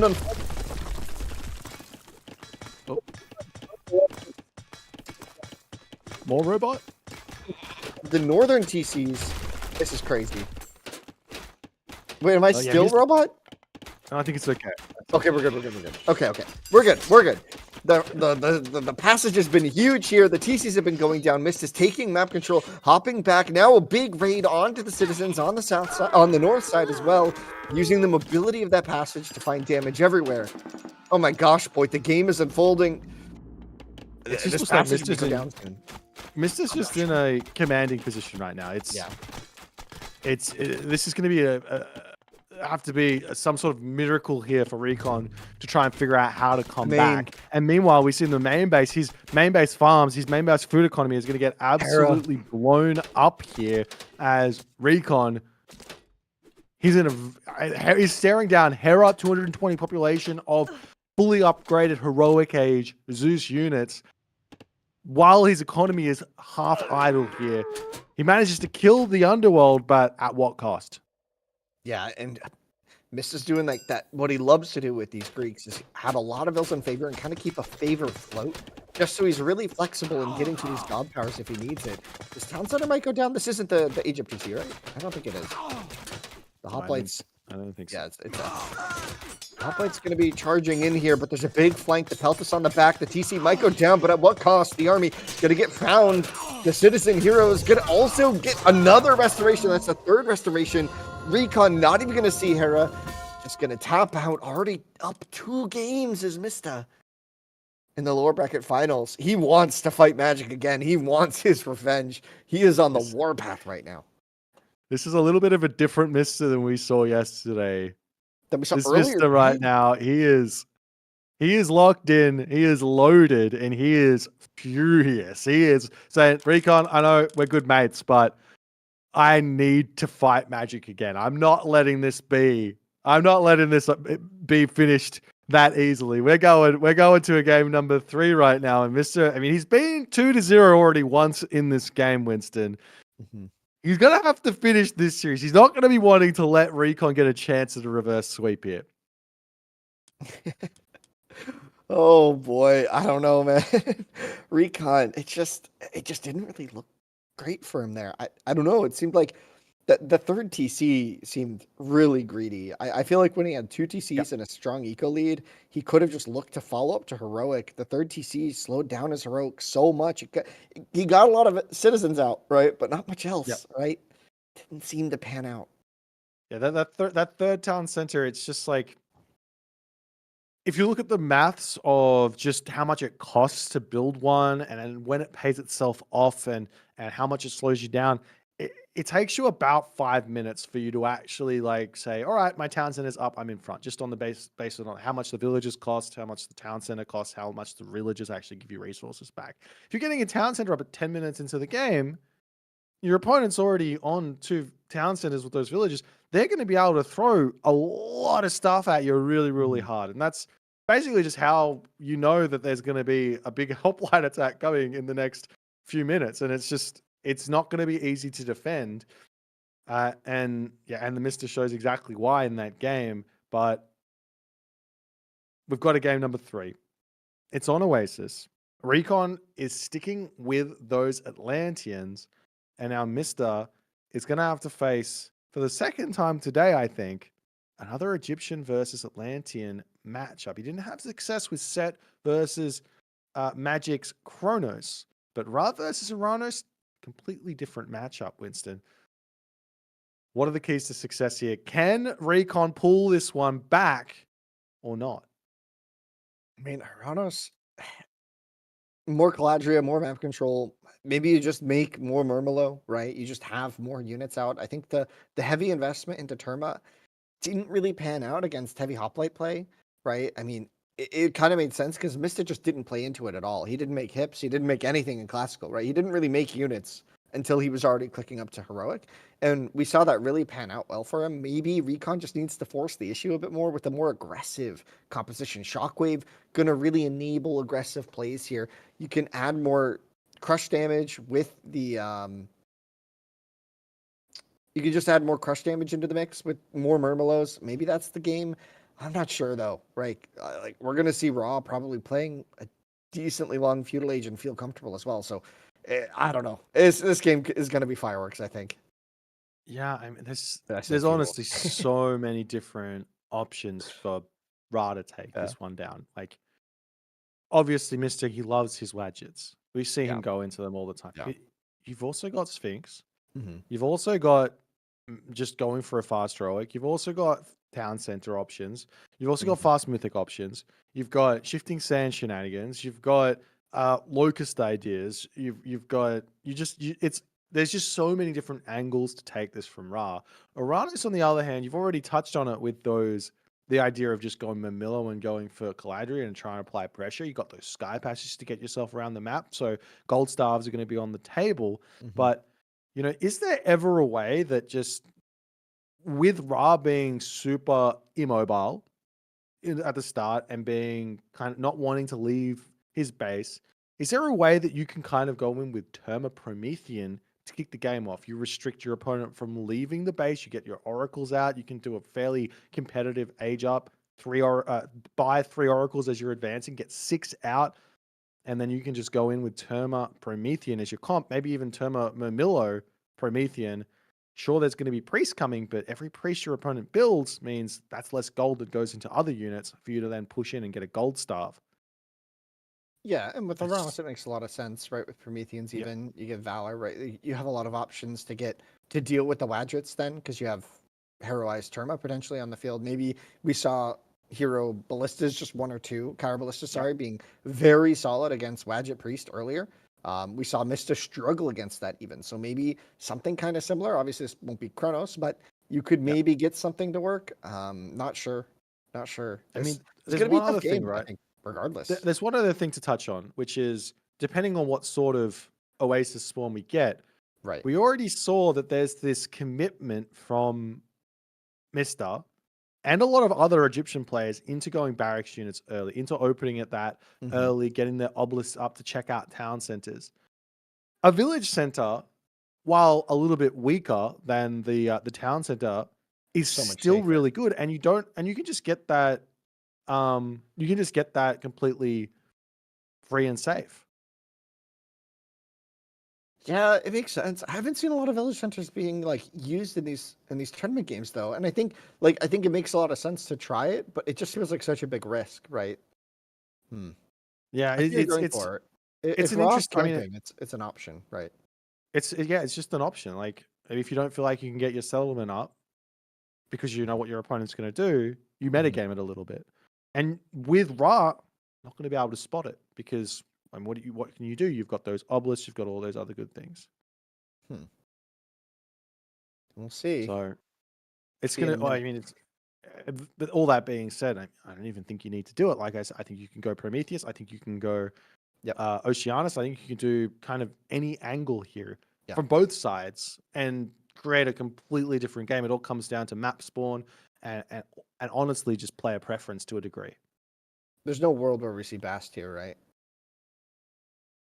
It's the bar. The I don't think it works well isn't against it mostly just like it's that the Bast is almost like a meta game on your opponent going Prometheus, right? Because you don't do it against Caladria, right? Because they just get hunted, right? But I don't. Yeah, I mean, if Uranus goes, that's a good point. It's a meta. There's one idea where you go Bast. If your opponent goes Oceanus, then you go for a fast Mythic Age, and then you don't, and you get some other stuff.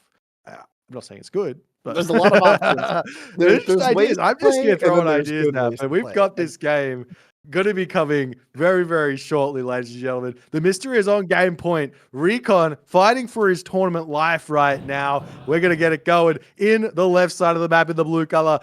Boarding in as Ra. His name is the Mystery's opponent in the red color. Playing as Uranus. His name is Recon. Yeah, and we got that open 4/4 spawn.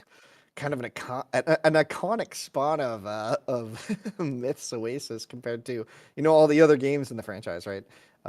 It's really interesting that it can spawn this way, and it's always so fun to watch, especially with the middle being. In this game, there's like no resources, very little value there, but it's still just this passage right through the center. You have to wall it. The walls feel really weak sometimes, especially in classical, unless you get the upgrades. It's just like super easy to break down. So we'll see what's going to happen. Nice setup here. It's interesting you say that. It's one of my favorite things about Age of Mythology maps. It's not just Oasis that does this sort of thing where it's like you can have this spawn, you can have this spawn, and you can have this. You also see this on like maps like Alfheim, watering hole changes around a bunch. It's really, really fun because it means that the players, they have to adapt. You can't just go into every map and go, I know what the map is, and then I make my strategy before the game and we're all good. You got to have the options there available to yourself and be thinking on your feet to some degree.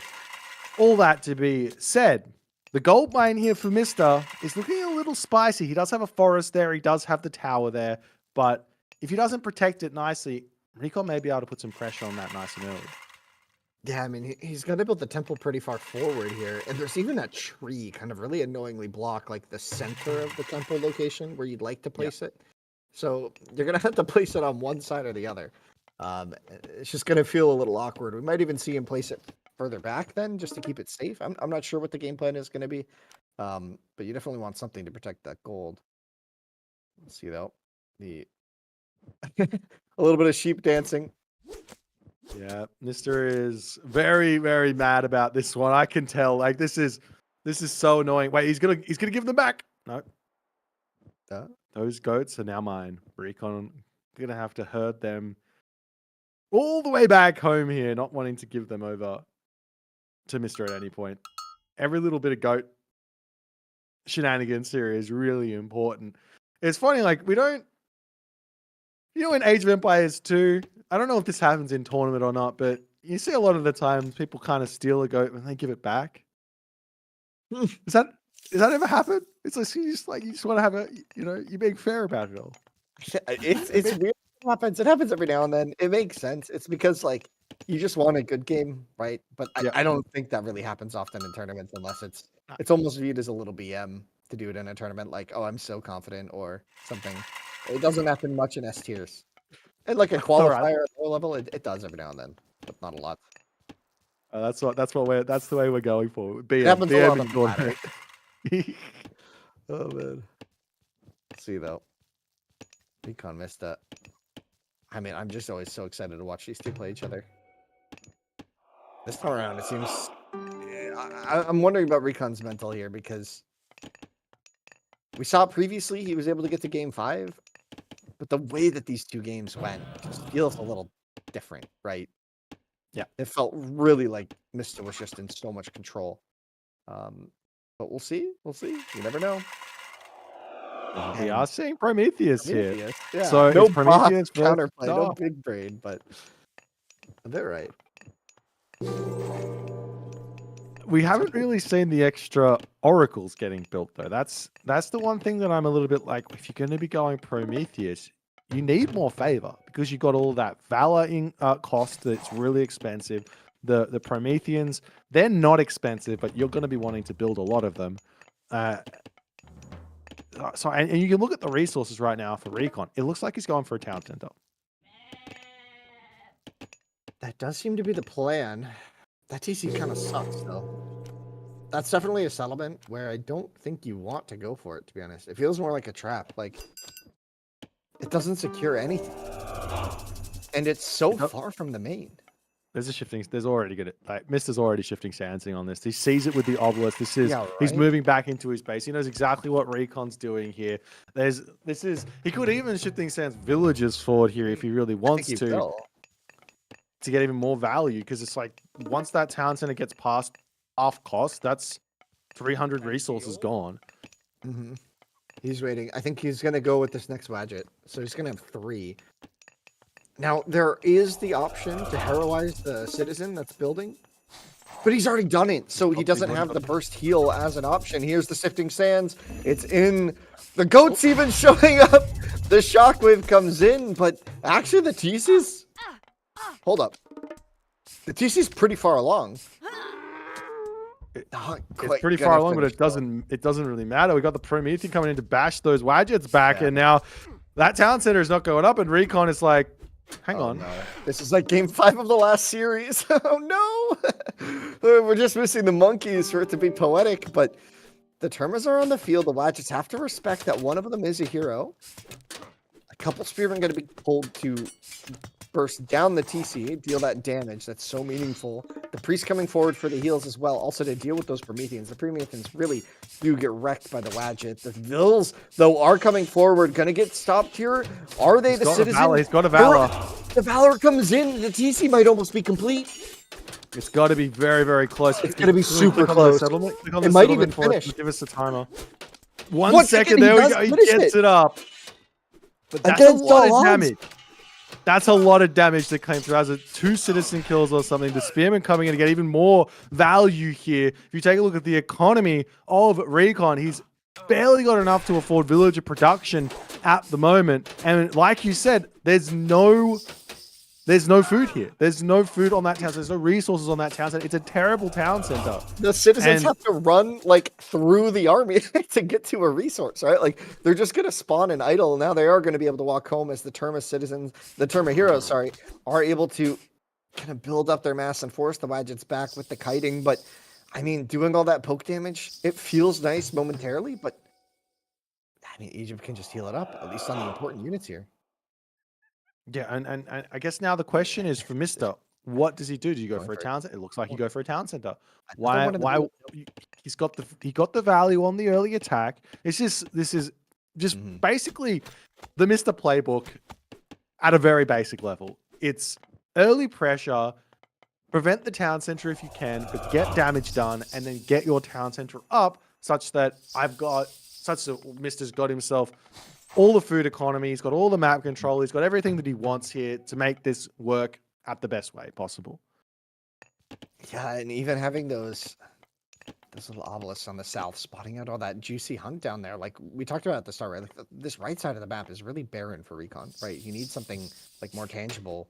Termas finding their way into danger. This is great positioning, in all honesty, from the Mister. I absolutely love that. He just leaves the Wadgets out in front, but one thing you can do to kind of counter that positioning is to run your hero Terma in first and the other Terma in a separate control group behind it to get that value in, as Mister here is going to be getting poked and prodded by those Terma now. It is a frustrating experience to play against the Terma, but Mister is zoning them out right now. Those Wadgets are coming through. There's a lot of hero Terma in though at the moment. Some slingers, though, now in the mix as well. I'm going to force some reactions, some good dodges there. Mr. Predicting which units are going to get shot out. Some more Valors coming in. Oh, boy, the damage really starting to add up. Terma, though. This micro is This micro is so good from Recon. He just got in and he picked off 2 or 3 slingers there, and then he gets out and he gets another spearman kill. He's got to be careful when he turns here. That's one very low HP Terma on that in that army at the moment, and you kind of know that Recon at the moment, he's got to be thinking about the next Age already. He probably could have a lot more units out if he wasn't, but he's charging forward and trying to pick off those low HP Wadgets here. Where'd the spearman just go? He's They go to the town center. Recon very greedily going for that third TC, but the Wadgets and the Slinger is going to be enough here to deal with the Terma. Only a couple heroes left, but the Spearmen do make their way back. The Citizens fully retreating from that town center, and it could just go down to these few units, and really interesting situation. I mean, I'm not sure what we're seeing here, because now Mr. denying this town center again. This is again another third town center play here from Recon. He loses the town center. He gets the resources back. It's not a big deal. There wasn't a whole lot of HP on the town center anyways. Yep. But what is Recon's plan here? Try and find. He's got to be thinking about Heroic Age, right? I mean, both players have to be thinking about Heroic Age at the moment. Mystery's got a ton of gold in the bank. Looks like a farm transition starting up here. He's running the Vills at the Turbo, just daring them to fight. But the army is coming to reinforce. Not a lot of value to be found here with just so few units. And it is going to be, it looks like right now, I would say that it looked like Recon had a faster age up, but he's got 2 TCs and not a lot on food. So I think Recon will not have the faster age up in the end. Electrum bullets coming in. So still invested in, kind of capping out this classical army. Instead of not trying to get caught off guard, gonna even go for his own third TC. That's interesting. I mean, he's already got the 500 gold in the bank for the Heroic Age, so all he has to do is click Rain, and he's going to be able to get that food through. Recon, one thing here that Recon is missing, in all honesty, is just that one or 2 Paraballister. Not a whole heap, but just enough to make those Spearmen scared to run forward. See, the Spearmen, though, are going to start getting poked down. Many of them are quite low, so the Terma are going to force them back here. The Wadgets have to run as well, but I think Mister's okay with just keeping these Terma mass in the base, right? Yeah. We lose so many units to the Terma just running forward, and you have to also remember that, sure, you're playing against Ra. Ra's economy can get pretty big pretty quickly with those rains. Careful where you're going to be running with those Terma there. He snipes down one of those Wadgets almost quite there. Has to pull back. Yeah, it's really interesting. They're just going to be going back and forth. Rain is now cast, and the TC on the north, Mista getting pretty greedy, going for a 4th TC. But the Citizens getting pulled, and now some army getting pulled up there as well to deal with this. A 4th TC is a ballsy play here. I mean, but also, if Mista just moves up there, he can get a gold staff starting. Those Terma, they're good at a long exchange, but when your opponent has got a position to just take it, it turns on its head here. Population advantage is significantly in favor of the Mista at the moment, and he is heading up there. He doesn't have shifting sands available, doesn't have the favor, but those Terma are charging up here to help support. And Hyperion is clicked through, though. This could be scary for the Mista. He's got to stop making Wadgets and get himself going. We see a tower getting shot up here to give a little bit of garrison ideas. No sky passages for Recon just yet in this game. It's like he's forgotten that those exist. Shockwave. A lot of units could go down here. The Terma trying to deal the damage as quickly as possible, but just not really adding up. There's enough slingers here. So many Terma going down. The 2 towers did go up on the gold mine. The TC going to go up on the back of this, but we are going to see a lot of slingers grouping up here. Chaos could be devastating. I don't know if it's going to be 0 gold mine, 4 town staring down the gun of 4 town centers, devastating. It's going to be a lot of damage. Don't get me wrong, but rain comes through. And now the food economy, Mystery's got himself 31 villages on food. I don't know if he's got 31 farms up or not, but he's got 31 villages on food. This rain is insane at the moment. Are you kidding me? That food is just shot up And now from he's up. 0 to 700. That's crazy. Yeah, that was fast. Even queuing up more vills on the back of that. But yeah, he's gonna be vill tap dude. Chaos on the slingers.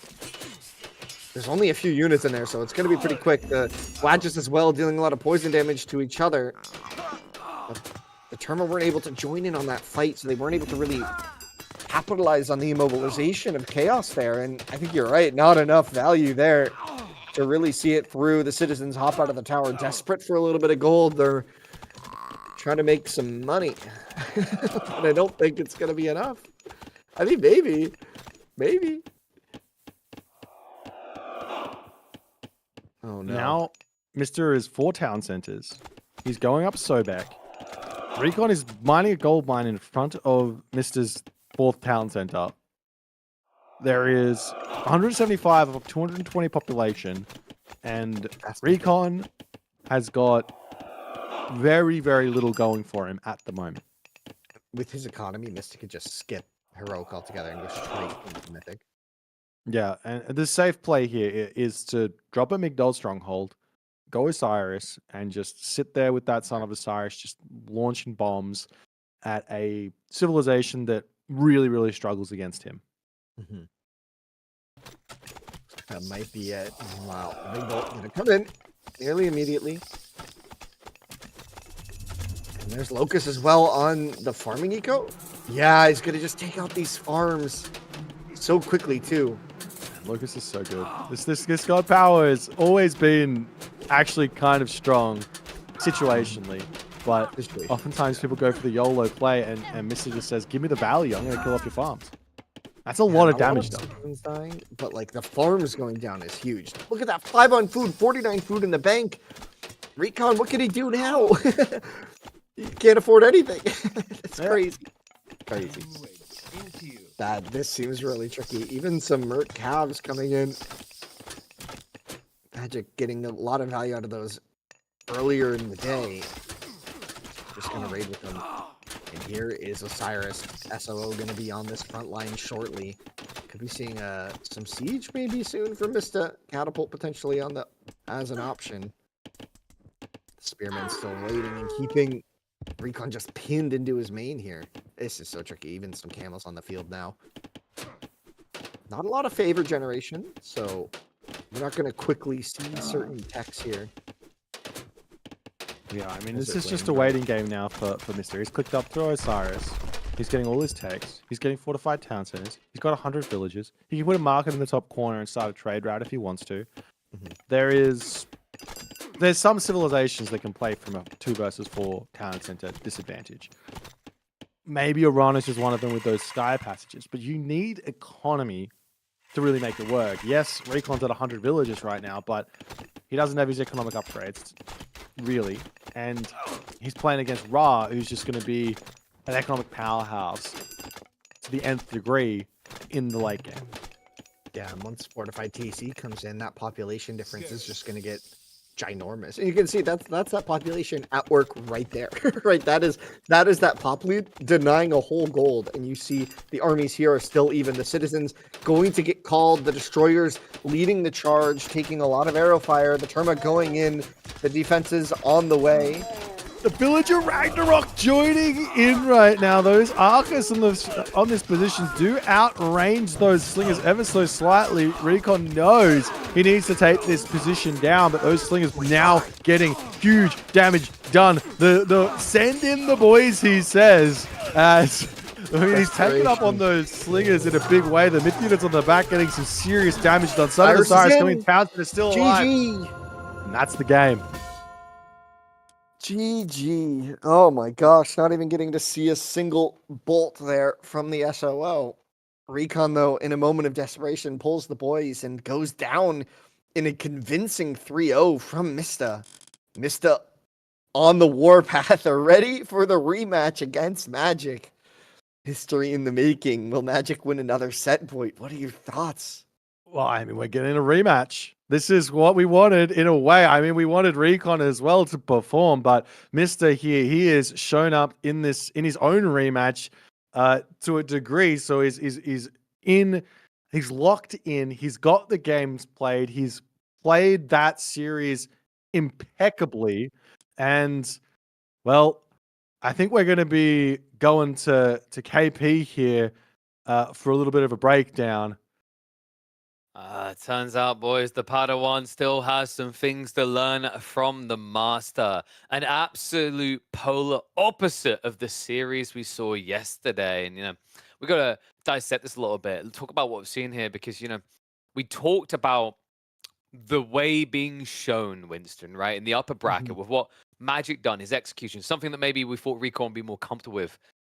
It seemed like he didn't even get a chance to get off the starting line. Mr. was relentlessly aggressive throughout this.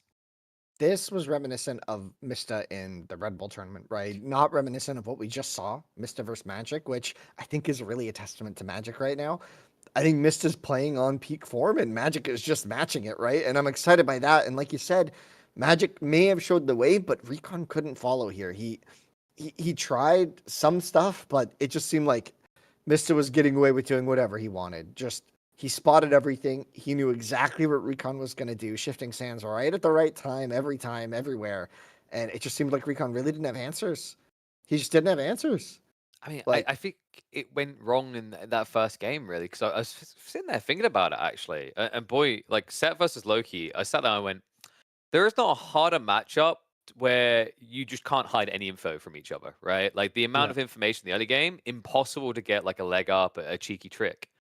And I think maybe that done Recon a disservice in that obviously he scrims with Mr. a lot. Everything he tries, everything experiments he would have seen before. It's almost like the moment your opening plays are revealed, Mr. is on it like a car bonnet. Yeah, the one thing with the Mr. is everything you show him, he reacts to. So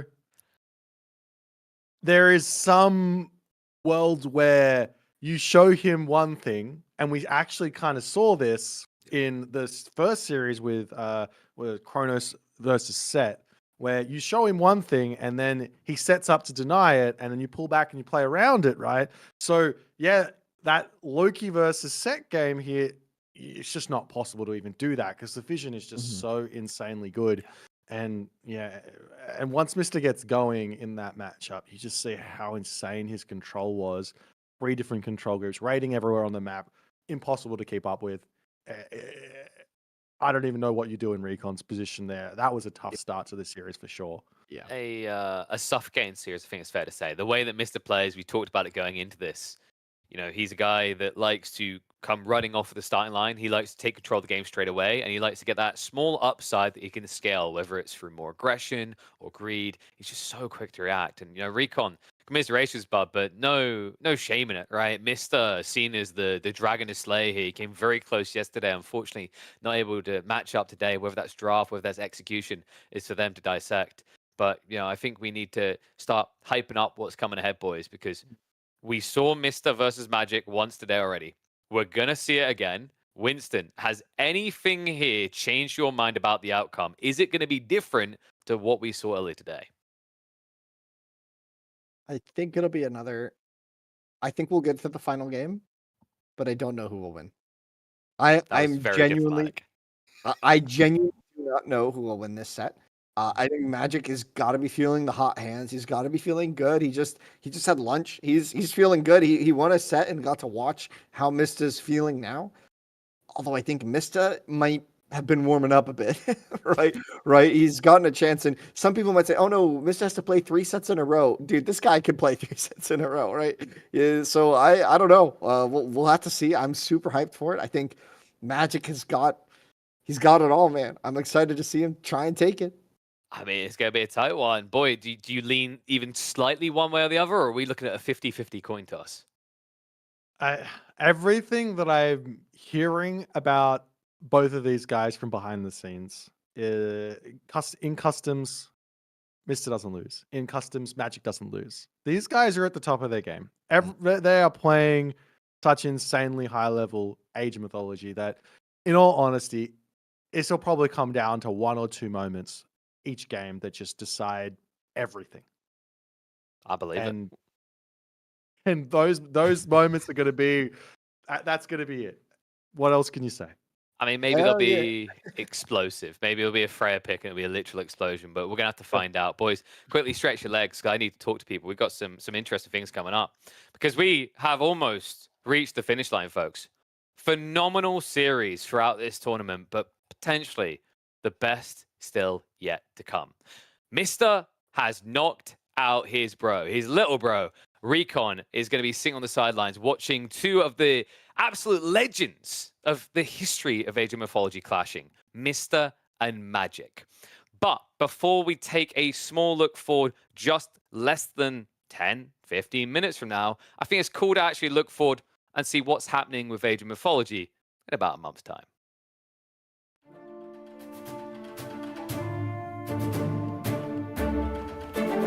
There was a period of peace and prosperity. But that age is over. The gods have awoken, and the age of wrath is upon us. 3 qualifiers leading into an epic final weekend, where competitors will battle it out for victory in a share of $15,000.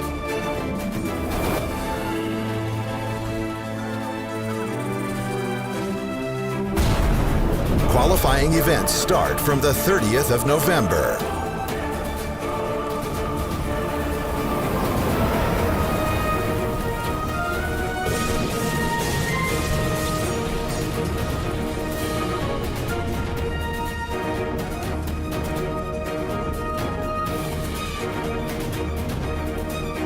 Age of Mythology Retold. Wrath of the Gods. Registration open for everyone, starting today.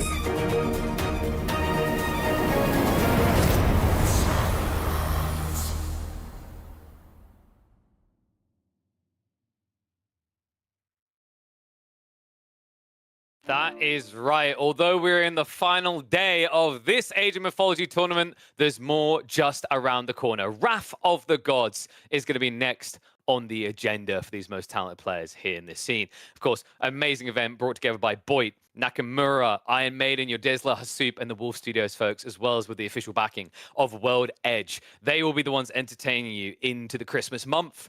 But I have got more announcements to come. However, I'm not going to spoil you. I'm going to save them for after the finals. So what I need you to all do now, if you're a player, go get signed up, get rearing to go, get practicing for the next event. If you're a viewer, grab yourself some popcorn, hunker down. The best of 5 upper bracket delivered a long and incredible series. And this time in their rematch, in just a few minutes after this break, we're upping it to a best of 7. We'll see you in a few. But there's a carnivore again. He's coming in for the backup, or the follow-up rather. With a shockwave soup, are you kidding me? TC's going up for sure, but is it going to force a restoration? But there's some nice damage dealt to Regon here still. 1 villager dead, and I think surely a few hoplites died in that process too. Here we go, where we're going to see the chaos. We got to see the chaos, but we have curse and restoration. There's the chaos. There's the restoration. There's a carnivora. What about our shockwave? Let's get the... There it is. Everything's happening. Nice. The fortress is definitely going up, but still, soup. He's got a lot of hoplite numbers, but are the numbers dwindling? Was so big here, but the heavy Murmillos, dude, I'm telling you, they're so strong. Big fight, man. Here it is, soup. There's the golden bronze dinos. There we go. Are we gonna see a resto? There it is. Is that a little bit of an early restoration? Plus, we have the Murmillo raid up on the top side. I'm telling you, dude. I'm telling you, man. I'm telling you. Big Recon raid. And you know, Recon, he's ready for this. He's got so many hero archers now, and that's why the early restoration was cast. I gotta get this out, though, Soup. I gotta get this out. Wait, do I? He shifts on the gold mine, but the dwarves are running. That's a really good shifting sense. That's a really good shifting sense. 1 dwarf dead, 2 dwarves dead, soon to be 3, 4, 5, however many. And Recon does not have a gold income right now. Let's see if the robot Recon can save this gold mine right here. Huge raid, forcing the villager berserk conversion. Sick local swarm, such a good local swarm, hitting both the military and the villagers. Oh, and it travels and got a couple of dwarves at the end. Oh, And the throwing axeman and Goaty are coming in, man. 15 seconds remaining of flaming weapons. Player doesn't want to fight here, but the issue is if he doesn't fight, that Migdal is going down and all those mills will die too. So Versus player just caught between a rock and a hard place here. Indeed, and remember, this is match point. If Recon and the blue takes this, he moves on to the semifinals, man. A freaking rock giant comes out. This is big. This is big. Is this game? A couple of big fights. Is it gonna? I mean, you would argue that it's gonna be better for Rabble here because he's the one with the Huntress Axe coming in, plus the heavy raiding cavalry. There we go. The picture-in-picture, baby. Look at that. We can even zoom in on both spots. It's amazing. Who's taking this fight? Every cavalry upgrade is the big one here. That's the big upgrade that makes the difference here. And now, ooh, Carnivore as well. Taking the fight even further. This is huge for Ulysses, is it not? He picks up a lion. He should pick up a couple of other, like the centaur. I think this is huge. Picking up. Whoa. Dude, these Contarias are so strong, and Ulysses making it work so well here. I know. It's crazy. It's a full hoplite versus like 2/3 Contarias, but Ulysses still feeling very, very confident. I don't know. I'll take the fight on the fortress even. Now he's forced to retreat. It's too much. He bit off more than he could chew. Ooh. Yeah, no, the Arcus are out now, meaning these hoplites, actually when they can get into melee, I think they're quite good. There's the Earthquake. Taking down a town center, nothing more than that. We'll see if it even takes down a town center. Ulysses can repair this. The citizens it should go down, right? Oh my god, it does. What? He's gotta be it now. Is kind of messing up here. He's way outside of his comfort zone. Rock Giant gets spawned! Are you kidding me?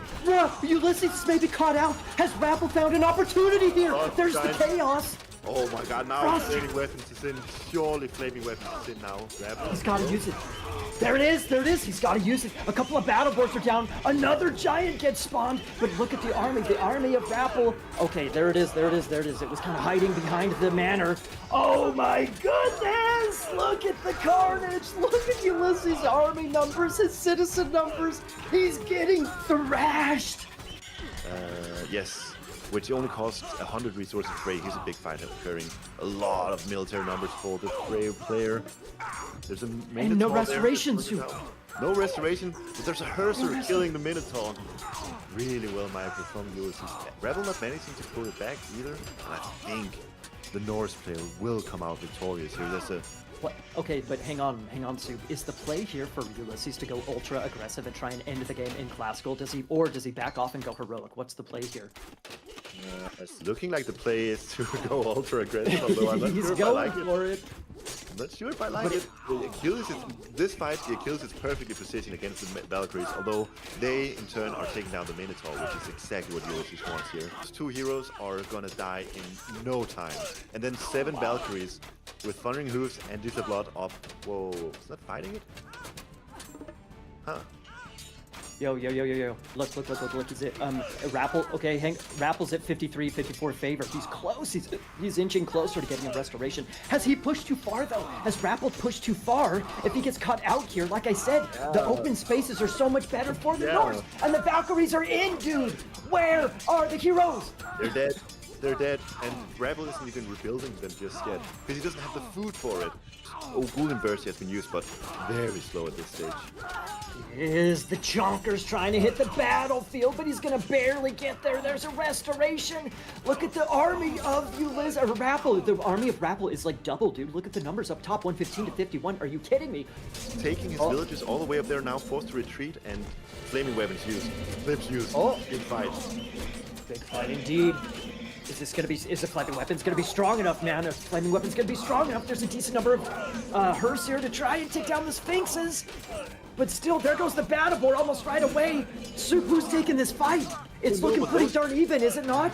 Did you see the Hearses? How effective the X-Men took down the Hearses? Dude, by all means, look at the military population. Look at the military population. Is this the day? Is this the day? The first loss of a tournament for Mista. Are we witnessing history? The Trolls for the win. Maybe. The Villagers.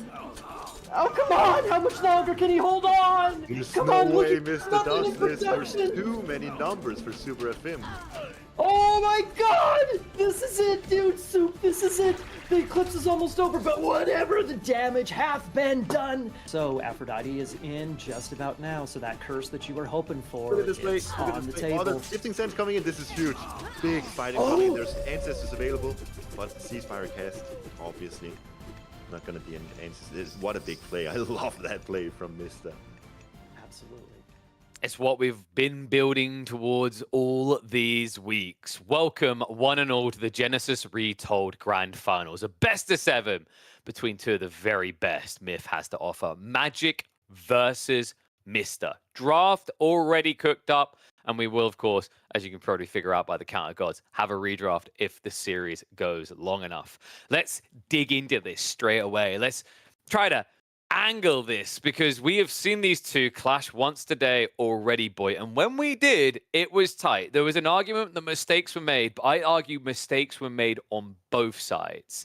Looking at the draft now, looking at the full picture, is there anything here that leans to an initial advantage for the Canadian or the Greek? Well, the first thing that my eyes are drawn to is Mr. gets his Zeus. I know it's like not a priority pick for him in the sense that he's not going to just go, I need Zeus. If I get Zeus, I know I got to win. It's like, if I get Zeus, I know that's like a win later in the series because I'm so good with it. But my priority picks are still going to be what they are. But, you know, Mr.'s learnt from his previous challenges against Magic's Kronos, and he says, get that one out of there. That being said, Magic does have Gaia. So he's still got an Atlantean to play with. He's going to be happy about that at the very least. Yeah, I mean, Winston, fair to say they both got a slice of what they want, right? I'd say they both got their favorite Egyptian. I'd say they both probably got, well, I hope he got his most comfortable Greek, got 2 of the 3. And then even on the Norse side, right, 4 a solid rounder to finish Magic's draft. And of course, Mr., we know what he thinks of Freya. Yeah, Freyr and Odin. Now, I think it's important to note, right? They're going to have to do a redraft at a certain point, right? After game 5. Well, I believe so, yeah. They will do it, right? It's not after game 4, right? No. Okay, just making sure. It's good to note. It's good to know that if we do get to a game 6, it will be on a new draft, right? So that is an interesting thing to think about for late in the series. But anyways, yeah, I know I totally agree on the Zeus. I think it's just such a comfortable thing. And if Mista goes down, I think we see him pick Zeus on Ghost Lake. I think he loves that. He has Odin for Tundra. Watering Hole, we might see Freyr. Maybe. I don't know. He's got lots of Odin for Marsh. Lots of options here. Zeus get forced on Kalauga? I'm trying to think what Mista has there. Sure, good. If Magic goes to Kalauga, sure, right. I think Mista might want to I think he might want to go to Kalauga with Zeus. I'm not sure. I think there's a lot of options, right? I think the tricky one here is like this is a very different dynamic, boy, to what we've been seeing, right? Because now we're into a best of 7. We're going to have a Civ redraft in the middle of a map draft. And that's where I think very potent, almost all flexy type picks like Gaia comes to mind, become a very big question mark. It's almost like, you know, we have this in so many different scenes with drafting where there's the gotcha moment. You almost bait your opponent. And I wonder if Magic maybe got a slight leg up with something like Gaia there to kind of utilize that before the reset to force maybe a drafting error out of Misters. Well, yeah, you're absolutely right. Like on the shout out about Kalauga, there's a world here where you drop a game and then you pick Ghost Lake and then Zeus comes through and then you drop another game and then you pick Kalauga and you get that win with the Gaia because there's no big Zeus there, the big scary Zeus there to take you out. But I mean, to be completely honest, Mister's also got Isis and Set. Both of those gods, they're not terrible on Kalauga. They're not. They've got very good options that we just haven't seen yet in this tournament. So I know that these guys will have well and truly practiced those maps and all the different gods that they feel like are going to be good on those maps. So I wouldn't be surprised to see Mister having like a decent option going. And I just got confirmation, by the way. Actually, it's after game 4 we're going to redraft. So that does change things a little bit.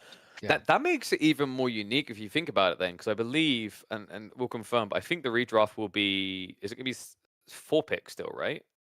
Which means you're going to be having leftover of 1. So yeah. I kind of like that. Like, you know, Winston, we've had this in AoE before for a while where we essentially give an extra pick because what you don't want is this awkward situation where you get to the final game, you're like, well, he's been outdrafted. It's over. GG. Well done. It's almost like you could just not play the game. Yeah, definitely being able to leave one out, I think, is really going to be beneficial here. I like Magic's draft. I think he's going to feel comfortable with Thor and Gaia here because they just worked really well before. So I think having them in the back pocket here is going to be really nice. I wonder what he's going to open up with on Blue Lagoon. What are your thoughts, Boy? What do you think he plays here? Well, I mean, Blue Lagoon, we've already seen how scary Mr. is with Set on this map, right? Like, he can't pick a Norse god here. I mean, Thor, arguably, you've got the Dwarven gold mine, so you might not leave your base. But if you're expecting to see Set, there's a very scary Poseidon sitting there that can do a lot of damage to those Egyptian gods. Very, very solid pick in that matchup. So I would lean into expecting the Set and go onto Poseidon, but you know, there's so many other choices here for the Mister as well, and there's not really a great counter pick for the game one here from Magic, outside of just saying, all right, I'll go Poseidon. If Mister decides to pick Odin here, oh well, we'll have a game of it. If he decides to pick Freya here, oh well, we'll have a game of it. But he's good. Poseidon's good into Zeus, good into Set, good into Isis. So it's a safe pick to kick the series off. Yeah, I think that's my bet as well. Maybe Poseidon Set. But I'm not sure. I mean, with these drafts, I feel like you always think it's something, and then people just kind of pick what they're feeling. I feel like I don't know. I don't know, man. And Set Raw, interesting. Yep, here it is. Okay, so we are going to get the Eggy showdown here. This is it's very interesting actually because you know I mentioned Isis for Mr. Boy, but I almost feel like Set has been his standout Egyptian god for this tournament. Yeah, I mean, there's been one slip up on the Set, and it was a slip up of minute proportions, right? Like it was the difference of like a shifting sands getting cast and not in a moment that he needed to have that happen. So I don't think that Mister's going to be letting that happen again. He's not going to be having one animal on a town center. He's going to be having plenty of vision, plenty of opportunities to get his shifting sands off. This matchup is a very, very strange one in that Ra has got all of the tools to just get a stronger army than Set does. He's got the 15% boost of HP on the cavalry, not the cavalry, on the Migdol units, and he's got access through Sekhmet like Set does, but also has that Osiris, which makes the camel riders boosted. So you can get boosted chariot archers, you can get boosted camel riders.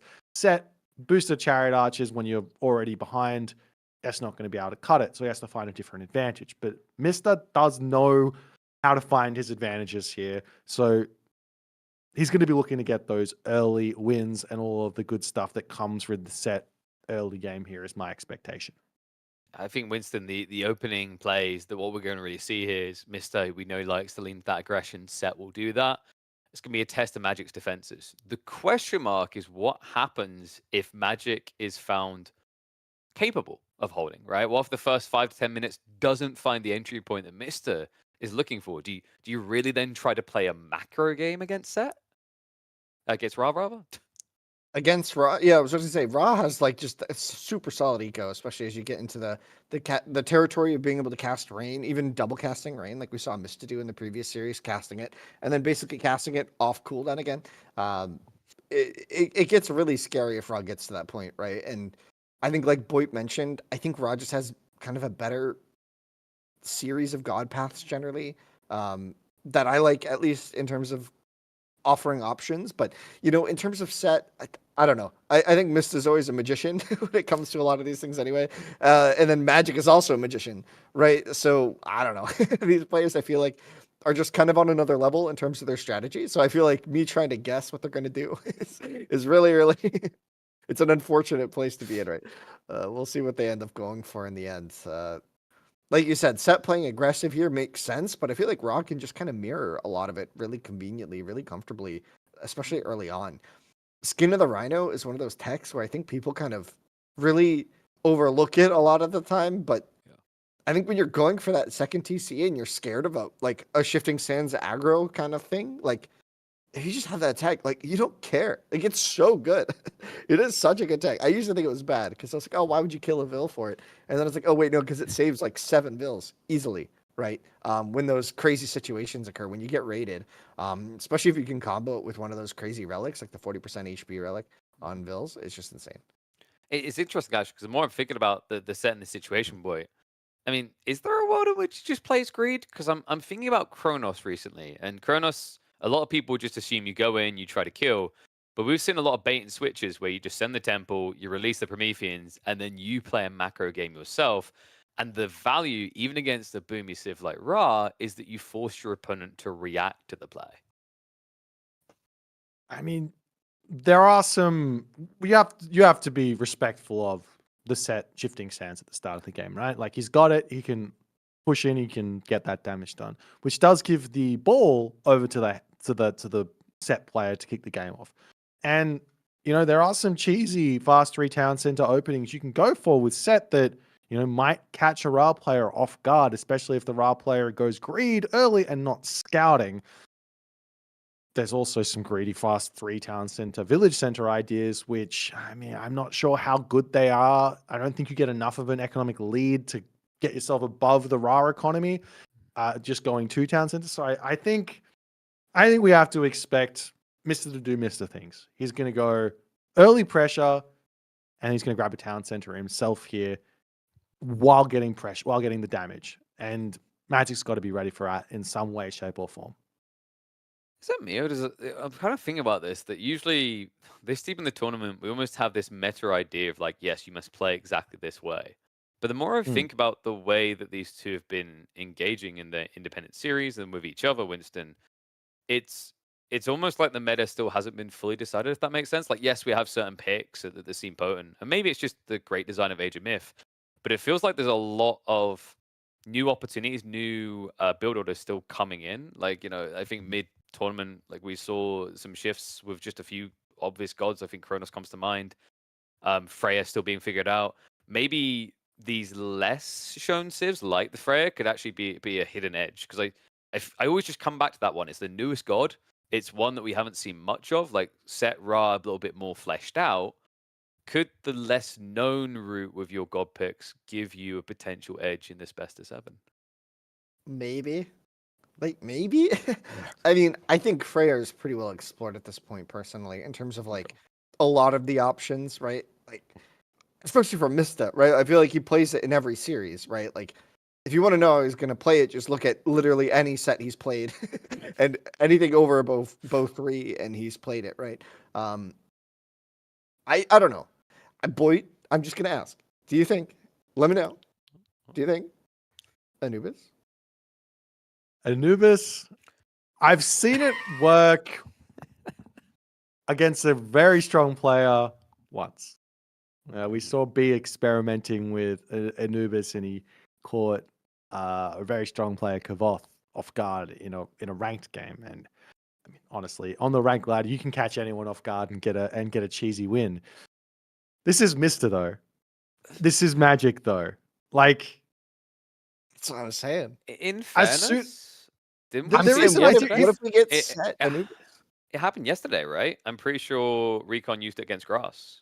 It was a New Bites Open, if I remember correctly. So, yes. What was the matchup? I will double check for you now. It wouldn't be the first time we've seen it. I believe it was set versus Oranos. Yeah, that makes a lot of sense. Against Oranos, those Anubites can really carry you. But against the Egyptians, they've got the priests. And it's just like, as soon as you see those Anubites coming out, yeah, life's tough. But here's the thing. If the Ra player is just going, and Magic is not this player, but if the Ra player is like, I got my build order, I'm going to do my build, and that's going to be it, and that build involves early farms, suddenly all that gold you need for Priest to deal with the Anubites is now sunk into farms, and those Anubites come in and make a very, very sad state of your base. Now, there is an idea of, well, I can't deal with the camel riders, with my own camel riders. So maybe I go Anubis here for Serpent Spear and for boosted favor with Necropolis, and for maybe mass Scorpion Men in the Heroic Age, or maybe a fast Mythic into mass Avengers or mass Phoenix, or any sort of favor play that revolves around Anubis and not going just the same god path as Ra into Fast Resign. Okay. I'm just thinking, we spent so much time exploring this, carving it all out. You guys can have fun the first 5 minutes of this game. So, by the way, guys, big reminder of what this is all for. $15,000 prize pool. First place will walk away with a pretty bloody healthy sum, I believe. I'm trying to remember off the top of my head. I think it's $3,750. Second place, $2,250. There's already a 1.5k difference there, but it's actually so much bigger than that. You know, like the reality is, Wallalol, single elimination format, merciless. You could argue it's a clash of metas, a situation, I think you can agree, Winston, where two sides come with different ideas. One is right, one is wrong. There's no time to reset. There's no time to think again.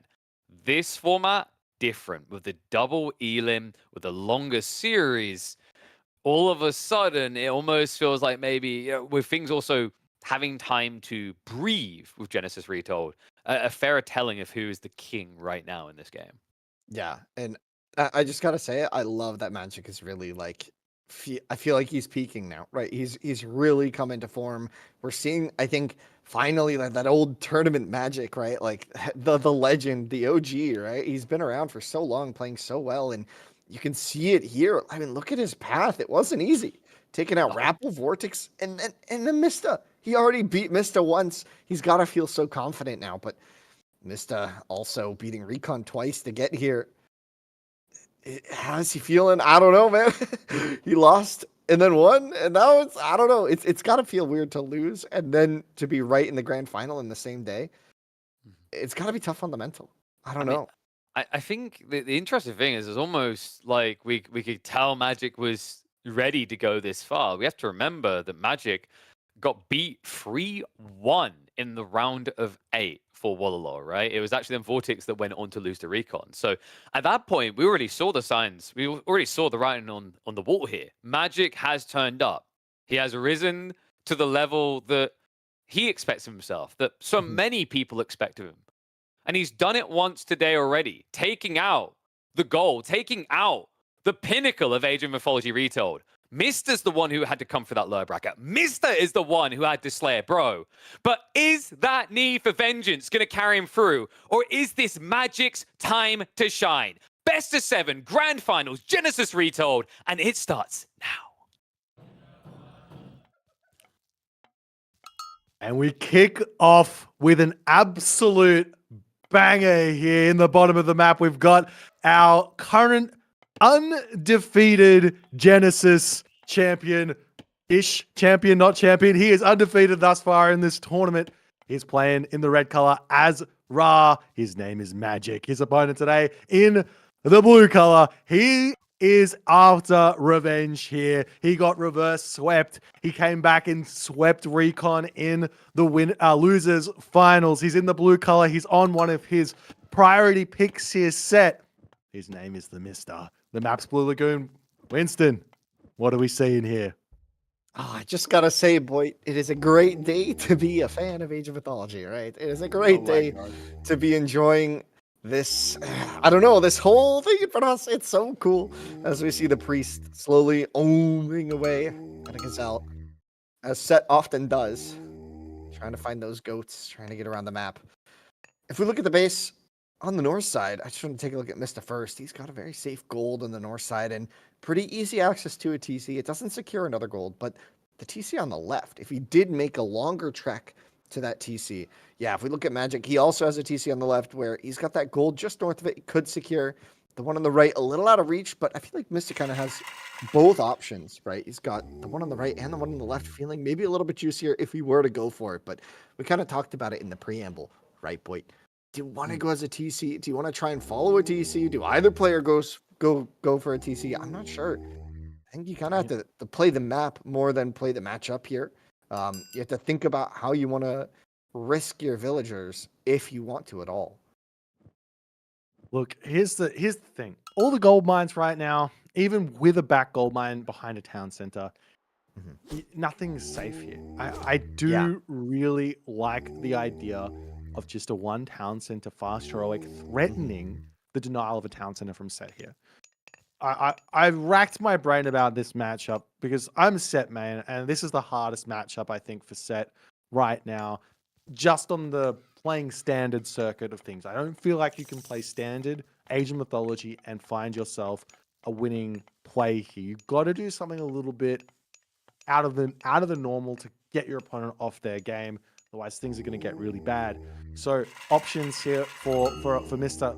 One town center fast heroic seems great with the vision to deny a town center and potentially then just go for max gold pressure, get a gold starve with just more units. I mean, that just is making a lot of sense. Maybe there's an idea of going priest siege here from the side of the Set player as well. I mean, we're seeing Tar coming through for both players, so no sneaky Anubis shenanigans, no Bast action here either. I must admit that I have seen Bast working as Ra as well, but we're not going to be going that way. Do we see a whole bunch of obelisks set up for Magic or not is the big question. What is his vision looking like? What did he go for in this early game? It looks like he's got a little bit sorted out. He sees his forward town center. He's going to be kind of knowing there's a back town center there, but no units coming out at the moment in terms of priests. Whereas Mister, he's already starting to build his own. Yeah, and we, of course, for Set, you want to add those priests really early. You get to start converting away and bringing them home. But yeah, it's interesting. A lack of vision for Magic is a bit rare. Like, not rare, but like I feel like with Raw nowadays, you can get away with so much scouting. You can build so many obelisks in the early game. I'm surprised to see so few, especially with Raw. You can tap the obelisk once with Empower when you complete it, and you will get another extra burst of, I think it's 15% more vision, which on an obelisk vision, it gives you a lot of vision. It gives you another like two or three like houses worth of loft to really get an advantage.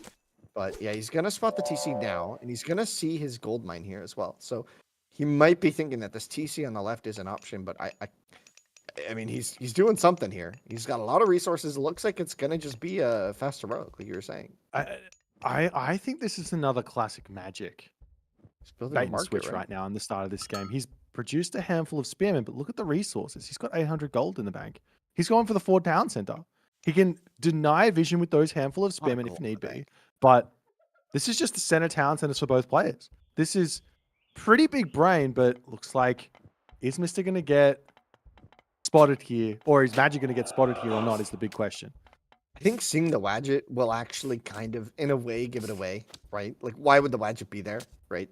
Do you want to sack the elephant in to get vision and do a shifting sands on that though? Obviously, answer is no. That elephant is high value. I think from the previous series between these two, he's not going to trust an elephant to give him vision because you saw when it dies, it immediately loses all vision. There's no like linger there. So you can't risk it. And I think the risk you have there is you just give an elephant to the TC, right? That'd be crazy. So much food. That almost confirms that you're going to be later to heroic if you just give them an elephant under the TC, right? This priest, snipe on the that's priest as well. No more elephant steal. You've got to keep those animals away from the Set player because it's one, it's economy, but more importantly, you can use those to make a really, really big push here. The question is, where to next? Is Mister just going to go for a naked fast heroic here? Does he feel confident enough? Magic's already set up the barracks to get some pressure going on. Walls coming up all over the place. It looks like it's going to be that naked fast heroic. You can hit yourself somewhere in the vicinity of like an 8 minute 15 fast heroic if all things go really well for you as the Set player, and you can put a huge amount of pressure onto your opponent. But I mean, the question is, how fast can your timing hit? Oftentimes you can see the Ra player go for a really, really quick Mythic Age behind all of this. We're seeing another priest getting sniped down. That's Magic, so huge. he is in his element right now, and he is going to be feeling really great. 2 priests off the board. That's huge for him. He's going to be able to build Wadgets as well if he feels like it. He can go in with the Tsukos here as well. Winston, I'm liking Magic's position. Yeah, you definitely want to be like angling towards that macro game in this matchup, I think, as Raw versus Set. But We'll see what Mista's got planned, right? Because I don't think he's just going to sit back for forever, right? He knows that if Shadoof starts getting researched and we start to see those farms, that you have to have a plan, right? You can't just let Raw get to Rain at this stage of the game, right? But we'll see the plan. Well, is this? It is. Yeah. So Sekhmet's the got a choice here, and I've been seeing a lot of different. Wait, yeah, Sekhmet for Ra. So I've been seeing a lot of Ra players going one angle goes Sobek, one angle goes Sekhmet. Sekhmet got a very, very huge indirect buff. Now, it got a Citadel thing that is boosted as well, so you get faster upgrades and all the stuff that comes from that. But the indirect boost to Sekhmet was Chariot Archer buff. And Sekhmet has Bone Bow. Bone Bow, 3 extra range. That's huge. You can zone out your opponent's Chariot Archers, and now Magic, he's going to have himself Ra with a boost of 15% HP, and he's going to have himself the Chariots. All he has to do is survive, and his army quality should be enough. And he's going to Citadel, and that's going to hold that forward. No, Citadel in the main town, so it doesn't want to lose it. Okay. And beyond that, there's actually another boost that I forgot about. That second cast of Citadel is only 100 favor, so you can get a ISIS level population lead very easily. Yeah, it's gonna get crazy pretty quickly here, but on the side of Mista, I'm not really sure. He's later to the age up. What's his game plan gonna be? Does he just commit to barracks here? Well, I mean, he's got to hit a timing, right? I keep on talking about the problems of setting this matchup. Did you just go for a Mythic Age? You have to throw a Migdol down to get it up, but I mean, that's an idea as well. Fast Mythic through Horus or Thoth, and then you just... Actually, it makes a lot of sense. Fast Mythic through Thoth here into Valley of Kings to pressure.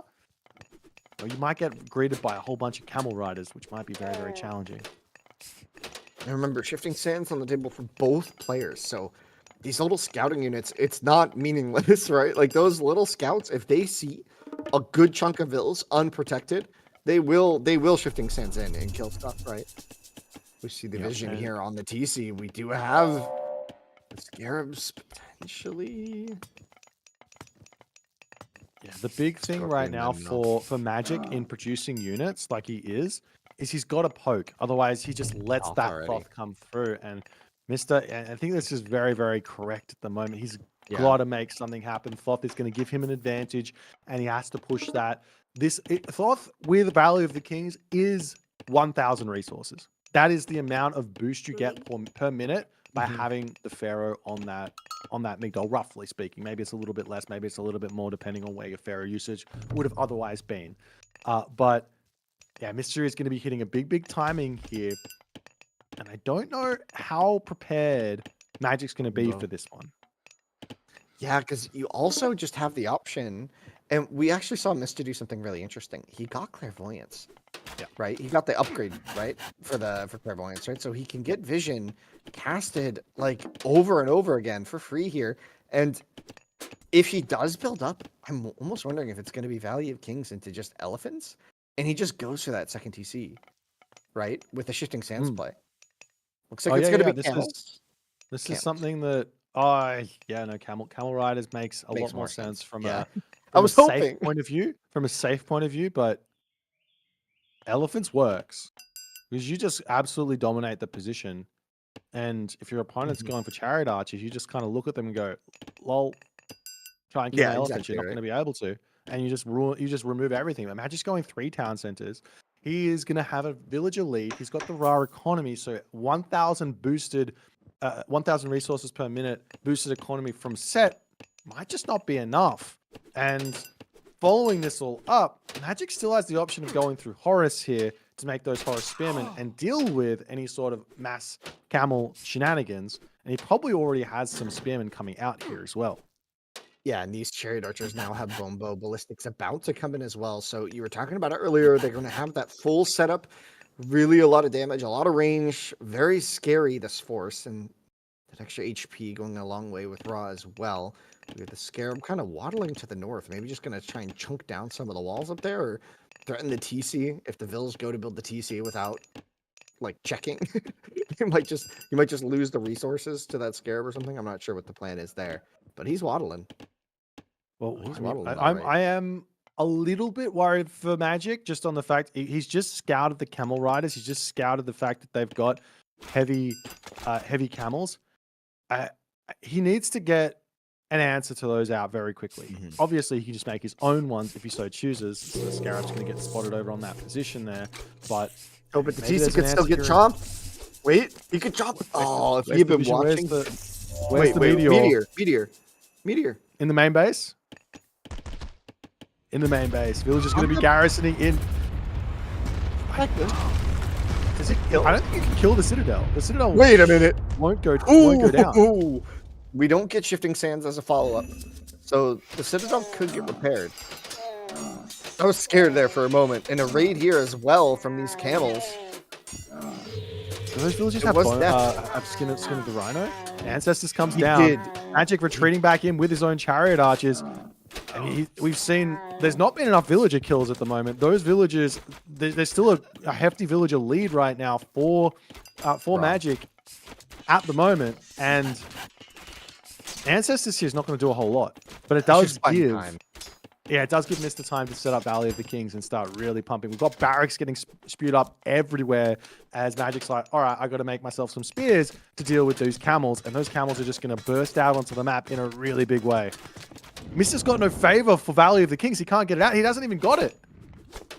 Yeah, he doesn't care right now. He doesn't care right now. He just needs to use what he's got. He's gone for unit upgrades over Valley.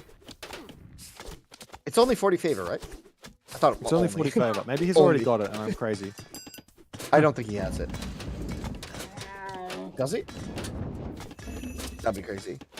Anyway, the game is progressing. There's a big, massive chariots, and in low numbers, the camels can't really engage against this. The chariot archer mass is going to be huge for quite a while, and once that spearman frontline kind of comes in, it does really pose a problem for these camels. And there's no Sobek here, right? So there's no Dark Water. There's no Osiris, so there's no Desert Wind. So you're really honestly, just it almost doesn't timing.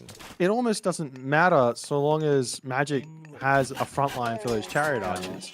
Like we say, the camels, they're obviously going to beat the chariot archers. If you've got like a handful of spears here to just tank, then the rest of the archer ball is just going to carry you through because the DPS is quite high. But the question is, does he have enough stuff? The champion camel riders are really, really strong right now.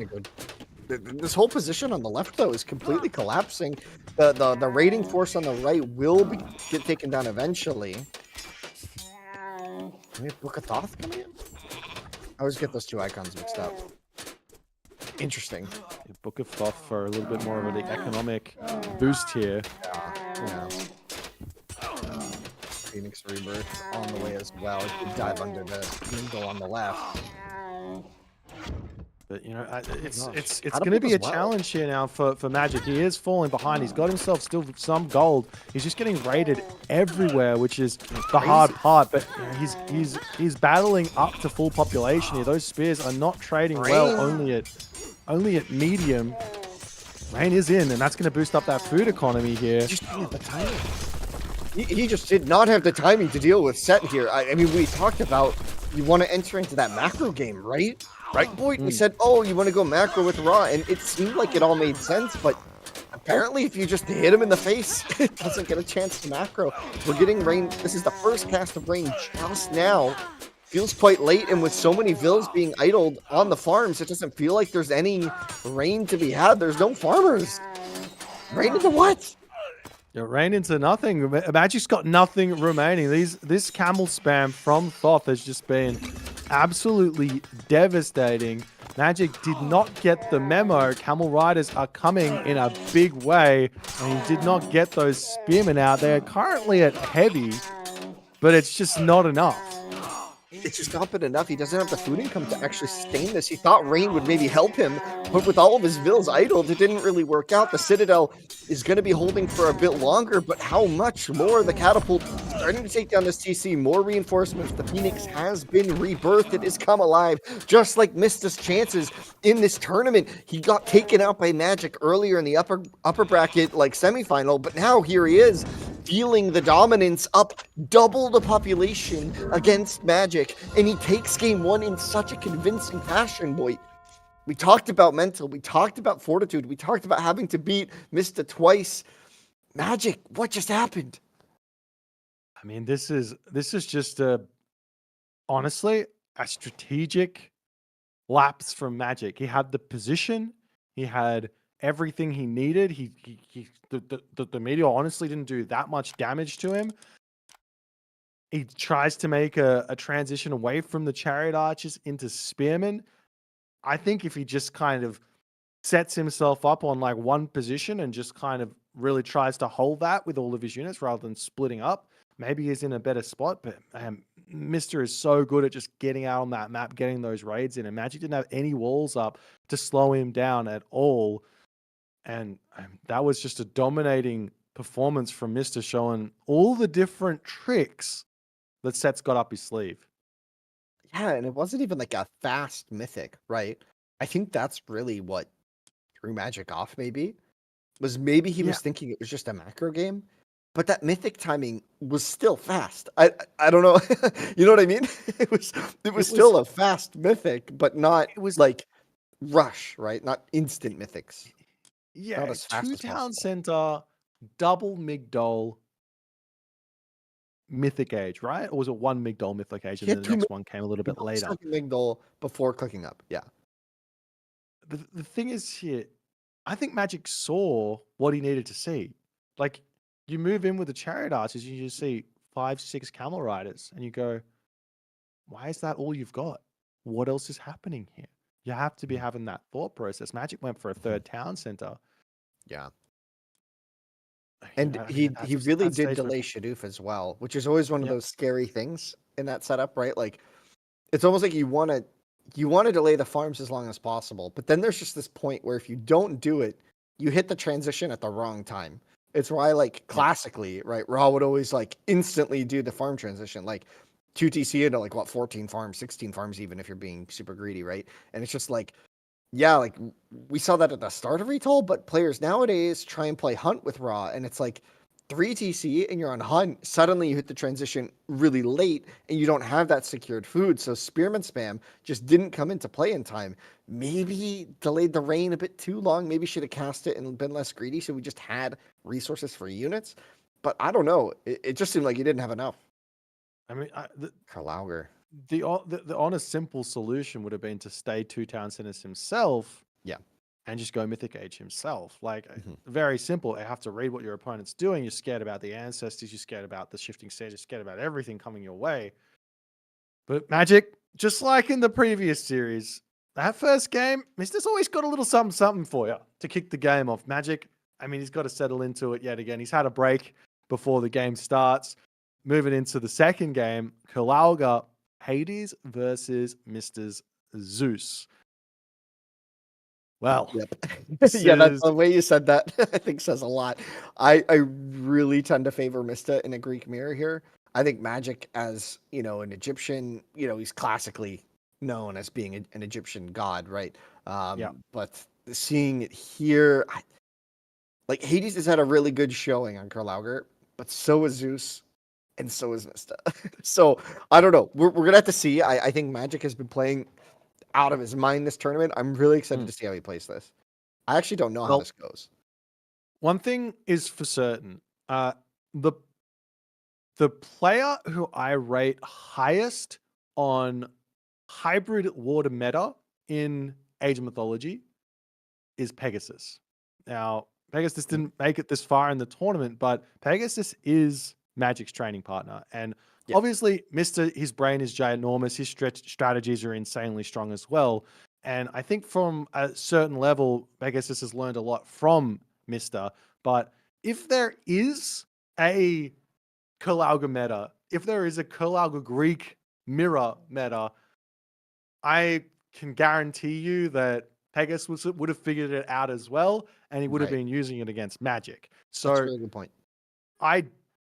want to go out on a limb and say Magic knows what's coming for him, regardless of what Mr. has cooking. I think that everything under the sun would have been thrown at him from Zeus. Pegasus is Zeus main. Yeah. So it's a matchup he's going to be very familiar with, I'm sure. That's fair. That's super fair. But does Pegasus play Zeus? That's his main god. Mr. does? I Like, don't know. I don't know. I don't know well. if he plays They it both like played Mr. very does. well. I don't know if he plays it like Mr. does, but It's a little different sometimes, I'd like to say. But, I mean, they're both exceptionally good at it, right? So, yeah. for sure, I mean, Magic has had good practice, I guess is what we're assuming here on this matchup. It's hard to practice every map, though, that diligently, right? There's only so much time in a day, right? But we'll see. I mean, maybe Magic has had the time. I'm excited to see this, though. 2 minutes away. And, oh, boy. We got a series on hand. This is a best of 7, boy. So we got the distance to go. If you're thinking, oh, Mr. look dominant, it's just gonna be like other sets you've seen from him in Magic. No. Don't forget, this is a bow 7, and he just got reverse swept by Magic. So anything is possible here. I'm historically, Winston. Yeah, Magic and Mr.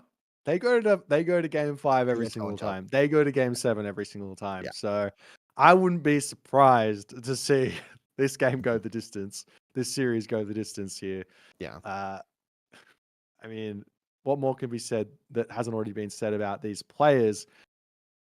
But, you know, you have to go going into the second game, winning that dominantly from Mr.'s side and say, I've got the momentum. Maybe we go for something offbeat here just to push Magic around a little bit and just say, look, I mean, there's a meta and then there's my meta. So I don't know, but I mean, where are the advantages? Where are the disadvantages actually in this matchup? You got Hades has got the better archers. Who's got the better hoplites? But I mean, better archers are better than hoplites, right? We'll see, Magic's though. Magic's also got the better. Hades has also got the better myth units. So in the Scala versus Scala war, that goes into the favor of the Hades, though the Zeus has got the favor gather rate bonus, so they're going to have more Scala. So there's also a bolt on the table, and there's a whole bunch of things to account for.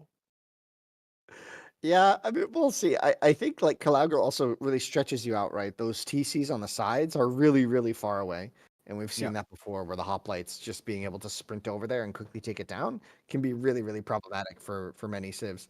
That's why Zeus is kind of liked here, I think, right? Is they kind of deal well with the mobility and then really good myth units. They can push down the center quite well. It just kind of works. But yeah, Hades as well, kind of feeling a lot of those same things, just a bit slower, it seems. Like a little bit slower pacing to that death ball. Have to build up the tox mass. But we'll see. Well, we'll have to wait and see as the players are now getting into this game. We see Magic spawning in as the red Hades at the bottom of the map. In the top of the map in the blue color, Mr. Currently up 1-0 in this best of 7 series for the Genesis Retold Championship here. It's been a close one. There's been blood spilled throughout this tournament. The rivalry stretches back as far as Age of Mythology's lifespan itself. And these players, they both want to win just as much as each other. But we've got Kalauga. What are you seeing here, Winston? Well, taking a look at some of the TC positionings, right? And the first thing you see is that they kind of skew towards the other way of each other. So we could see a pretty even split here, 3-3 at some point. But I'm not quite sure. Usually when one of the middle TCs get taken, it's because someone has enough units to kind of march down the middle. And when they do that, it can generally lend to the next TC. On the sides, though, the gold mines that they're protecting are really, really far away, but even kind of close to the water, so ships could maybe be relevant there. But usually on this map, we only see the myth units, the free ones, coming into play as like the real navy. We'll see there. The scouts scouting. They're scooting around. Scouts. I'm scouting. I'm scouting, baby. I'm scouting. Oh, dear. Well, I mean, yeah, so options. It's water map. You've got to go for fish. The fish is essentially a non-negotiable. There are some pretty wild fast advances into pressuring your opponent, but in the end of the day, you're going to be having a very, very tough time of it. If you go for those, you really have to get huge damage done. So getting Fish out to kick the game off, it's basically like just getting a town center, but at the start of the game. So you can't say no to that. Mm-hmm. After that, though, the question goes, all right, well, do I tech? Do I get more eco? Or do I make military? And for me, I'm still not sure what the best option is. So I'm very excited to see these guys showing me the way, because this map is very confusing. It's a really hard map to play, right? I think that's like an understatement. Even Yeah. it's an incredibly hard map to play. You're getting really stretched. You have to garrison your fishing ships against a lot of different threats. And the dock will only shoot back against the naval ones, right? So it's just a very awkward situation when your fishing eco is getting like attacked. But it's not usually that worth like investing in a proper navy here as well. Generally much more preferred to invest in land. It just gets messy. It just gets messy. That's the things that we like the most in this game. A little bit of chaos for your finals day. It's a good time to be alive, that's for sure. One thing, Worshipping Hyperion right now, then, like actively. I'm worshiping. I am chaotic evil, so Hyperion makes a lot of sense. You know, In this moment, you're worshipping this Hyperion. That's crazy. That's crazy, dude. Player 3 has entered the game. Boyd ages heroic with chaos. We're going to be seeing Magic go for a very, very fast age up here, and also throwing a whole bunch of villagers over onto the temple. He wants to get Volta Verbis. He wants to get economy going. I mean, there could be a world where he just goes for a second Minotaur really early, but with 0 villagers on gold, makes no sense. He just wants to get that gold income advantage over the Zeus of the Mister to find some sort of advantage. Cooking Athena for both players. No center.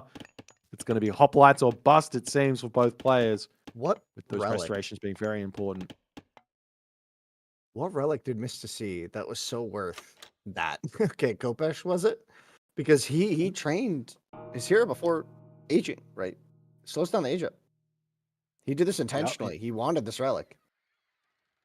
This is one thing that a lot of Age of Mythology players neglect on water maps for whatever reason. I don't know why. I mean, I'm also guilty of this. It's like you're so locked into your own build order that you forget that maybe you should get a hero out and get some relics. There's always good relics in Retold.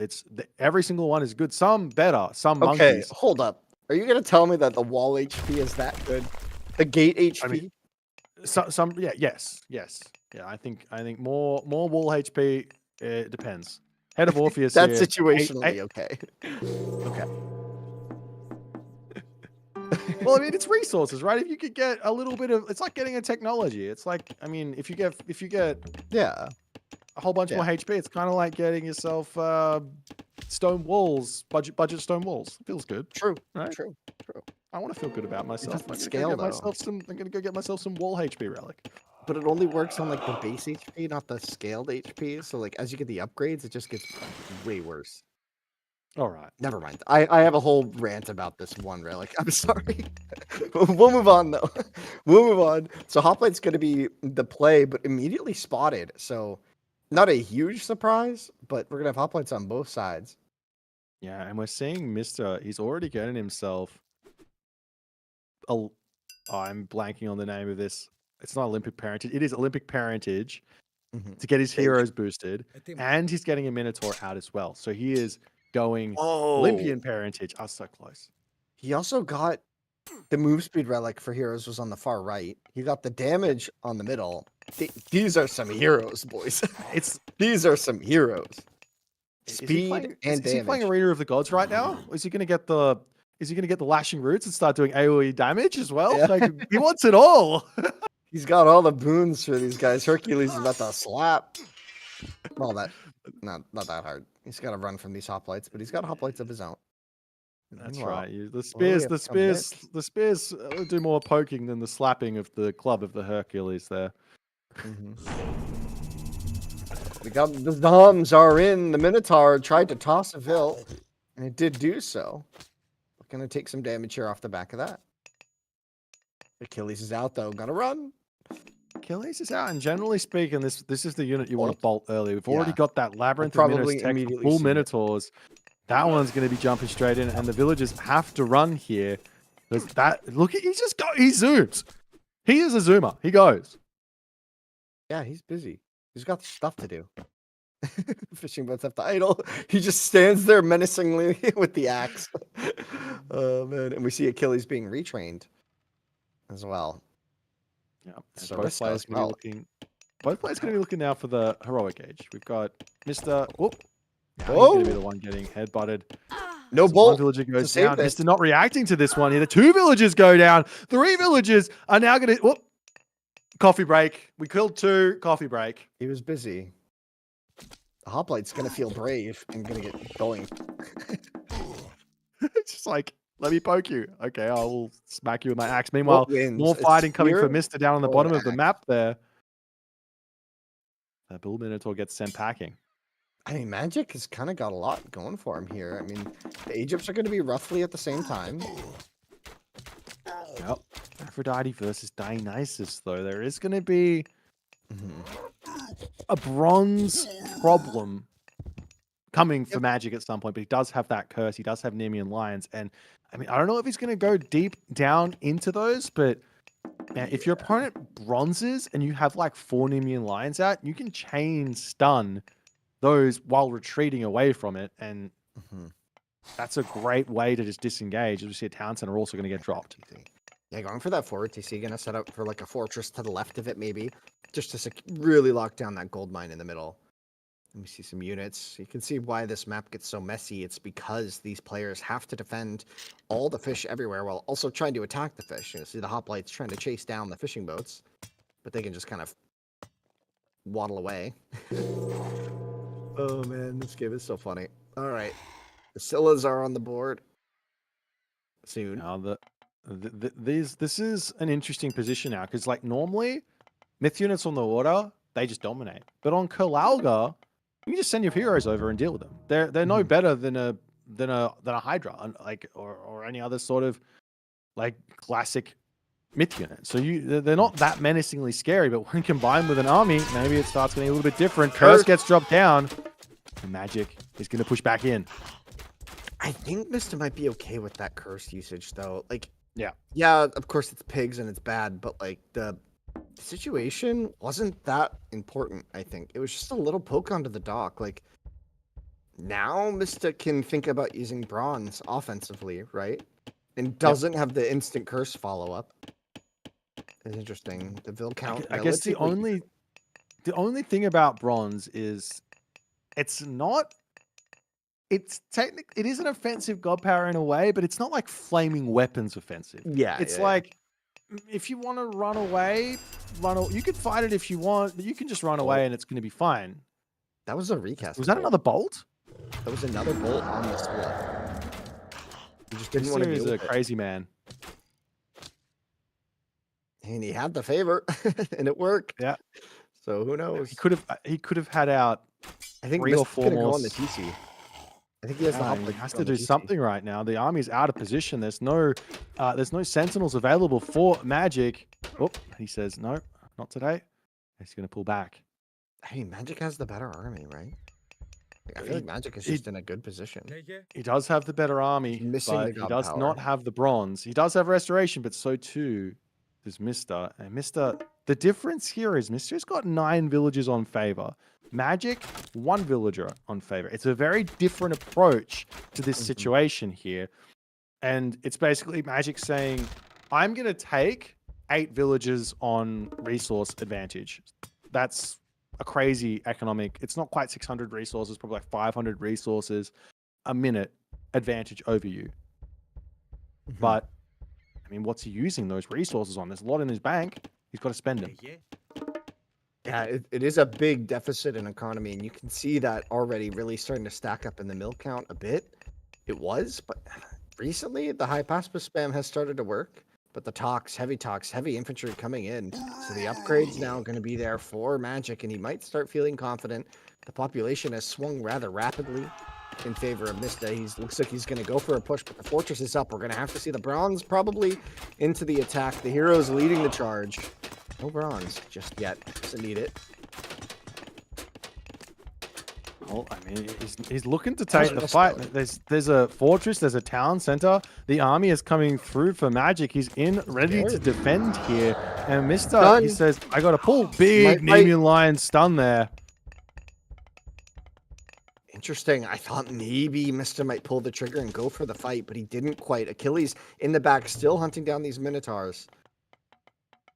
Fortress on the front there, going to probably be for some siege, some protection, some quicker access to heroes. The hoplites get pulled to run to the south. They're going to go for the wrap, but that leaves the Hypaspis on the front pretty exposed. The Talk's going to shred through them with just a little bit of front line. The Fortress going to get spotted here. No, Magic's going to back up.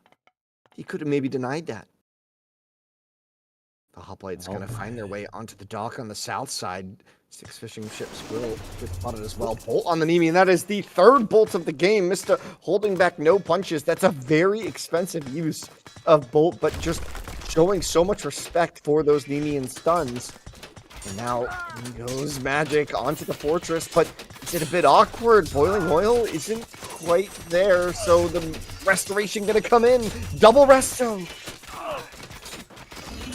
Is this even the full army of Mr. in here? It feels like there's only a handful of units at this point. The hoplites went and took out a dock. They're not going to be going for the main town center, though, of Magic, as Magic is trying to take this fortress out. This is a big moment. The town center will be falling, though, for Magic very quickly. I think that the fortress in the center is going to go down, and what's more important here, this gold mine or that town center? Magic tries to get over to repair the town center. He's not able to do so. The fortress still alive. Villagers now going to get targeted down here. The population of Mr. has dropped down to 120 as those hoplites still not rejoining into this fight. The fortress still alive. Now the hoplites coming in. Wait, and can Mr. clean this up? The fortress is still here. He's going to absolutely clean this up, I think. And keep in mind, Magic's got more units coming. Oh, the army is kind of getting in a weird spot, a little bit of weird formation. It's still there. The fortress is still up, but now we've got the Shades rejoining in onto this fight here. Magic has found himself somewhat of an advantage. Jerry lost his town center, but he still has the villager lead coming through here. The favor is still popping up for Mr. He doesn't have anything to use it on just yet, but I'm sure he's going to be looking for another restoration fairly soon. And now Magic says, all right, I can't just take your fortress down with my units. I'm going to get a Petropolis. I'm going to start sieging this, and it's going to be down very, very shortly. Meanwhile, Mr. says, it's time to go Hera in this game, and Magic's like, it's time to go 3 town centers. You can't afford Hera, though. Like, Hera's way off, and he just got back onto gold, and Magic's here again. I don't think we're going to see Hera this game. I think Magic's looking for blood.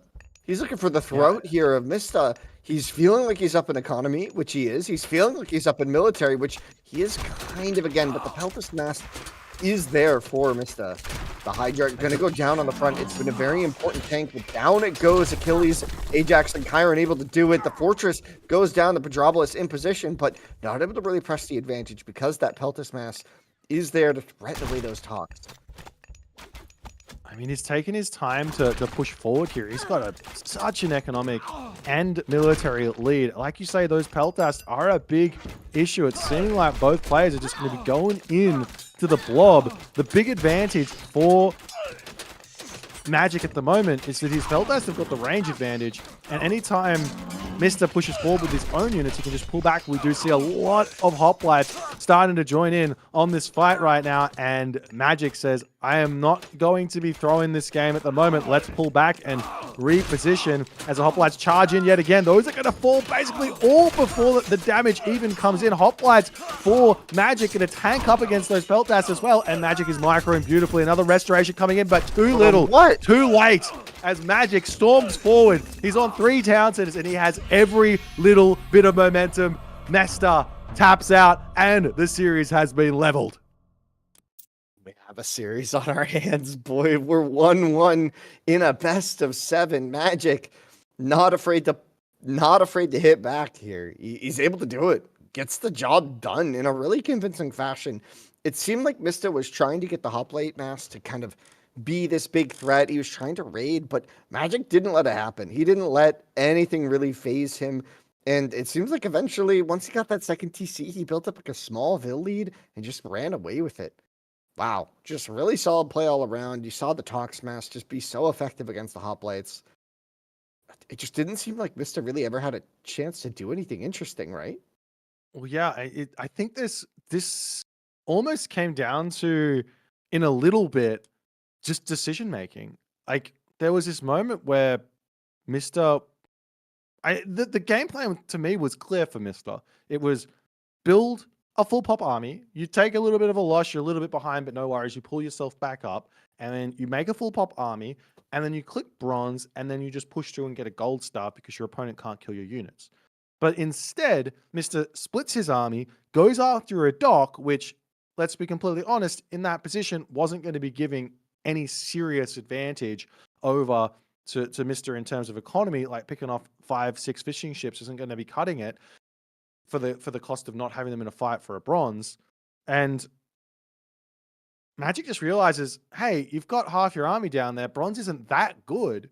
I'll sack a town center to win this fight here and force you to have to hang around in the heroic age instead of getting that lightning storm off. And he converts the win beautifully. Yeah, kind of crazy. I think a lot of times whenever I see people try and like raid Hades, it just doesn't work, does it? When you just have Achilles, if you're trying to raid with myth units, you have Achilles and the Sentinels. How do you beat the zone? Right? Like in terms of like actually raiding effectively, right? Yep. Yep.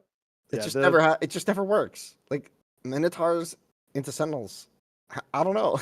I think the closest I've seen it to work in tournament was Recon versus Mister, which was Zeus Hades with Recon on Zeus, and he did like a triple Minotaur attack at the start, and he almost got a gold star but couldn't quite convert in the end. I remember that game. That was the closest I saw. But yeah, I think you're right. It's just there's just such a difficulty to get in and get that value there. You got to find the value elsewhere. And I did think that Mister's idea of just a big bronze blob and go would have been a challenge for Magic to hold there, but in the end, he couldn't quite convert on that strategy. But we've got game 3. Yeah. We've got Gaia. We've got Isis. Yeah. We've got Oasis. Yeah. And Winston. Yeah.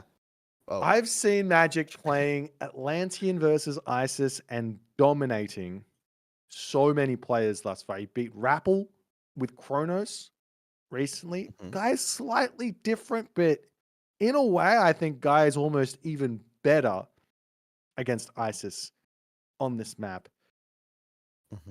That being said, this might be the time to pull out Anubis. Anubites. I just got happy. Oh, come on. Give me the Anubites, man. I want to see it. I want to see it.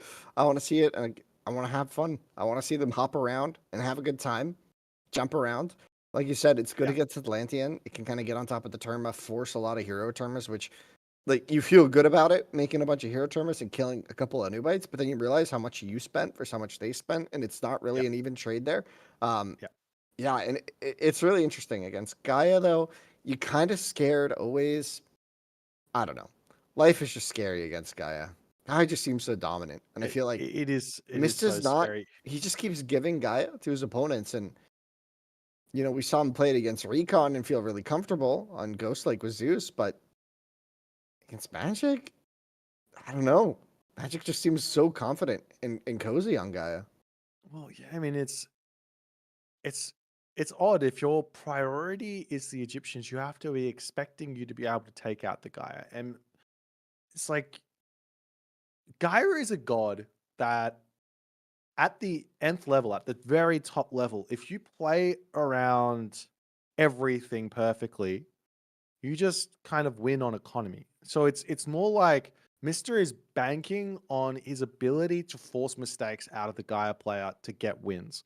So whether that's going to be a big fat Ancestors Eclipse timing attack, whether that's going to be a Nubite raids, whether that's going to be some sort of crazy mummy sort of idea. One thing's for certain, though. Isis does have a small counterplay, and we've seen it from Mister in the past, and that is Isis Monuments. We've seen how dominant Implode can be. Isis Monuments block that They make it very, very challenging to get that one off. So if Yeah. Magic gets in a pinch and can't really make anything happen, I think Mister's not going to allow any god powers to be cast on top of him in this game.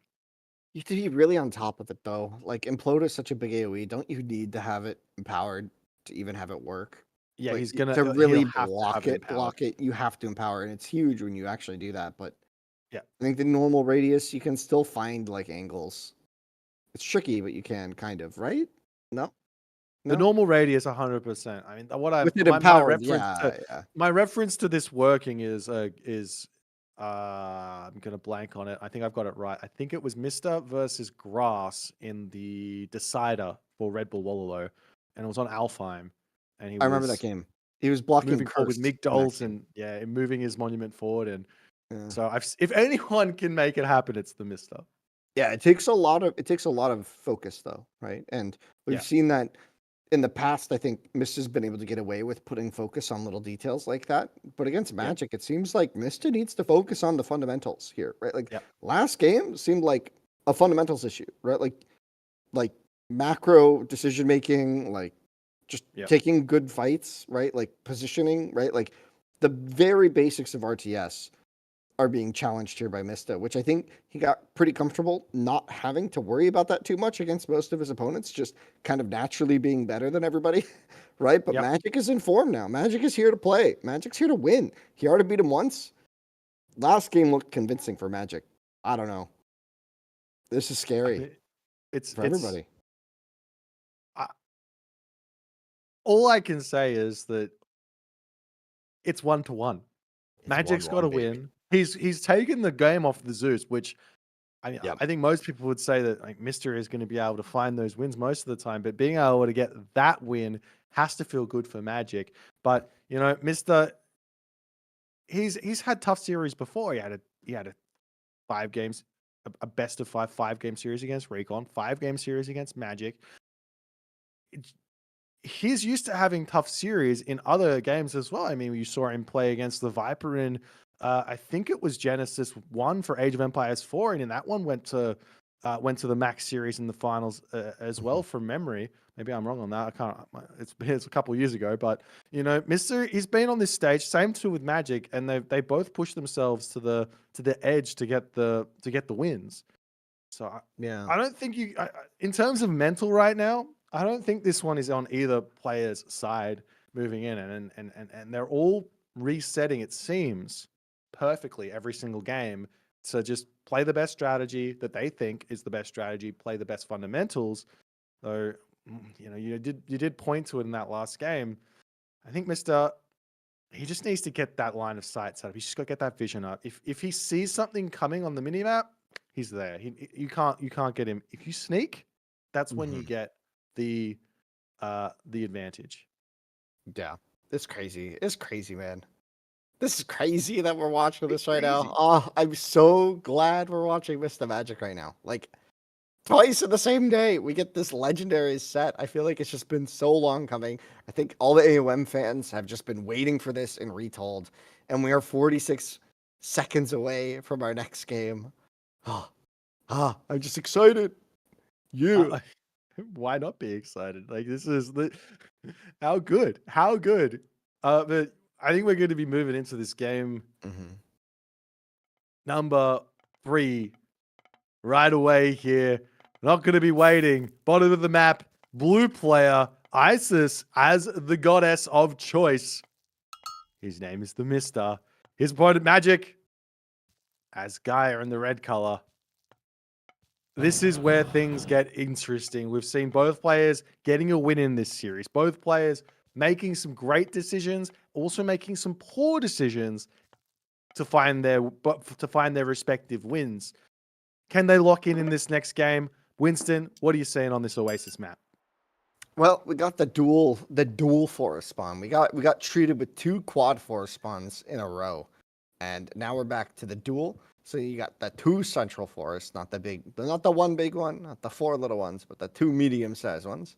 And we got some pretty even positionings in terms of stuff. The secondary golds do come to mind as being very forward, but you kind of have the protection of the forest here is that it forces your opponent, if they want to attack one gold mine and then the other and then the other, they do have a very long rotation time, whereas you can kind of go through your base a bit more efficiently. So that's going to be kind of the idea. Neither player really has a close TC that protects the gold mine, so playing for that can make sense.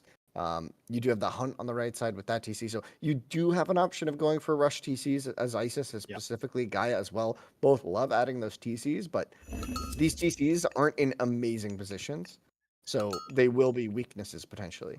As we've seen many times, adding a TC that's in a really bad spot, you kind of have to then play around it versus like God TCs that protect a bunch of resources and make your game safer. Here, it's going to make you more exposed. Do you think... No. Now, I've talked about like a really defensive village center before where you put it in your main base. But do you think if the best option is to get a good town center, but you don't have the settlement available, that it's ever worthwhile moving out of your base to drop a village center on, like, say, on a hunt pack or in a gold mine? Specifically in this matchup. Or is that too crazy? Well, because this matchup can default to some like 2TC heroics, right? Like, because it can go to that, maybe. But I feel like those village centers, to me, whenever I play with them, they are just such a big weakness, right? It's the easiest thing to attack. It's the easiest thing to punish. Like, it never feels like it's this, oh, this game-winning move I did. It's, oh, here's this big, tantalizing, bodacious activity I've made for my opponent to come hit, and then they just come kill it. And it's not even as good as a normal TC, right? Like, it's just, like, you're not even up an eco as much as you'd like, right? Maybe if village centers were, like, cheaper than a TC, like an actual proper settlement, to compensate for the fact that they're so much weaker, right? But they train vills slower. I mean, you can age up with them at the same rate, right? But they train vills slower. They have way less HP, less garrison slots even, I think. So, I don't know. I'm just not sold on them even being good right now. All right, I'll pack it up. Maybe we'll see it at some point. But I mean, I do have to respect, boy. You have brought it up in every single set today, and I have to respect the hustle, right? Just like I brought up Anubites. I want to see Anubis. I want to see village centers. I just want to see these weird things that we don't get to see very much. We got Bars, we got Oceanas, we got nothing new here. We've seen all this before, but Magic is already out on his second hunt. It's spotted by Mr. The difference here in this game versus all the other Egyptians that Mr. has is no shifting sands. So if Magic does want to grab that town center behind him, he can simply just do it. Heroize some citizens, no problems. Deal with the Sphinx, no problems. You're all good to go. You've already got the free 2 citizens as well. It doesn't actually look like Magic's going for that fast second town center at the moment, though. He might be dropping a military building and doing something else first. Can it be my turn to repeat something we've talked about a lot? Where's the monkey relic? Because we've determined that is... The monkeys are there, right in front of you. That is not the monkey relic, though. We all know. Come on. Come on. This is like... everything to me. Oh, no. Okay. Well... no one can win this game. This is it. This is the last game of Age of Mythology. It's going to go on infinitely. This is some vintage. This is some vintage ISIS opening from a Mister. Yeah, right. A little history lesson for those of you who don't know Age of Mythology very well. There was a player back in like 2009-ish, well, up to 2015, by the name of Magyar. He now goes by Vizichachi. He's a pro League of Legends player, but he developed the early priest harassment sort of aggression to deny town centers and give the ISIS players some advantage early. And it's absolutely wild to see that strategy is somewhat still alive and well in the Mister. He was one of the players that had to play against it back in the day, and he still goes, we're going to just get forward and see what's going on. But the turn we're on the way. Mister's going for a second town center. It's not going to be able to be denied. It's not the best town center. We see the Carnivore, but too little too late, as the Pharaoh going to be able to deal with that one. And that's it. Yeah, it's kind of a jank situation as the Derma come as well, but the piece goes up and it's just kind of like, well, what did that really accomplish? Idles some vills, idles the TC a bit, but to what? I'm not really sure. I always see that from players, and I gotta ask you, do you like that use of Carnivora? Just to damage the TC? Like, it does force repairs later if the player wants to keep it up. It's If there's, annoying. I only like it if you got full vision on the town center before it starts, and then you put it up calculated. Like you go, I'm going to put it up at 200 HP or 300 HP, and it's going to deny the town center. But we see Magic here. He's going to be getting himself that second town center coming up, and he's going to be chasing in a way, but to be completely honest, it doesn't really matter if Gaia is chasing ever so slightly behind an Egyptian second town center. It's completely fine to be in this position for Gaia. You're probably gonna catch ahead up. still. You're probably right, because of not how probably. He is ahead still. Yeah, he's still ahead, right? He's got all the eco tech, so he's feeling really solid, right? Probably a lot of the eco techs. You get a lot of them, Gaia, right? Yeah. Does he have? Do you think he has heroic ecos yet? I don't don't know. I think so. didn't Not check. with the Terma that has come out. Not with the Terma, right? So probably not. Oh, He does. he There does. you Yeah, go. so he's Never he's mind. ahead. He's just ahead. Magic has been following the fundamentals. He's watched the series. He knows how important you get economic upgrades first, and you get your military upgrades, get your town centers. You're all good to go. Perfect. A lot of fundamental vills plan. on berries here because, like, we were talking about those TCs, right, Boy? There's just Yep. no safe food, and you could go onto the goats maybe, and that is one of the key differences between these two TCs. Is one had the hunt, but I don't know. It didn't really seem like it was possible to approach that anyways. The Sphinx completely unupgraded. The first upgrade coming in though. Yeah, these Sphinx are going to be the challenge to deal with, right? Like, what is Mister's big plan? He's always got a grand scheme going for him in these games. What is he going to go for? This game, Sphinx, Ancestors Eclipse, huge timing on a second gold mine. Magic's already out on his second gold mine. This is the hallmarks of veterancy in Age of Mythology. How do you lose the game? You lose it by getting gold starved. How do you give yourself a little bit more time in order to stay alive? Well, you get map control, you move out onto the second gold mine nice and early, and then your home gold mine gets to last a little bit longer. Mister, he's very smart. He's already going to be having ideas of checking this one. You kind of give it away a little bit with the Gaia Lush, but I don't think that Mister's going to be able to get too much damage here. Nephthys is on the way. We're going to be seeing Thea coming through very, very shortly. Just need to get that armory or market up. Sphinx come through. Villagers garrison in. And the Terma here to say g'day. Yeah, but we do have Nephthys coming in as well. So Ancestors Eclipse going to be an option soon. It is tricky to deal meaningful damage against citizens a lot of the time, simply because there are so many garrison spots for them to hide away. But if they're like isolated, like on this gold mine, you can just beat it down, right? You can just take out the manors, right? Yeah, well, there's the Ancestors Eclipse, and he's going to be greeted with a handful of hero Terma. He's got to retreat away. Villagers just simply going to be garrisoning. He can take the manors down. That's totally true, but that's a lot of time to be spent to do that. The hero citizens are available to start shanking away. Better to fight the Oracle? Like, I don't know. I mean, I guess this is buying some time, but this is not the damage I think Mister was looking for yet. We'll see. Idling the gold is nice. There's some... Oh, hold on. These vills are stuck. There's no way out of here. Why are they on that side of the wood line? Definitely not Magic Intent, especially when he still has Gaia Force to be getting. The Terma going to get hunted down as well. So much damage now. Ancestors, though, only 15 seconds remain. Is this enough from that combo? I mean, to be completely honest, you've idled 4 villagers for this time. 4 citizen. You killed 2 citizen. It's good. This isn't a lot of damage. Like, there's 3 citizen you killed. That's a heroic and a classical age god power gone. And Magic's now going to be able to make a ton of Clontaris, but we do see behind this, Osiris wants to come through. We were talking about the grand scheme that Mister's got cooking. Double Migdol strongholds through Osiris. Mummies are insanely good in this game in combination with Osiris.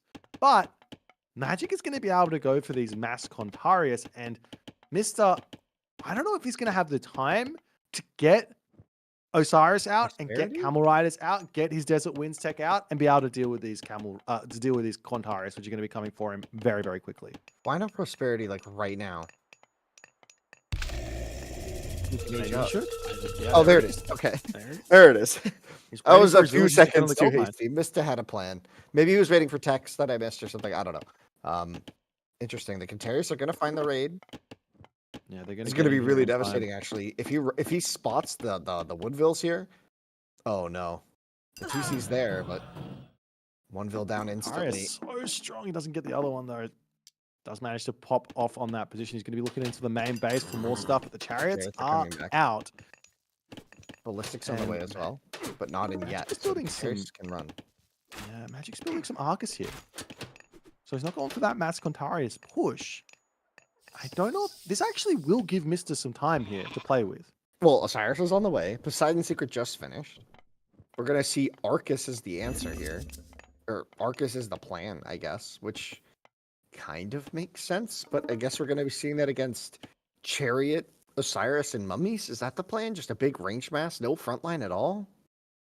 Maybe Camels will be coming into play later. Magic had a lot of success with Camels earlier. That was the thought. Well, I mean, the weird thing right now is just how. Well, I guess it's not that weird because Ancestor Eclipse did delay the economy a little bit from Magic, but Mr.'s economy is stonking here.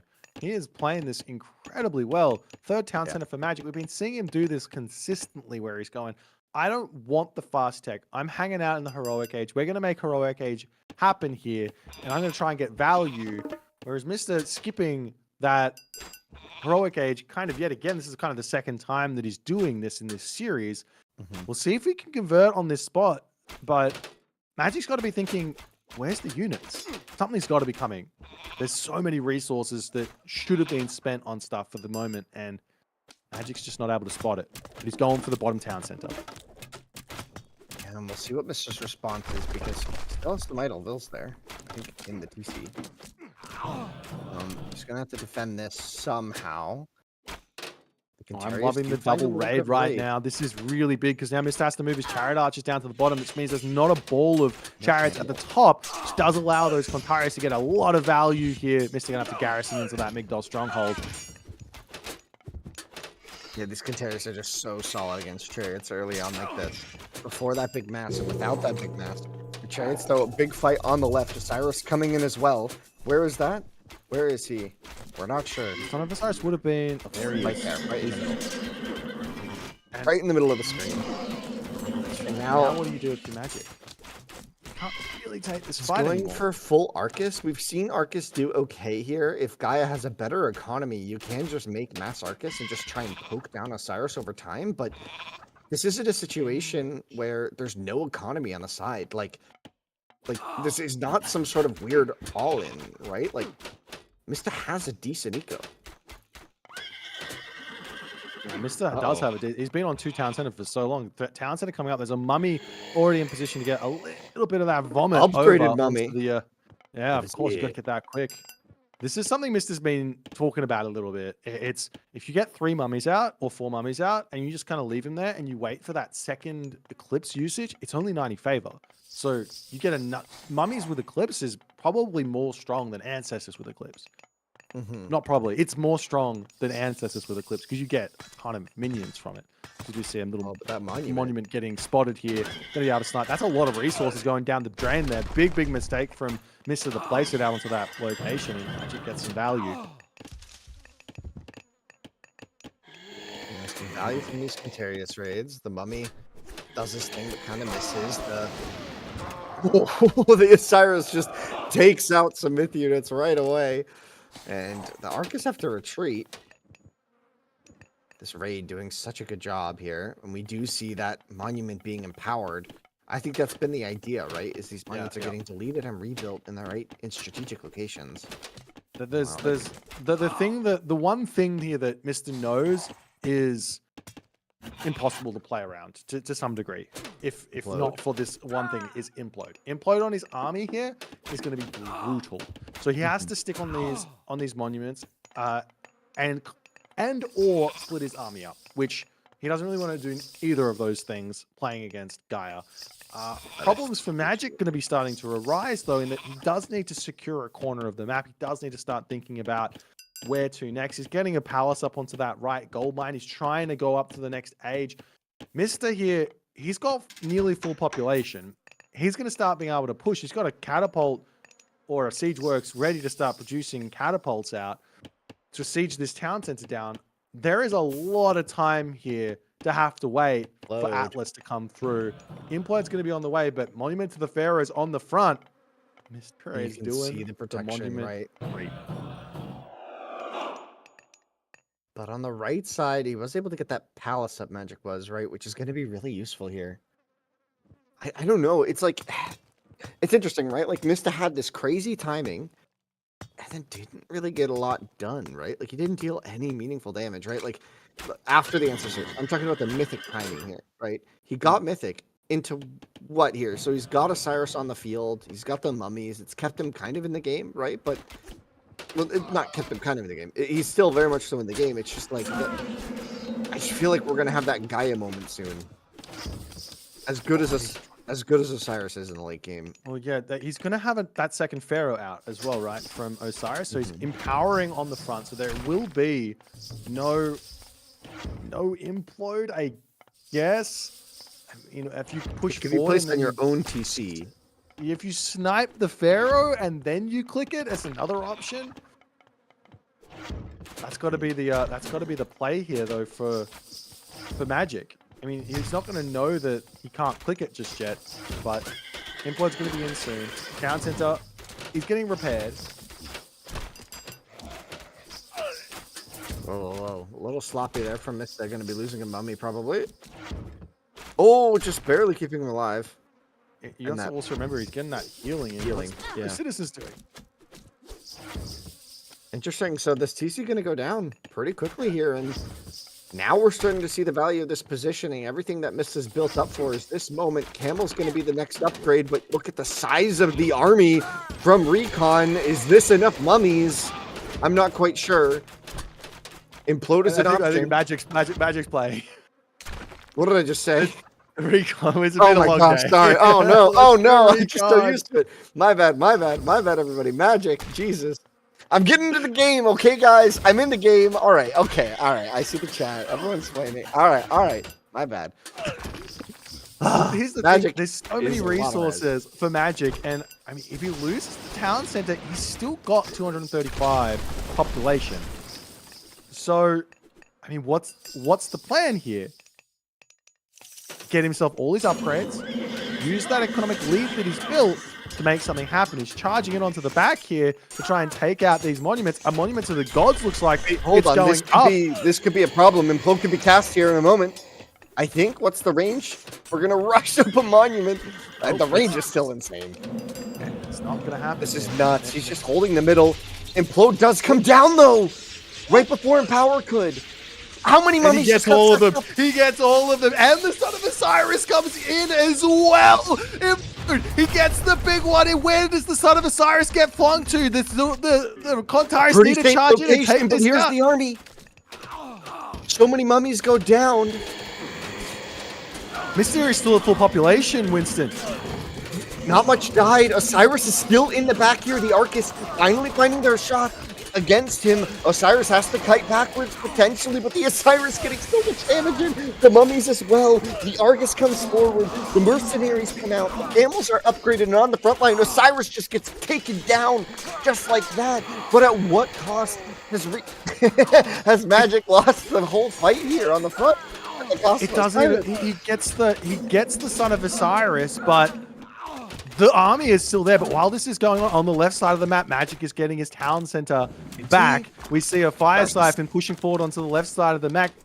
Magic has also started a trade route while this is all going on, so he has a little bit more economy pushing through. The problem is, how is he going to be able to deal with this late game ISIS army moving forward in this gun? Yeah, Osiris has been taken down though. It was a really expensive case, but I think it was a really necessary moment there. Plenty of catapults though in this central position. That town center is going to go down. The fortress is going to go down. The Migdal, is going to go down. The Tarius, though, on the way. The repairs actually isn't going to be enough. There's an army of minions defending this. The mummies have clearly done their job. Oh my gosh, this is a crazy game. It's absolutely insane. I think Mr. can actually, I think Mr. should be canceling that mummy and just going up to 90 favor for another eclipse at this stage. He's got so many, and now Mr. says, all right, time to take all the gold mines and take the game here. This is the classic way to just stamp your opponent out of the game. You take all the gold, you take both corners of the map, and you say, what are you going to do now?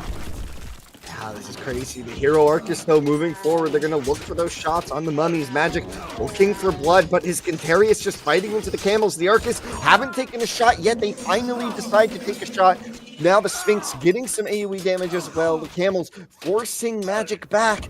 Is he just taking off a little bit too much here? I'm not sure. The minions run forward. Magic going to be able to finally clear those up. But on the left side, even the gold's getting taken out. The mummy's going to find the citizens. And that's going to become some minions. Are you kidding me? They do so much damage. And he gets 4 minions from it as well. Oh, brutal. Carries Well, the camels out of position. Catapults as well. A fourth TC gonna get taken by Mr. Magic though. Has he overextended? The Cantarius gonna get completely wiped up. More mummy viziers on the front.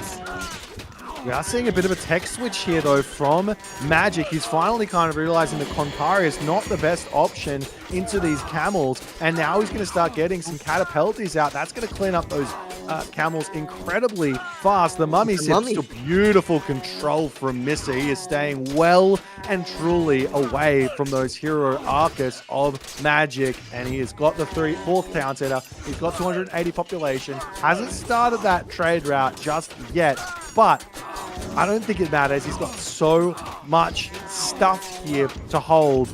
I don't know what else Magic can do. He's constricted. He's got no trade route remaining. There's a mid dog coming down on that left side there as well. Yeah. And no trade. Magic's chances at winning this game are going down very, very quickly. No gold. No gold. He's got no gold. Where's he going to get gold? He can't. There's none. He's just got some traders which are all about to die. The caravans don't really have a good route. They lost. They lost the Silk Road. You go for a chemo trade route and go for the top corner of the map, but I mean that's so lackluster. The llama and the citizen in the corner. They're like trying to remake a Disney movie or something. Trying to find a way out of here, man.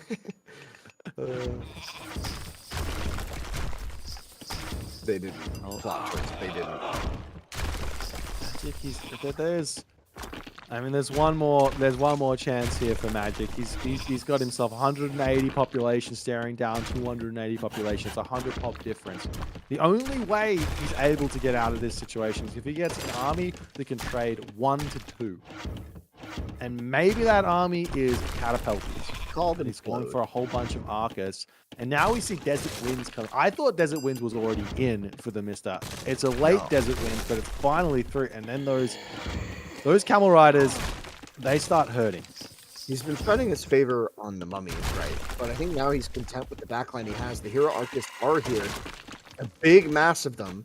But just fight with the humans first. There's not enough Catapultes there to really do much damage to these camels at all. The mummies are going to step forward, but only for a moment. The Arcus are going to force them back.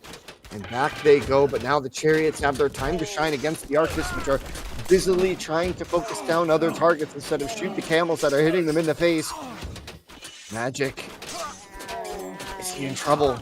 Looks like he is. A desperate last stand. The citizens get pulled. Frontline briefly there as the camels get taken out. But the reinforcements from this so dominant. The position is so brutal. And the final sliver of the map in his control. Magic has to be wondering what he did wrong. You just have to look at it. You just have to go. This was a game. This was just a masterpiece. A masterpiece. A masterpiece. He had. I mean, he played around Implode better than I think anyone's ever played around Implode in their entire life. Magic, and it still got a good Implode though. That was still a decent Implode. I mean, was it? Yes. I mean, yes, a lot of units got caught into it. Don't get me wrong, he sucked up all the units. But at the end of the implode, it was 242 population or something. And he had 250 max. So it's like at that stage, the longer the game goes on, the worse these sort of destructive army killing god powers get. And then also you have to remember that he had that healing coming in on his monument. Mhm. So those units, they all take some damage, and they're all going to come back up to full HP after, I don't know, a short amount of time just sitting underneath the monument. So Mhm. yeah, Magic used it. He traded Implode. He killed off a Son of Osiris for it. So in a way, Well, that's a trade of a Mythic Age God Power for a Mythic Age God Power. Well, But he also traded his whole army for Osiris there. exactly, he He traded his whole right-clicked army to with kill the Son like of Osiris. 30 Arcus, and all the Arcus died, and Osiris fell at the very end. The hero fell, but not at it was at the cost of everything, right? He lost everything, and even gave away a lot of minions at the moment, right? That's right. The mummy's got a lot of value in that fight for sure. Yeah, I mean, I just Crazy don't. game. I just can't. Like, this is the second time in tournament that Mister has shown off how good monument protection, monument empowerment is. The And radius gets really absurd when it's empowered, yeah, right? It gets like really big. Is it too big? I don't. I'm not. I don't If know. it's too big, and the Mister is the only one in the entire world that can make a use of it, then I think we give it to him, because Okay, fair that's enough. Fair enough. like, who else does this? Who else does this? Mhm. But in the Let's end, see. this Next series, game. these two players, it's always close between Magic and the Mm-hmm. Mister. It's always close. Close. Oh, here it is. That was the Here's the aftermath of replay. the implode. And you Look can at the see here, he's going to 245, commit 200, everything. and everything's getting healed up while this Yep. fight's going on. The mummies are all available, and like the Son of Osiris is just, it's massacring all of Arcus. those dryads, and there's just minions, mercenary. Yeah, you can see he's focusing it down without the Arcus, but at what cost, right? Everything dies. And Yeah. then the mummies come up, and look at the number of minions spawning right now.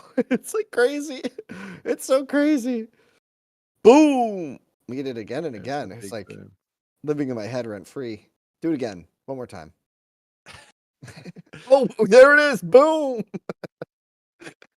Just for chat, Oh, I think man. the monument heal rate is one HP per second. So it's not a crazy amount, but if all your units are damaged and you have, let's say you've got 50 units, now it's suddenly 50 HP a second. Mm-hmm. Yeah. It's interesting. Is it a lottery wherever or all the units go? Like, Yes. because the Osiris went as close to the TC as possible, right? And it's like, if the Osiris had gone the other way, that would have been crazy, Yeah. right?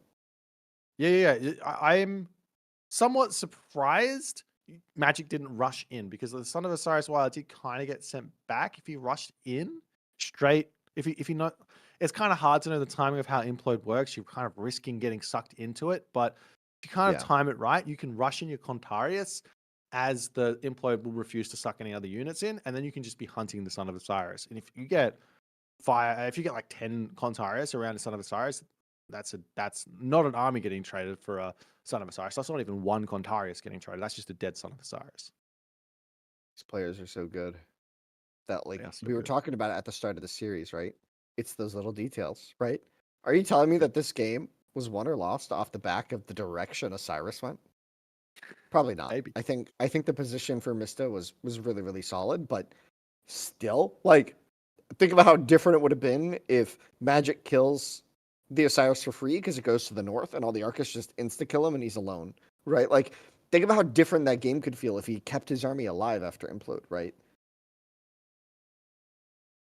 I don't know if I can think about anything anymore, can't think about Winston. that? Right now, we're moving into game Boy, come on. number 4. It's Thor versus Odin on Marsh. Marsh. Magic, he's shown how dominant he can be on Thor Mhm. on a defensive map. Mista hates Against this Fred. map too, on Marsh. He doesn't like it. Not because he's bad at it, but he just doesn't like it. He doesn't like the map. It's the color of the terrain, isn't it? It's too green. There's too much greenery for him. I think it's the way. I think it's the layout for him, actually, in the food in the middle. Too much. That's what he said. But Odin's going to be really solid here, gathering a lot. It's the color.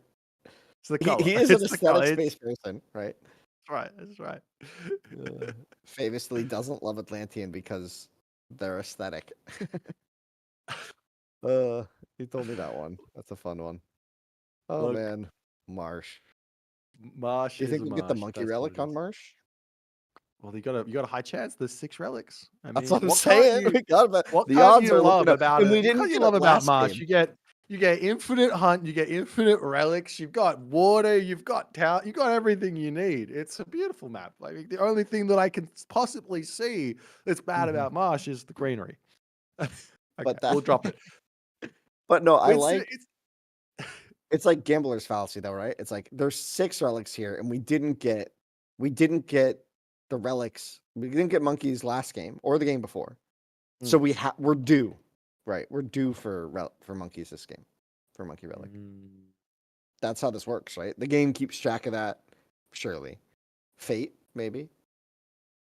The fates, no, to keep it mythological, no.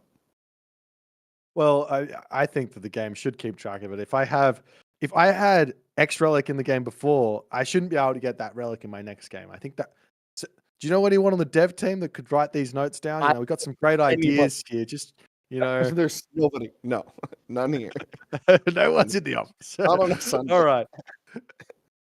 We're going to be moving into a game of Thor versus Odin on Marsh. It's game number 4. We've been seeing these players going back and forth, back and forth, back and forth. They're going to, by the end of this day, they will have played potentially a best of like 11 or 12 or 13 here, but we're currently spawning in. We've got Magic spawning on the right side of the map in the red color, opening up with the Dwarven Armory, only available to his god Thor. Magic is here. His opponent currently up 2-1. He's been throwing some insanely good strategies at Magic in this series. Now he's on Odin. It's the Mister. Matt Marsh. Is this the weird layout you've been talking about? Or is this a nice one? It's a bit on the odd side. It kind of looks like a little bit of a turtle sort of thing going on. I don't know what I'm seeing on the mini-map there. It looks like a bow tie. A bow tie. That's also, yeah, turn your head to the right a little bit. And to the left. No, to the left. To It's the a left, bow tie. yeah. Oh, but now it's an hourglass. There we go. That's No, fair. I We've meant got the an other hour. way. If you tilt it Oh, 90 the degrees other to the left. right, it's a bow tie. Yeah. Right? That's beautiful. That's a bow tie. That is a bow tie. I'm telling you. Or it's one of those pasta shapes. Butterfly. Oh, a butterfly. That's beautiful. I've got animals on my mind. I don't know why.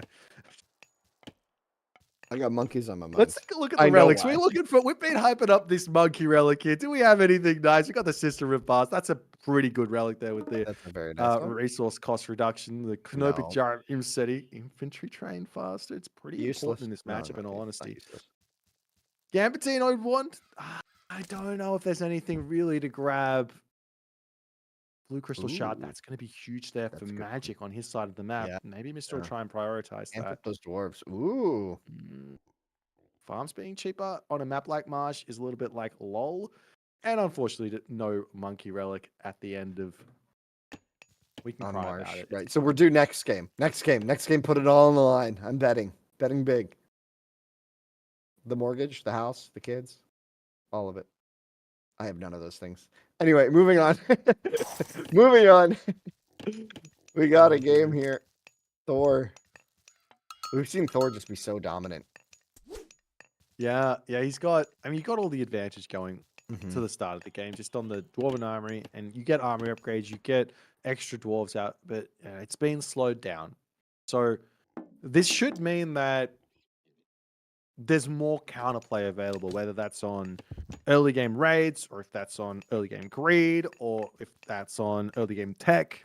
Any sort of just playing into something really hard here to kind of punish the delayed advance time from the Thor player, as Magic gets his temple up. He's still a ways away from advancing. Yeah. This is a fast advance for Mister. Are you kidding? Wait, is it? No, it's a 4. It's a 345. Okay, so it's slightly in front of the curve. Slightly in front of the curve. Mm-hmm. You saved the Normally you see 4-minute advances from Norse, but yeah. He squeezed out an extra second there. It is tricky though, because with Norse, when you age up, you need to do something. Right? You need to build, and you can't build if you don't have anything. So this is really just a timing for that Valkyrie, right? Everything else is kind of gonna be a normal time, right? You can't really get so fast that your RC are surprising someone, right? It just doesn't quite work that way when you have to build with one unit and it takes so long. We'll see. The Valkyrie on the field now, looking for some damage. We could see a cheeky forest fire to deal damage, but you normally don't cast that before. Doesn't quite work anymore. I see. Well, Mr. Mr. gets a looking little for unlucky with his Valkyrie positioning here, not going down to the Forest fire bottom. on We the do see south. the forest fire though. Oh, he saw how safe that gold was with that with the tree and with the forests. I don't know why I said the tree. With the forest kind of blocking it and protecting it. He just wanted to open that up and really make sure that in order to get wood, he has to go to the front. And you can see the dwarves going to have to be building on the front there to get the wood. Funnily enough, it does actually do something significant here. This build order from Magic it's so tight. He can't afford a building here. He's only able to build Herser. He's got to wait for the resources to get himself out of Longhouse and a Great Hall. So in terms of tempo, that's on Mr. side right now. And Magic, he's only got chickens in his base. Like, does he have any? Is there any other? Double Great Hall. I don't know. Double Great This Hall. is Odin, baby. We're going. We're gaming. We are Odin gaming, and this is how it feels. Who got the relic in the middle, by the way? The gather rate. I think all the relics were the wayside of the Mr. Mista. So Mista got. Okay, so he got that. He got the crystal shard. Okay, it was that one, not relic. Okay, no, not that one. All the important ones. Interesting. No Yeah, that's- farming. No cheaper farms yet, though. We'll see if it comes into play. Like you said, it's a high hunt map, and you got Odin, so you don't have to prioritize like your timings with that. Like Herseer, like we were talking about, they have so many roles at the start of the game. They have so much they need to do that going for a relic that isn't going to offer immediate value could often be a trap. The Valkyrie going to gladly trade away some HP against the Herseer. I love that. I love that decision from Magic there. He had his Herser trapped and he decides to just go, all right, I'm just going to whack the Valkyrie, bring another Herser in. And Mr. kind of goes, I don't want to sack my Valkyrie here for a Herser. And he retreats out and that opens the Herser to allow him to retreat back. And now he's got a healing spring, going to get back up to full HP. And so now we're at a critical moment, right? Like the economy on paper, and not just on paper, in all regards, is better for Magic, right? But on the side of this, Mista does have Hunt in the middle of the map. That is a huge difference. So his gatherers in the center of the map are super valuable. And in terms of food, there's not much. Like there's a couple chickens left, and then things are gonna run out for Magic, right? Like there's one chicken left, and then a couple piggies. Well, he does have the Aurochs down the other side. He's got killed. I mean, it's still there. It's kind of out in the middle of nowhere, but you can. I have to assume you can defend it. Watchtowers are going to be up. That's going to be helpful, yeah. And Magic Meanwhile, the here, he's attack under on a the lot of pressure. This is the tempo situation. We've seen Mr. getting into this spot quite a bit and being able to run away with it. The troll, what's he doing? Oh, he goes down every time here, 10 times out of 10. Yeah. And down he goes for basically for free. It looks like he got baited by the throwing axe man. I think Magic clicked on it. And Magic is being a little bit sneaky right now on that right side. He's about to get spotted by a Berserk as the Raven is flying overhead. You can't get away with anything against Mr. and let alone just Mr. Odin Mr. where he gets those Ravens. He's so active with him. He's always moving him around. You're never going to be able to spot anything. Yeah, it's really tricky to play against Odin in this position, right? Because you desperately need to go out on the map for things. Like even soon your gold is going to run out, and we could be in such a desperate position. Do we have to get a classical cast here of Dwarven Mine? Like I don't actually think it's a terrible idea. I don't think it's a terrible idea just to do this normally, but I don't want to be risking going onto a gold mine at this point. Right? I'm playing for the villager lead that I've gotten. And the delayed advance time. So the longer the game goes, the more my villager lead starts to matter. But Magic is he's taking dwarf losses. Everything's idle. Everything's idle, boy. Everything's idle. No one's working. Matter. Villager lead doesn't matter if everything's idle. Villager lead, villager Schmied. And still, okay, I was about to say still holding the Dwarven Mine, but using it now. Because, like, we're in a desperation time. going to go for that TC under the vision here, and I'm curious to see what the response is from Mista. Does he just send all the boys? He has a huge army in the north here, and a lot of his units are going to get caught up building that TC, and if all the units are here, that means there's nothing protecting the Dwarven mine in the middle of the base. Where's the rest of Mista's army going? I'm not sure he has enough here to really deny this. The Throwing Axeman, though, going to come in and try and take some chip damage, pull the units away, find some value. Bonk, bonk goes the troll. And the Throwing Axeman gets taken down, and the TC's going to go up, but it doesn't protect all that much. It's kind of one of those no man's land TCs. The villas have to get to somewhere in order to be valuable. And this is going to be another sink for the food and gold of Magic. What's he going to spend? Like, what do those vills do right now? What do vills do for him? They get him. Okay, I'm stretching here because I don't think they get him very much. They get him more vills, which means you can throw a market down, and then you can sell food and wood.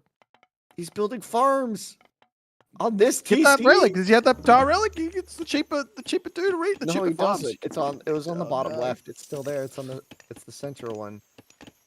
The mine's about to run out. Now, he will be able to go to the left, but I think Mystic can just punch this new TC in the face. That fresh farm that just got built is going to get demolished here.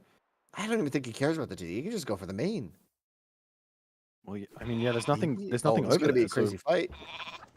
The troll could This bonk is bonk. Infantry. There's so many throwing axemen out for the Mister here, and the troll. Yeah. That's This going to be is huge. crazy. But now the town center is just going to get cleaned up, and that's just gone. Well, Wow. not quite. Actually, no. Magic is poking out. Yeah, Magic playing with fire here. He's going to get a troll hit. Nope. I heard him getting guided down low. On autocast. Berserk's going to come down to push those raiding cavalry away, but in doing that, he opens up his throwing axe. Magic's doing a good job of staying alive at the moment, but is he out of gold? He's got 0 on gold at the moment. The throwing axemen are retreating underneath the healing spring here, as now diving through the town center. That's a very, very nice retreat as the Berserks have pushed back the other units, but he's still got to retreat back on the other way, and sooner or later this town center of Magic, it's going to fall. And that's all the villages in the middle going to fall as well. Oh, I'm trying to run with the Berserks and the Gatherers. They're not going to find their way out of this one. The TC's going down. Now, Magic did find the gold on the left, but with so many units going down for free, that TC investment did absolutely nothing for him. Even his 4 farms were built there, so they just get taken out instantly. And now, Mr. Content, he can play this however he wants, right? I think he's going to be backing up. He can play slow. He can play fast. He can do whatever. He is in the driver's seat in this match. I don't see what Magic does. I honestly don't. He's going to try and wall off this side here, but here come the RC. The Valkyries leading the charge. He's got 5 of them now. That's quite a big force. They are so tanky, and with the tech coming in as well, they get super durable. Oh, this feels hard for Magic. Yeah, Magic has found himself in a very, very tough position. I mean, he's got I guess the advantage of playing defensive is you can go for a lot of herdmen to hold on, whereas your opponent has to go for the raiding cavalry to run around. But those vills on the south are playing with fire. Mr. does not know, so they're going to get away with it unless Mr. for some reason loops. Do you see a couple of trolls joining in onto the fight? Somehow there is still a villager lead for Magic though. Not that it's mattered because there's been so much idle time for Magic, but somehow he's got a villager lead here. And now Mr. is doing a classic Mr. He's coming in onto the both of the flanks. The Herdman kind of getting put out there. Mr.'s got to, Magic's got to do something here. He's got to convert villagers or get those dwarves to do something. The Herdman onto the back now getting some great damage onto those raiding cavalry. Population here though for Magic is plummeting. Well, actually, the fight doesn't look too bad for Magic on the back end of this. The Herdman did so much. The Valkyries are kind of the only cav that remains. The troll hits come in and bonk, bonk. The villagers, though, the dwarves going to be the last man standing for Magic. Only a few herdmen remain. They're not dealing enough damage to those Valkyries. With the upgrade, they're dealing so much damage, and down goes Magic. It's to up another game in this series. That was such a solid executed game from the Mister. I think Magic, I don't know what went wrong with his build, but he's just on the back foot from so long. And honestly, as much as I like to say early forest fires, no good, I think in this situation, that forest fire actually did a lot more damage to Magic than you might actually think. I think not being able to get himself military buildings down as soon as he hits the classical age made all the difference here. And from that little tiny moment, Mister just extracts max value and claims the victory. It was insane, right? So much value from so little.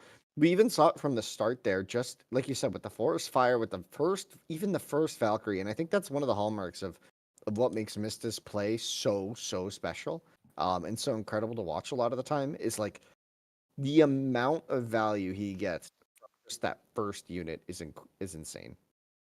Oof, I mean, there's so many things to dissect about that, right? Like, I think you mentioned it, boy, particularly the vision control for Mister and the way he leveraged it, right? And, when you're in a Norse v Norse matchup, you're going to have to play onto that map. And that, I think, is where quite often the Odin Ravens are just that cherry on top. Well, yeah, I mean, he talks about this himself. It's like flying myth units, even if they've got a tiny amount of line of sight, they're so good for controlling the map. All you got to do is move them around. And that's the hard part. The hard part is being like, I want to actively scout. I'm going to prioritize my APM to make this happen. And I'm going to see what you're doing. And he does it with Greek. He does it with Odin. He does it with the Oceanus as well. Like it's always a masterclass when it comes to vision and knowledge for the Mister. And you saw it in that game as a prime example. And, I want to look back at Game 3 a little because I feel like Guy has been the conundrum, Winston. A lot of players have had polarizing opinions of this. It seems to be, in a lot of people's eyes, maybe a little bit too strong. Do you think that maybe had like a hit on the morale for Magic, right? Losing that matchup. I mean, Isis definitely no pushover in the hands of Mister, right? But Gaia's seen as the final boss. And in the late game, it almost looked, I don't want to say trivial, but Mister just seemed to be very systematic about his approach to dismantling the issue. Well, I think there was a situation there where like the early Contarius raids, they were kind of annoying, but Mista was able to wall them off and really consolidate into the center on that gold. And I think there was this moment where Magic was kind of threatening both the left side and the right side. The left side had that TC, and the right side had the Migdol with the gold, and he was kind of like jumping back and forth and causing a lot of problems. But then there was that point where Mista had like 12 chariots on the left and then a big army on the right, and he was like, wait, I'm mythic, like you're not, like I can just fight. And he just started kind of pushing forward a bit, took map control back, and as soon as he was in that center position, if any time Magic tried to do anything on the map, it was just, oh, I can rotate to there. I can rotate to there and come back. And it's like, in CSGO, there's like this logic where you want to be in the dead center of where anything can be with your crosshair so you can quickly come back. So you kind of reset into the middle. And that's kind of what kept happening there. He's playing that dead center of the field and able to just go anywhere and come back. And I think once that changed, it was like, what can you really do? You can't rate it. And I think Magic just didn't have a great plan for when that Mythic came in. I think it kind of surprised him how fast Osiris was on the field. We once again saw that same build, double Migdol into Mythic, right? We saw the same thing again. It was almost the exact same timing, a little after 12 minutes, right? It seems to be something that Magic might just not be super comfortable playing against or seeing, because it seems like his strats against it, he went again for that third TC only to lose it moments later, right? It's tricky.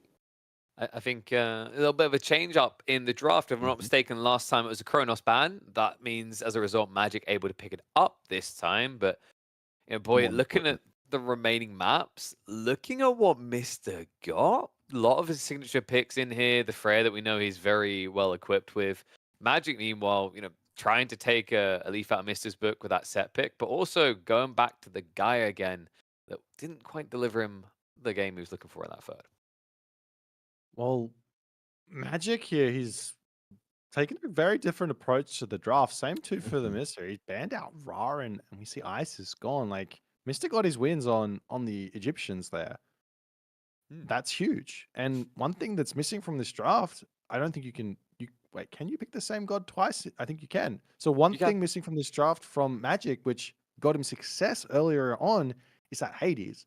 So obviously he wanted the Greek for Kalaga. There's no water map left, and no Greeks, no priority there. He's got himself his Chronos. That set is going to be potent for him as well. At the very least, keeping it away from the Mister and making the Mister scared to pick Norse gods. We've already seen how dominant the Mister is with set against Norse. So that's what Magic's idea is there, or at least the very least that seems to be. And we're going to be seeing Kronos versus Zeus on Watering Hole.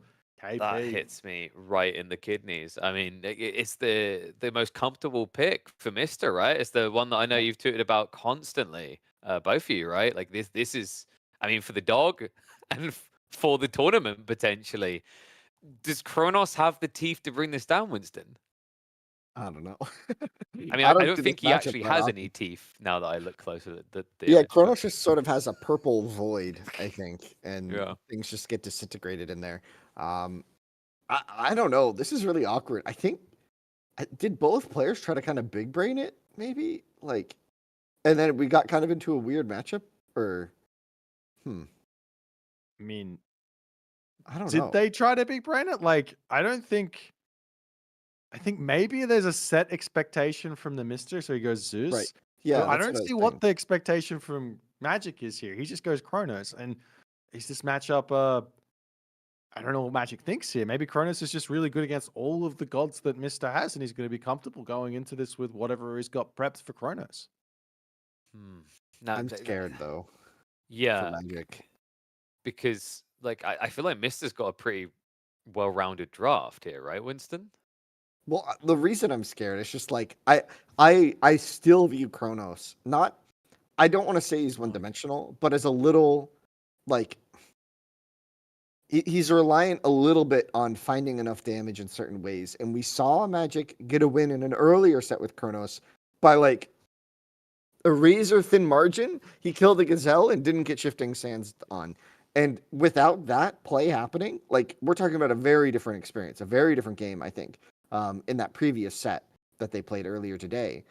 Whereas here, it's like, are you really trying to bank that again? I just feel like Kronos is a bit awkward, right? Like his 2TC play just seems a little bit weaker than a lot of other civs, in my opinion. And I don't know, his rush is so obvious nowadays. It's so well explored. There's a timing of it, and it just kind of happens. And it's like, if you deal with the timing, you're kind of fine. And I guess you don't want to bolt the Promethean. So that's one element where I think Zeus kind of has like some question marks about how he wants to do things, but I don't know. We've seen it already once, Winston, haven't we? How does he use the bolt? He just drops it onto an oracle. Yeah, Maybe. that's true. That's gonna slow down the favor because this Yeah. is where I see the matchup kind of going for the Kronos. You have to be thinking about, well, how do I deal with the myth unit spam? How do I deal with the hoplites, which are really, really strong, right? So Shuck in favor. you just go for a whole bunch of Prometheans. These things are going to be able to tank. You get yourself out a handful of Kyrie. We've already seen 2 hero Kyrie being very, very effectively utilized to kill off a lot of those infantry units. And you get out Mermillo to kind of tank those 2 heroes that Zeus has got. And just maybe there's a way to go. I think more often than not, Magic's plan here is to just go for a boom, don't you think? But can't Zeus just play like Centaur Hippias? And like, what do you do against Centaur Hippias heroes? Also, in the early game, Kronos is going to rely quite a bit on the Valor scaling, right, to get the heroes online. So, like, is there a world in which you just save the bolt for the first one of that, right? Then your first Centaur or Minotaur is incredibly hard for Kronos to deal with. I don't know. You get That's so much absolutely valor. true. You do have to remember that Watering Hole, that's a defensive map. One wall potentially shuts down a whole lot of Hippias Centaur shenanigans and it gives the time over to the booming Kronos player to get out those Hero Terma and some Catapulties, deal with that composition very easily. So it's difficult to say the very least which way these guys are going to go. But to suffice it to say, I think there's answers for everything in everyone's kit for whatever's going to come down to it. And yet again, we're going to have another sort of matchup that's going to come down to a single moment. And then, I'm looking beyond this where we potentially end up. I'm wondering if if Mister's thinking Poseidon for Ghost Lake, right? Like he obviously has Loki there as well, but I know historically he likes to play Poseidon quite heavily into that map. He also Do likes you Freyr on Goat Lake. Yeah, right. So like, ooh, the thing I'm wondering there is like, obviously Freya can do more than just go like for a boom type game, but does Magic maybe have to reserve set for Ghost Lake to block those more, should we say, defensively or greedily oriented Civ picks? Maybe. I think he has Odin for Tundra and Gaia for Ghost Lake, and maybe switches in set if Poseidon gets used on Tundra, and then he has a guaranteed Norse matchup on Ghost Lake. Maybe if that's like the order of things. Maybe I don't know. I don't know. Predicting drafts is so hard, guys. It's so hard. So it's the case that the loser picks the next map. Is that how it Yes. works, or is it go Yeah. one then? Okay, Oh, yeah. so right now Mister's on game point, which means that Mister gets every single map pick that he wants for the rest Yeah. of the series, which means he gets to decide how to like angle into Mhm. game 7 if there's going to be a game 7 here. Right. So he's going to give himself the setup to be in the best possible position. Magic, on the other hand, this Gaia in his roster, it's very good against Poseidon. Against Freyr and Loki, not so much. So it's going to be a really, really challenging god to pick. I have a feeling that Mister's going to, if he loses here, which that's a big if already, but Tundra is going to be the next map, and he's going to be able to pick either Loki or Freyr. And then he leaves open Loki and Poseidon, or Freyr and Poseidon for Ghost Lake, such that the Gaia set option for Magic starts becoming a little bit dicey. And you kind of roll the dice on which god you're going to get Yeah, I was to about to see say, who that's has a an dice roll for advantage both god players, right? matchup. Yeah. Yeah, I wonder if to keep The double blind. to keep your breadth there, maybe Mister picks like Freyr and Tundra in that case, right? Because Yeah. then you have Loki or Poseidon, and that gives you kind of two polarizing game styles. And then you can kind of gauge where you think Magic's going to make his last stand, right? Because I imagine Tundra is probably thinking like Odin. I feel like he's probably going to try to save Ghost Lake Gaia. But then again, I mean, this is the other thing. When your back is up against the wall like this, we've talked before about this 2-game advantage. 1 game is enough. 2 games is enough where you have to throw out every punch most powerful, right? And that can leave you weaker later in the draft. That is the crazy level of advantage Mister has now built himself up here, folks. I noticed earlier today, people were like, why don't we give like the upper bracket a 1-game advantage? That's why. It is crushing what you can do with the draft. But let's see if Mister's going to be able to crush him now. Redraft complete. Potentially 3 more games to go. Can Magic make the comeback? Can he keep his dream alive? Or is Mister carving himself a Retold legacy? Let's go.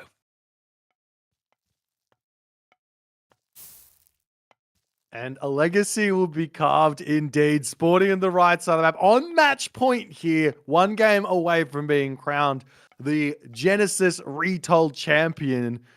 He's playing as Zeus, and he's now using the Mister. As we see that bolt coming down straight away. We talked about it pre-game. That's the go for the Zeus. Magic now, he's got the Chronos. He's down an Oracle. He's down Scouting. He's down Favor. But he knows what's going to be coming. He knew that this was going to happen. So we'll see how he's going to adapt. Winston, the map's watering hole, and it's a defensive watering hole at that. What are you seeing? I mean, it's a bit defensive.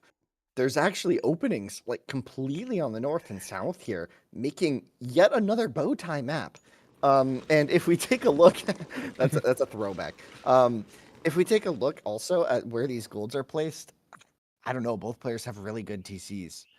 So we could see somewhat of a slower game. Watering Holes tends towards slightly boomier games. But of course, Curtis is going to want to open up with some pretty heavy aggression early on, just using the time shift, using the timing of the double, usually Prometheans. I doubt we're going to see Leto here. I think that's just too risky. It is not the time to experiment, right? But we'll see. My thought process is, Let's just say if we did see Leto, I don't think it's because it's experimentation. I think it's because it's practiced.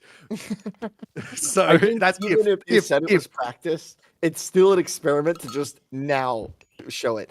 I mean, maybe that's some big brain stuff to save strats. That's the thing that players do in other RTS. I'm just not confident that players at the stage yet in this game where we're really trying to hide strats and save it for the grand final. I think you got to win games where you can.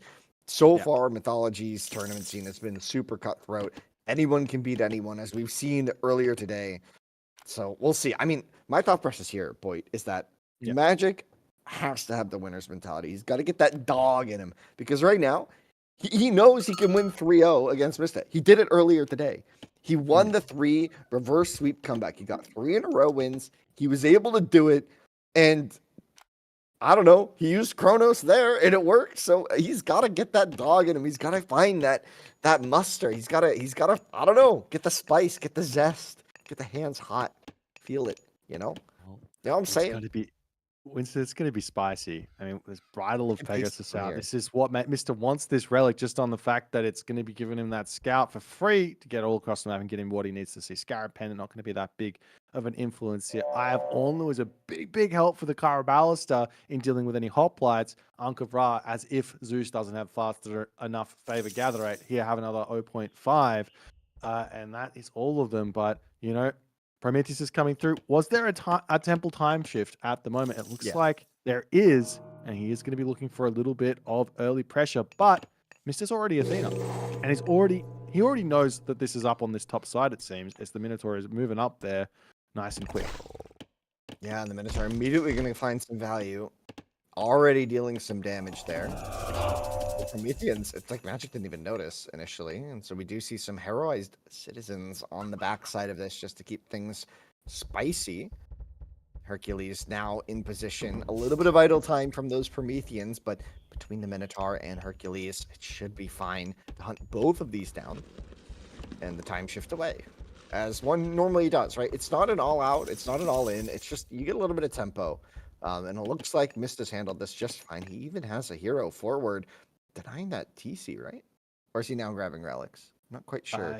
What's on the left? Yeah, that's Jason. He's got a Jason over there, but is it just me, or does it look like Magic is sending villagers forward, or is that that's just Terma? Okay, so it's going to be a one town center approach here for Magic. I think this is probably where he's going to be somewhat most comfortable, but same too for Mista. He's going TC, right? Is Mr. going definitely going TC? Surely. He looks like he's trying to, but will he be able to? I think he needs with Terma coming to build stable, right? Yeah. Stable barracks, at least. Do you see a mana coming up as Magic is setting up for a delayed second town center here?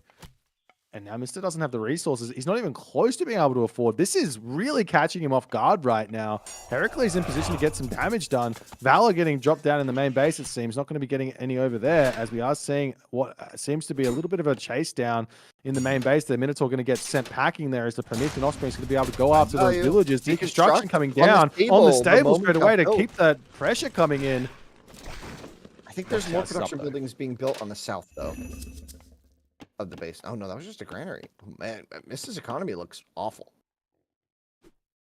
Yeah, wait, down bad. This is aggro. Is he dropping a Townsend? No, he's not. This is going really well for Magic. He's pushed off the gold. There's still plenty of gold in the bank here for Mista, and it seems like was the Minotaur sniped down? Or is he still going after oracles? What's happening in the center of the map? He's getting chased around. There was a hero Terma in the base, and it chased him away.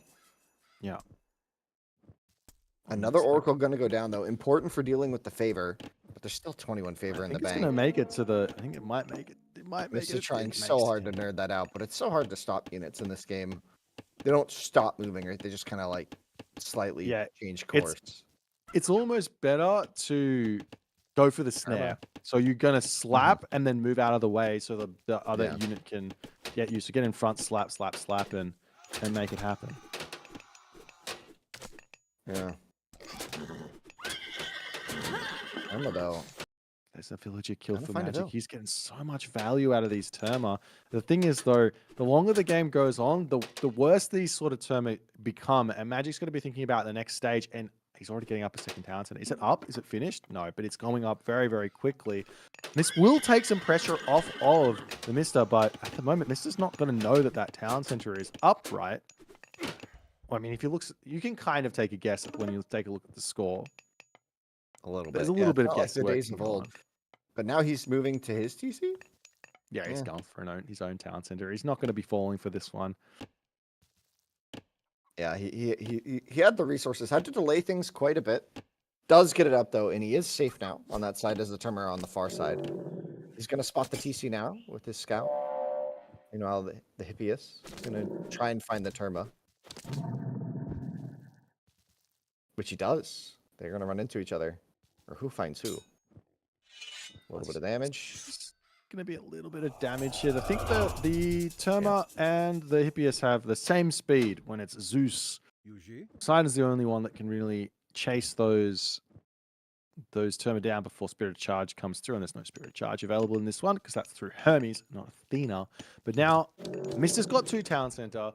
He's had a bit of a rough route there, and so far in this series, whenever Mister has kind of been pushed off of his game plan, things tend to favor Magic moving forward, wouldn't you say, Winston? Yeah, no, I would absolutely agree with that. Like, historically, I would say that Mista's probably one of the better players at adapting, but that definitely hasn't felt like the case here. In this set, it's definitely felt like who's opening is best. And then from there, they're snowballing, right? It's not a lot of like comebacks just yet, right? It's a lot of, in this set so far, it's just been who gets ahead and then wins. And we're going to have, what, Curse on the field pretty soon? Well, what we're having here is a Heroic Age coming through for Mister, and Magic seems to be investing into Oracles right now. He's up to 4. He's gotten himself Alluvial Clay. I don't know if he's going to be pumping out those Prometheans, though. It doesn't make a whole lot of sense at the moment. Apollo was coming in as well. It makes sense against the Terma. You can get the Manticore splash. It's quite good, right? And then it's also going to give him some later threats, right? He can get to that TC that he scouted. He can threaten that with just a quick underworld, right? This makes sense. I like this play. He's got the hippie is kind of in position. He doesn't have any units to send, but that's a problem for later. What just happened on that wall? I think he was attacking the wall segment instead of the actual wall. The corner tile. Yeah, he was attacking the little bastion and up the center. That's funny.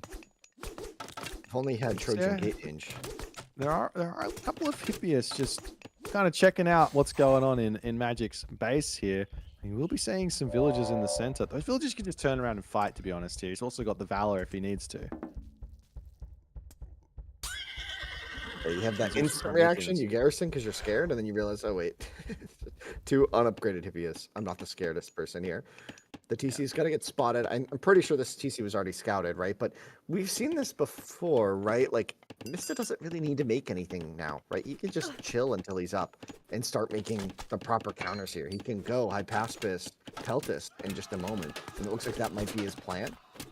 A couple hoplites to frontline. Magic is seeing this. He already kind of has an inkling in his mind, and now he's confirmed. Apollo's in. Hyperion wants to come through. It's going to be a little bit later, but because Mista hasn't built anything on the way to this, there's even more time for Magic to get the proper response out and start making some units. He does get some Current Baluster out again, which is wild.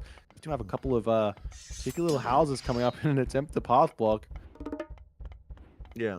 And they're nice with Chronos, right? They're siege, so you get those discounts. Things are cozy, right, for him. Yeah, 100%. And now we see the Hyperion. It's coming through, but this gives Mister all the time in the world, and I mean that's the scary part, giving Mister time to construct something here. Yeah. There is always going to be a very scared Zeus player waiting to get imploded.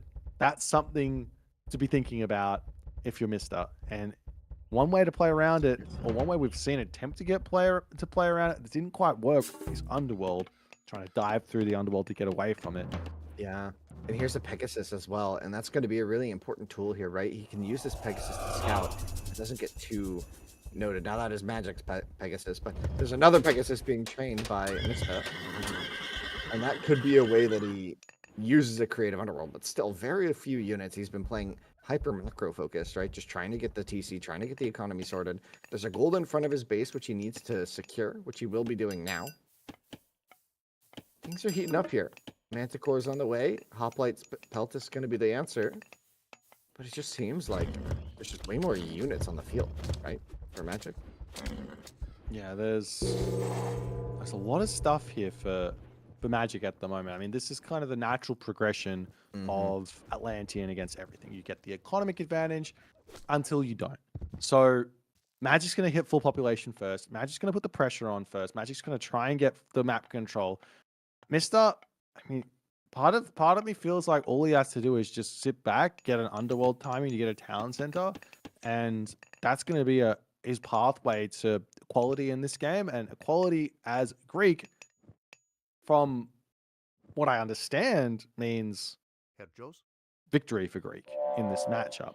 But I mean, whether or not he's going to be able to play around the implode and everything else, Magic's got to get those citizens to work. They are sleeping on the job. It's not coffee break time. They seem to think so. They're actually having a chat. They're talking about maybe a change in leadership. It's a coup organization right there. Do we want aurochs for dinner? Do we want hippos for dinner? Do we want... Oh, don't zoom in on it. That's mean. Poor Magic! Oh, the donkeys, they don't like it either. They're like, hey, we're camera shy. Oh, this is a long time. Okay, this is a notable amount of time now. He has 6 bills on food otherwise, 6 citizens on food otherwise. So this is it's a very noticeable thing. He might not be notified for whatever reason that they're idle. There it goes. Oh, there we go. All right.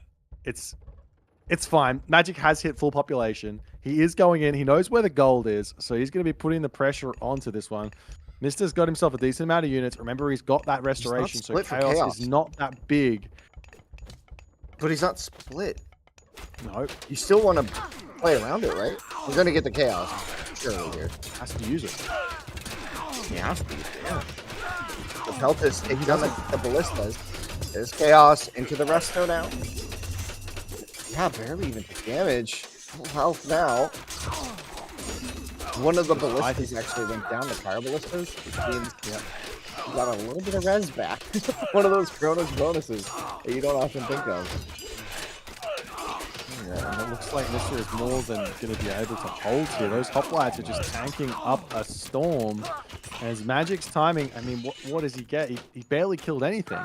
And now, Mister is already heading back up to full population. Apollo is available, and Magic, he's in a scramble. Yeah, this is going to start to get tricky because keep in mind, there's a really good threat still on the board. Underworld is just so dynamic here, and Mista is probably one of the best players at using it. You can see the Pegasus on the left here of the screen, not just scouting, but looking for a good opportunity. You're going to see these gold miners get spotted, and we could just see an instant Underworld. Maybe on top of those, but probably looking for something a little juicier. Maybe he needs a few more hoplites before he really considers it. No, he's gonna go on this. He's gonna go on this 100%. Yeah, there's so many. Oh, but Magic's watching. Quick to run. Oh, he's gonna stay back. He's scared. He saw the blue dot and he's like, all right, let's run away. But the army, it's in position. Magic knows it's coming, but it's going to be a full population Greek charging forward here. The army for Magic's now fully upgraded. He's got the Arcus ball, but the Manticore, they're in, and that's a huge amount of damage onto the Arcus. And the bills are off the gold.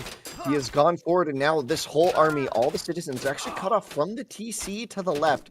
So it's always an option for Mista to just back up here. Wait for another Manticore special, maybe attack again. The other thing is that both players are working towards a restoration and a chaos. Mister's going to have his restoration. Chaos is going to be down. It's just going to be the same thing again. But Magic, he's on 3 town centers now. He has moved off of this gold mine. He's in the center of the map. That gold mine's not that important, but he can go for the town center kill. That's what's big. Yeah, he could. He doesn't have enough crush damage at the time. Not enough hoplites here to actually take that down, I think.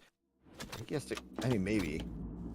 Maybe now? There's like 8 hoplites. Is that enough? I don't even know if it's 8. It's kind of like 4, right? There's really not that many.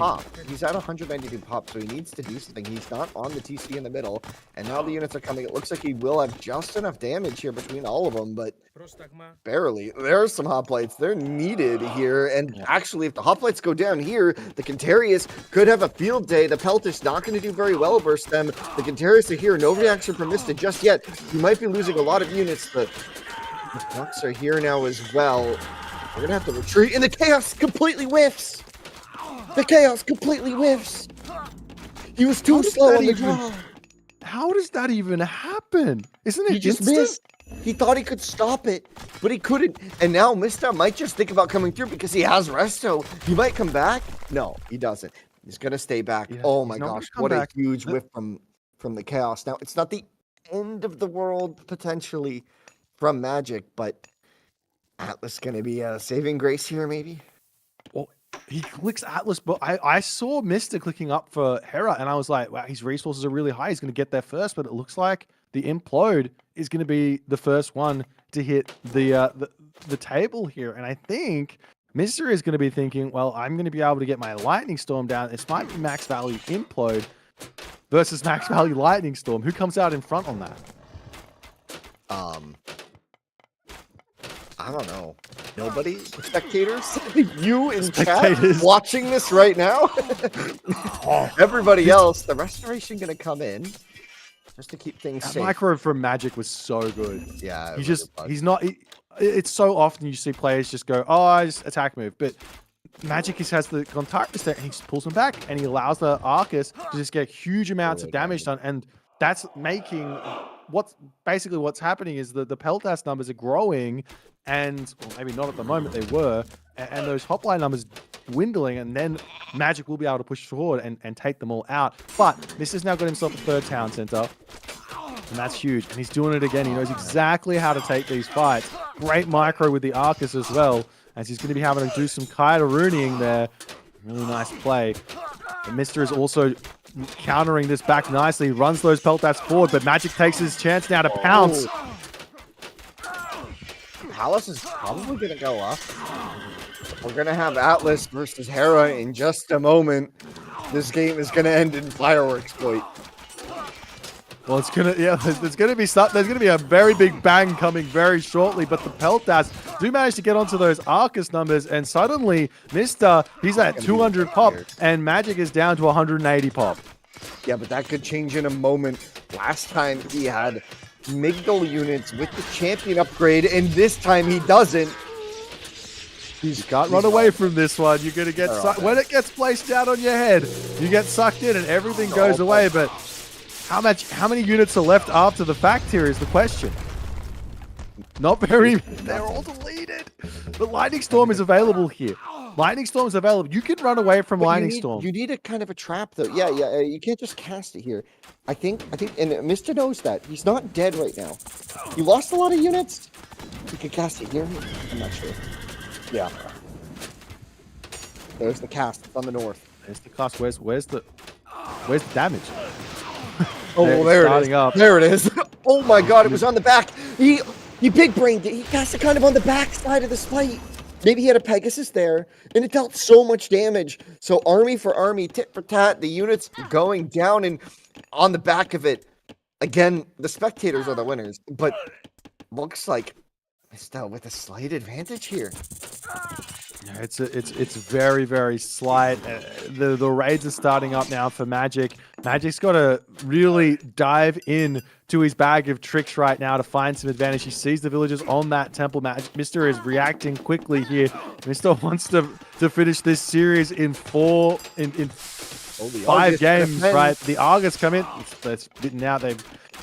You gotta watch for that, Spit. If any units are on it when it explodes, they take a huge amount of damage.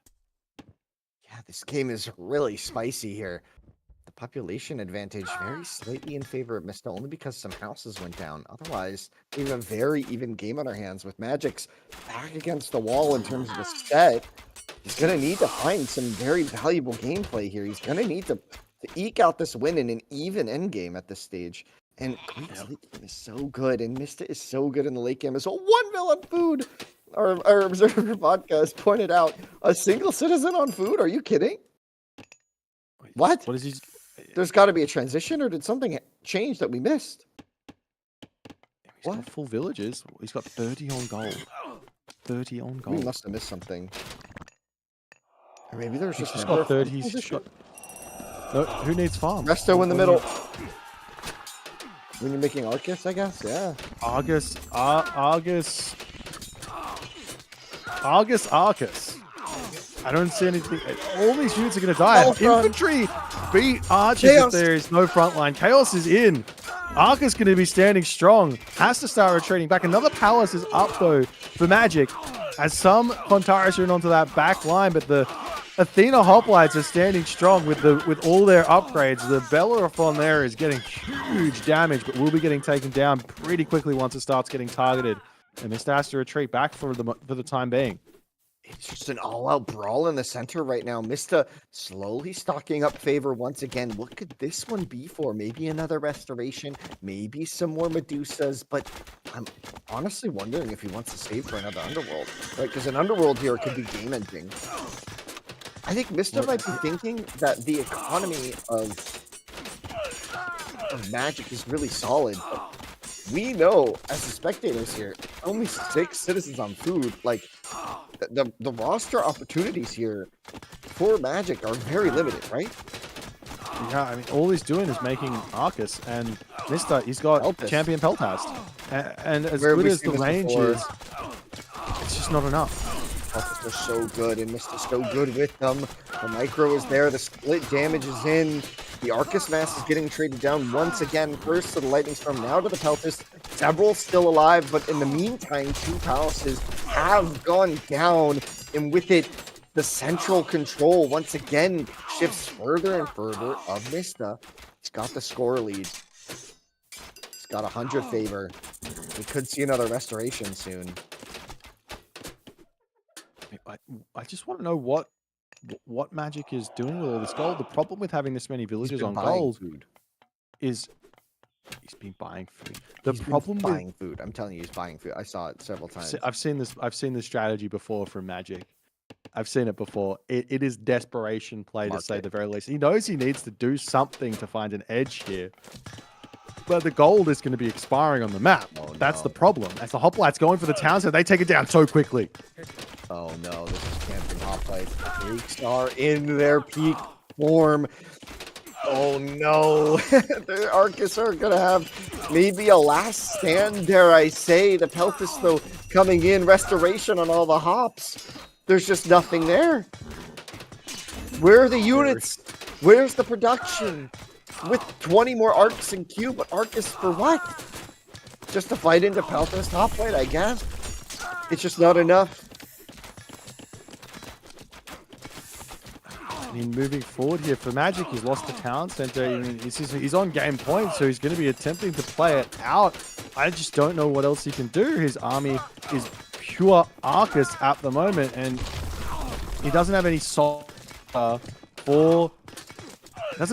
answer for the Hoplites or the Beltas or anything moving forward. It looks like Mr. has just got all the advantage, and there's no weaknesses in the position at all that Magic can exploit now. Yeah, I mean, the one thing he has going for him is this big, massive Arcus in the center, but he's lost every single building he's hit in the middle. He's now being pushed back to that choke point. It looks like this might be some sort of last stand. The population almost up by 100. Every time we've seen this from Mista, it's been domination. I just don't see it. I don't see it. No resources in the bank. No chance of any cool cast. Nothing there for Magic. I don't know. Mr. kind of not losing the fights because he's still at full population, but Magic does manage to push him back for the time being, as Mr.'s going to have to regroup ever so slightly. More Argus are coming in to support the Arcus of Magic, but I mean, Magic is now on the top of the map. His trade routes being spotted. The side build coming in for Mr. Hoplites coming around onto the side, searching for Oracles, finding Oracles, taking those out. Bellerophon back into the fight yet again as Mr. is ready to go for his next march forward. Bull Minotaur coming through here as well. Bellerophon diving in to snipe the Arcus. And in that moment, Magic taps out, and you have your champion, the Mr. Genesis EGC TV. What an insane finish. What an insane series. What an insane game, Winston. What an insane set. My gosh, what a storyline, too. Magic winning in the upper bracket. Then Mystic going down to the loser bracket, beating his brother, and then coming, well, not his real brother, his his gaming brother, and then coming back in dominant form here. You know, we were talking about maybe seeing a game 7 here, but Magic just didn't quite have it in him. There were a couple of these games here which just seemed like peak Mista, and I don't know, man.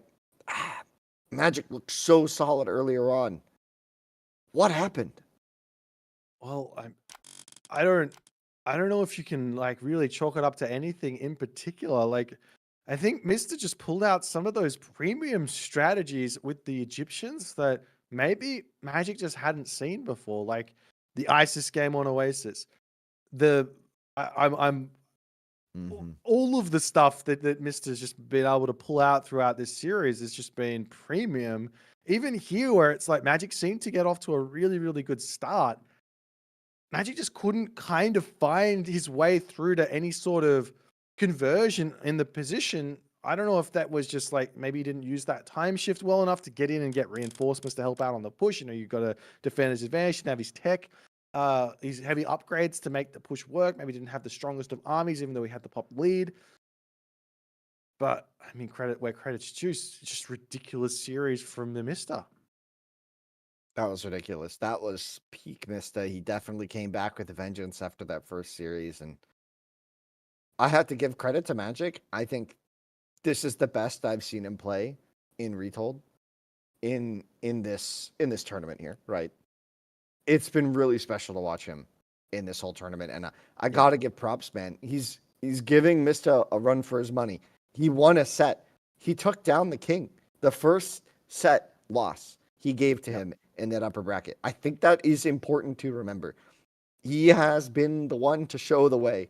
And even though he wasn't able to really bring it home here, I can't wait to see what happens in the next tournament, because I have a feeling we're going to see a lot more of these two facing off against each other in what I think will become, if it's not already, one of the best matchups in RTS. Yeah.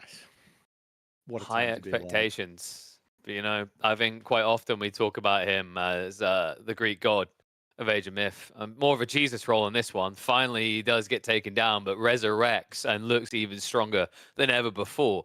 Big congrats to Mr. Commiserations to Magic. An insane day of action. I mean, Magic, he should be proud of what he's done here. Big evolution. Yes, he's a guy who has high standards. We talked about this, that there's going to be this expectation, this pressure he puts on himself to deliver the best, but he went up against the current best without a doubt, and he came so close. It might not show in the 4-1 scoreline, but it definitely showed across the day.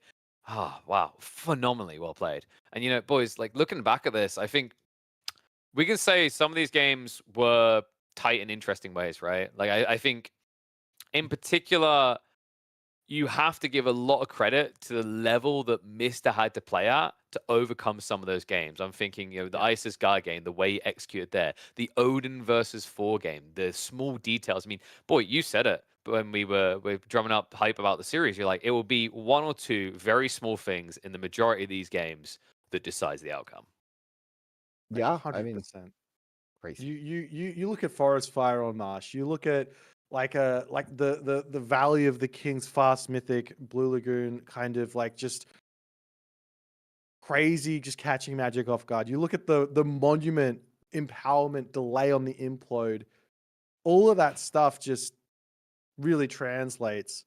I mean, even the moment where Magic gets his win in the Hades versus Zeus matchup, where you know it's a small moment, but army gets split up, Magic takes the initiative and gets the win there. It's all just one decision and things go the wrong way in this game, Age of Mythology. I think also someone can say, Winston, is the world is closing in on Mr., shall we say. You know, the competition has leveled up. There would have been no doubt in anyone's mind who the World champion was going to be. But here at Genesis Retold, there was a few other names going around. I mean, the 3 that we saw in the final day, it felt right. And it felt like a day where any of them potentially could have taken it. Yeah, definitely a chance for Magic here. You even saw that on game 2 on Karl Lauger. Like, Magic has it, man. He's got the hands. He can throw punches. He can take these games. He can win it. And yeah, I'm a little disappointed, right? Like, I really wanted to see that go to game 7. But when you see Mista playing that spectacularly in those final couple games, it's kind of like, okay, like, I kind of get it. This is starting to make sense of it. But man, Magic put on quite the show for us, right? So good. So good. These two are so good at this game. I am heartbroken we did not get to my favorite Ghost Lake. I feel robbed. It feels like the classic. It feels like the way it would have had to have ended. But I mean, Mister, he doesn't want to wait around. I believe we're going to be getting Mister on the line in just a minute to get his thoughts on this. I don't believe we have a camera feed for him this time. Probably because it's been a long day, and if we saw the internals of his room, it would look like a smoking parlor from the 80s, right? But we've got him on the line. It's my pleasure to welcome Mister to the call. Hello, hello, hello. Mister, we got to stop meeting like this, mate. Finals every time. I mean, we got to talk about this, right? You've set a very high expectation. How many months until farming season begins? Mid-March. Mid-March. So what? Probably 2, maximum 3 more tournaments you need to win, and then no one can kill you. You've just gone for the rest of the year, right? That's the plan? I mean, yeah, as long I will play in any tournament that happens in between now and mid-March. After mid-March, it's gonna be really, really, really hard, almost impossible. I mean, this tournament looked hard. Okay, can we talk a little bit about that? The level up in competition. I mean, your boy Recon, he almost pushed you down to that lower bracket yesterday, and then the way that Magic turned up. Does it feel like the quality of competitors is on a whole other level this time? Yeah, definitely. People are playing the game, so it's only natural for everyone to get better, right? Who do you think is going to take you down? Like, you don't want to. If you had to guess in the future, I'm not saying when, but whenever it happens, who do you think will be the person to end your streak? I don't know. There are a lot of good people and a lot of people who are improving really fast. So, but if I were to call names, it's probably either Magic or Recon, to be honest. There you go. We got the perfect lineup for the final day. I mean, let's talk a little bit about the Recon series at start day, because we had 5 games yesterday, but today it felt quite one-sided. Like, what changed, right? And we'll get into the Magic one as well. But both of these series, it felt like you were playing very different after coming, in one case, that close to losing, and the other one actually losing. Well, I had to lose, man. The pressure was too much. I know I don't know how it sounds, but I was really shaky. Like every series I've been playing in this tournament, I was like, I must not lose. I shouldn't lose. What will people think if I lose? And the moment I lost against Magic, there was no more stress. I was like, okay, we lost now. We can just play the game. Doesn't matter what happens. I think I always like to quote Dota 2 on this one. Kuroki put it best: "Upper bracket is for pussies."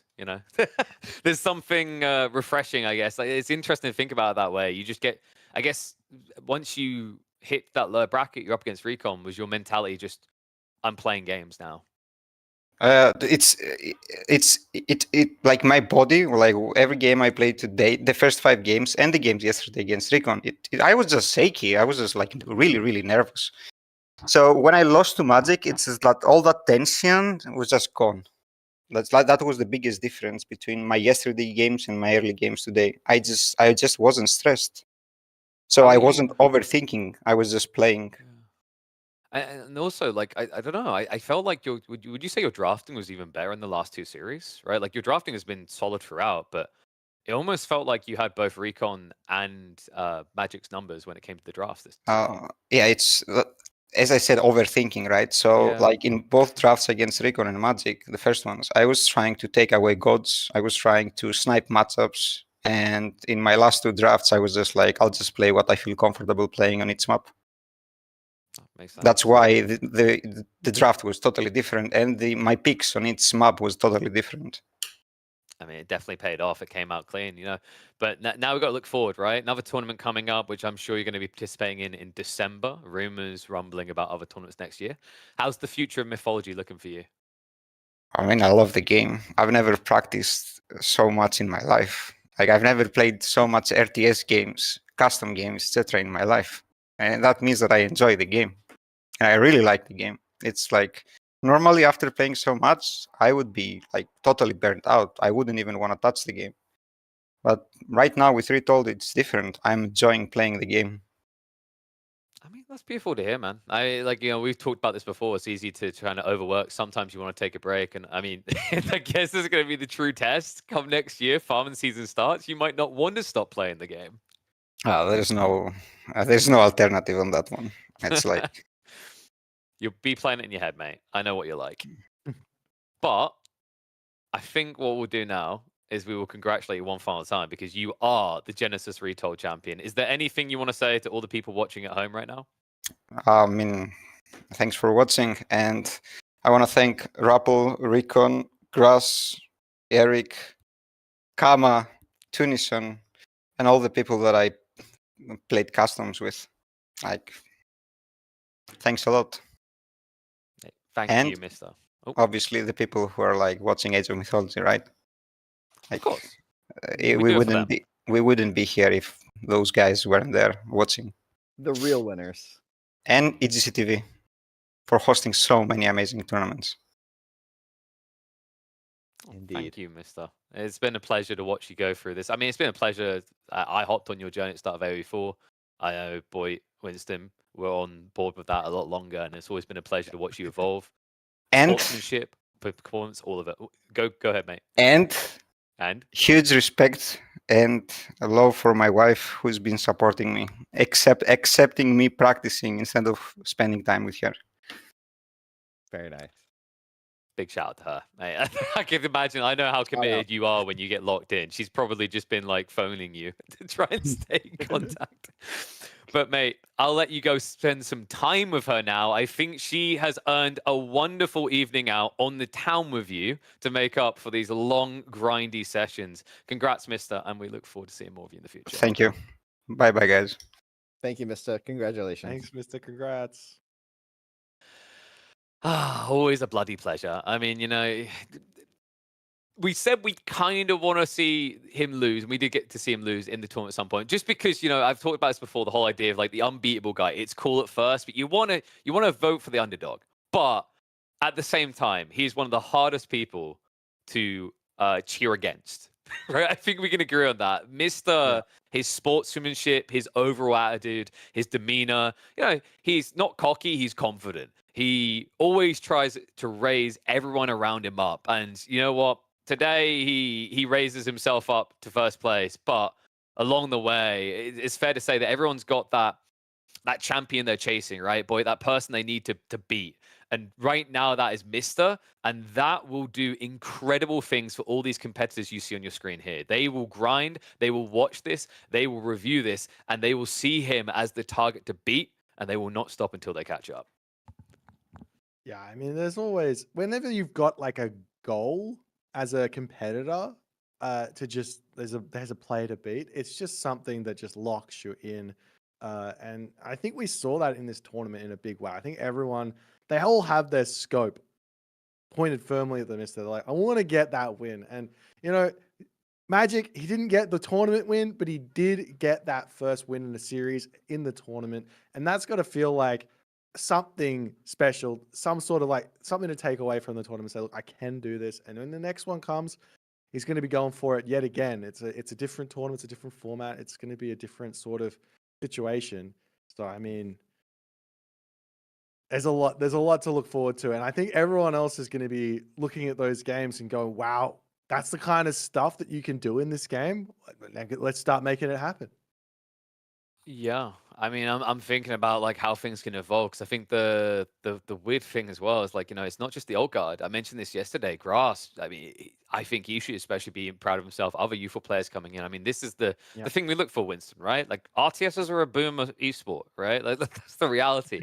But the cool thing that we've been seeing, we see it in AOE4 as well. You've been seeing it recently in AOE2.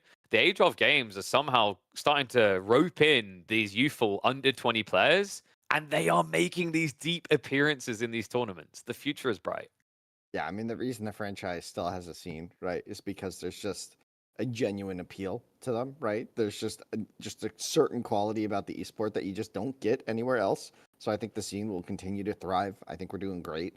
I love to see the tournaments huge respect to EGC TV for continuing to throw just incredible event after incredible event. Looking forward to the next event that got teased earlier today or announced earlier today. Well, not announced, but shown earlier today in the stream. We got lots of great stuff coming for the game, for the scene. Getting a little tired of congratulating Mista on a win, you know. Yeah. But well, you know, heard what it, can you right? do? I'd love to see another one take the throne just to make it spicy. Only But up until Match March, almost had Winston. him.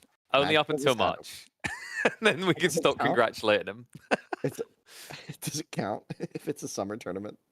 Yeah, I think No, we it have to make definitely it count. counts. It definitely counts. It definitely counts. He chose we over the competitors. That's all we'll say about it. But you know what? I love that you bring up more tournaments because, folks, there's plenty more to come. I mean, of course, we have Boyd and, well, it's not just Boyd, it's Boyd, Nakamura, Iron Maiden, your Desla, Hasup, and Wolf Studios. The Wrath of the Gods could be happening next month. Looking forward to that one, Boyd. But I promised more info. And although I'm not going to disclose every iota of detail around it, it is my pleasure to say that EGC will be back in Age of Mythology next year, 2025.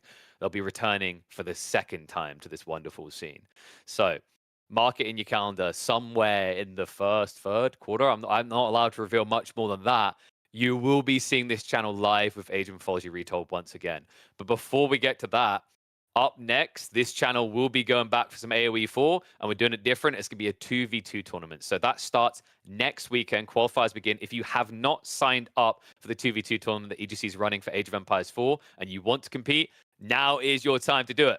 Time is closing quickly, so take advantage of that. But also, take solace in the fact that you've got the wonderful casters coming together in the community to give you an event for Christmas, and the fact that EGC believes in Age of Mythology enough that we'll be back in 2025. But folks, that is all. Thank you to everyone who tuned in. Thank you to all the casters, not just the two beside me, but all the ones that have been casting throughout the event. Big shout out to Chum, the admin behind the scenes. Really big shout out to Akame, who worked on all these wonderful scenes you see. And of course, Vodka at the core of it, the staple, keeping together, the super glue for this broadcast, because some of the weeks have not been easy. They've been tough. They have tested the limits of tech, and he has come through every single step of the way. But thank you one and all for tuning in. I look forward to seeing you in the next chapter.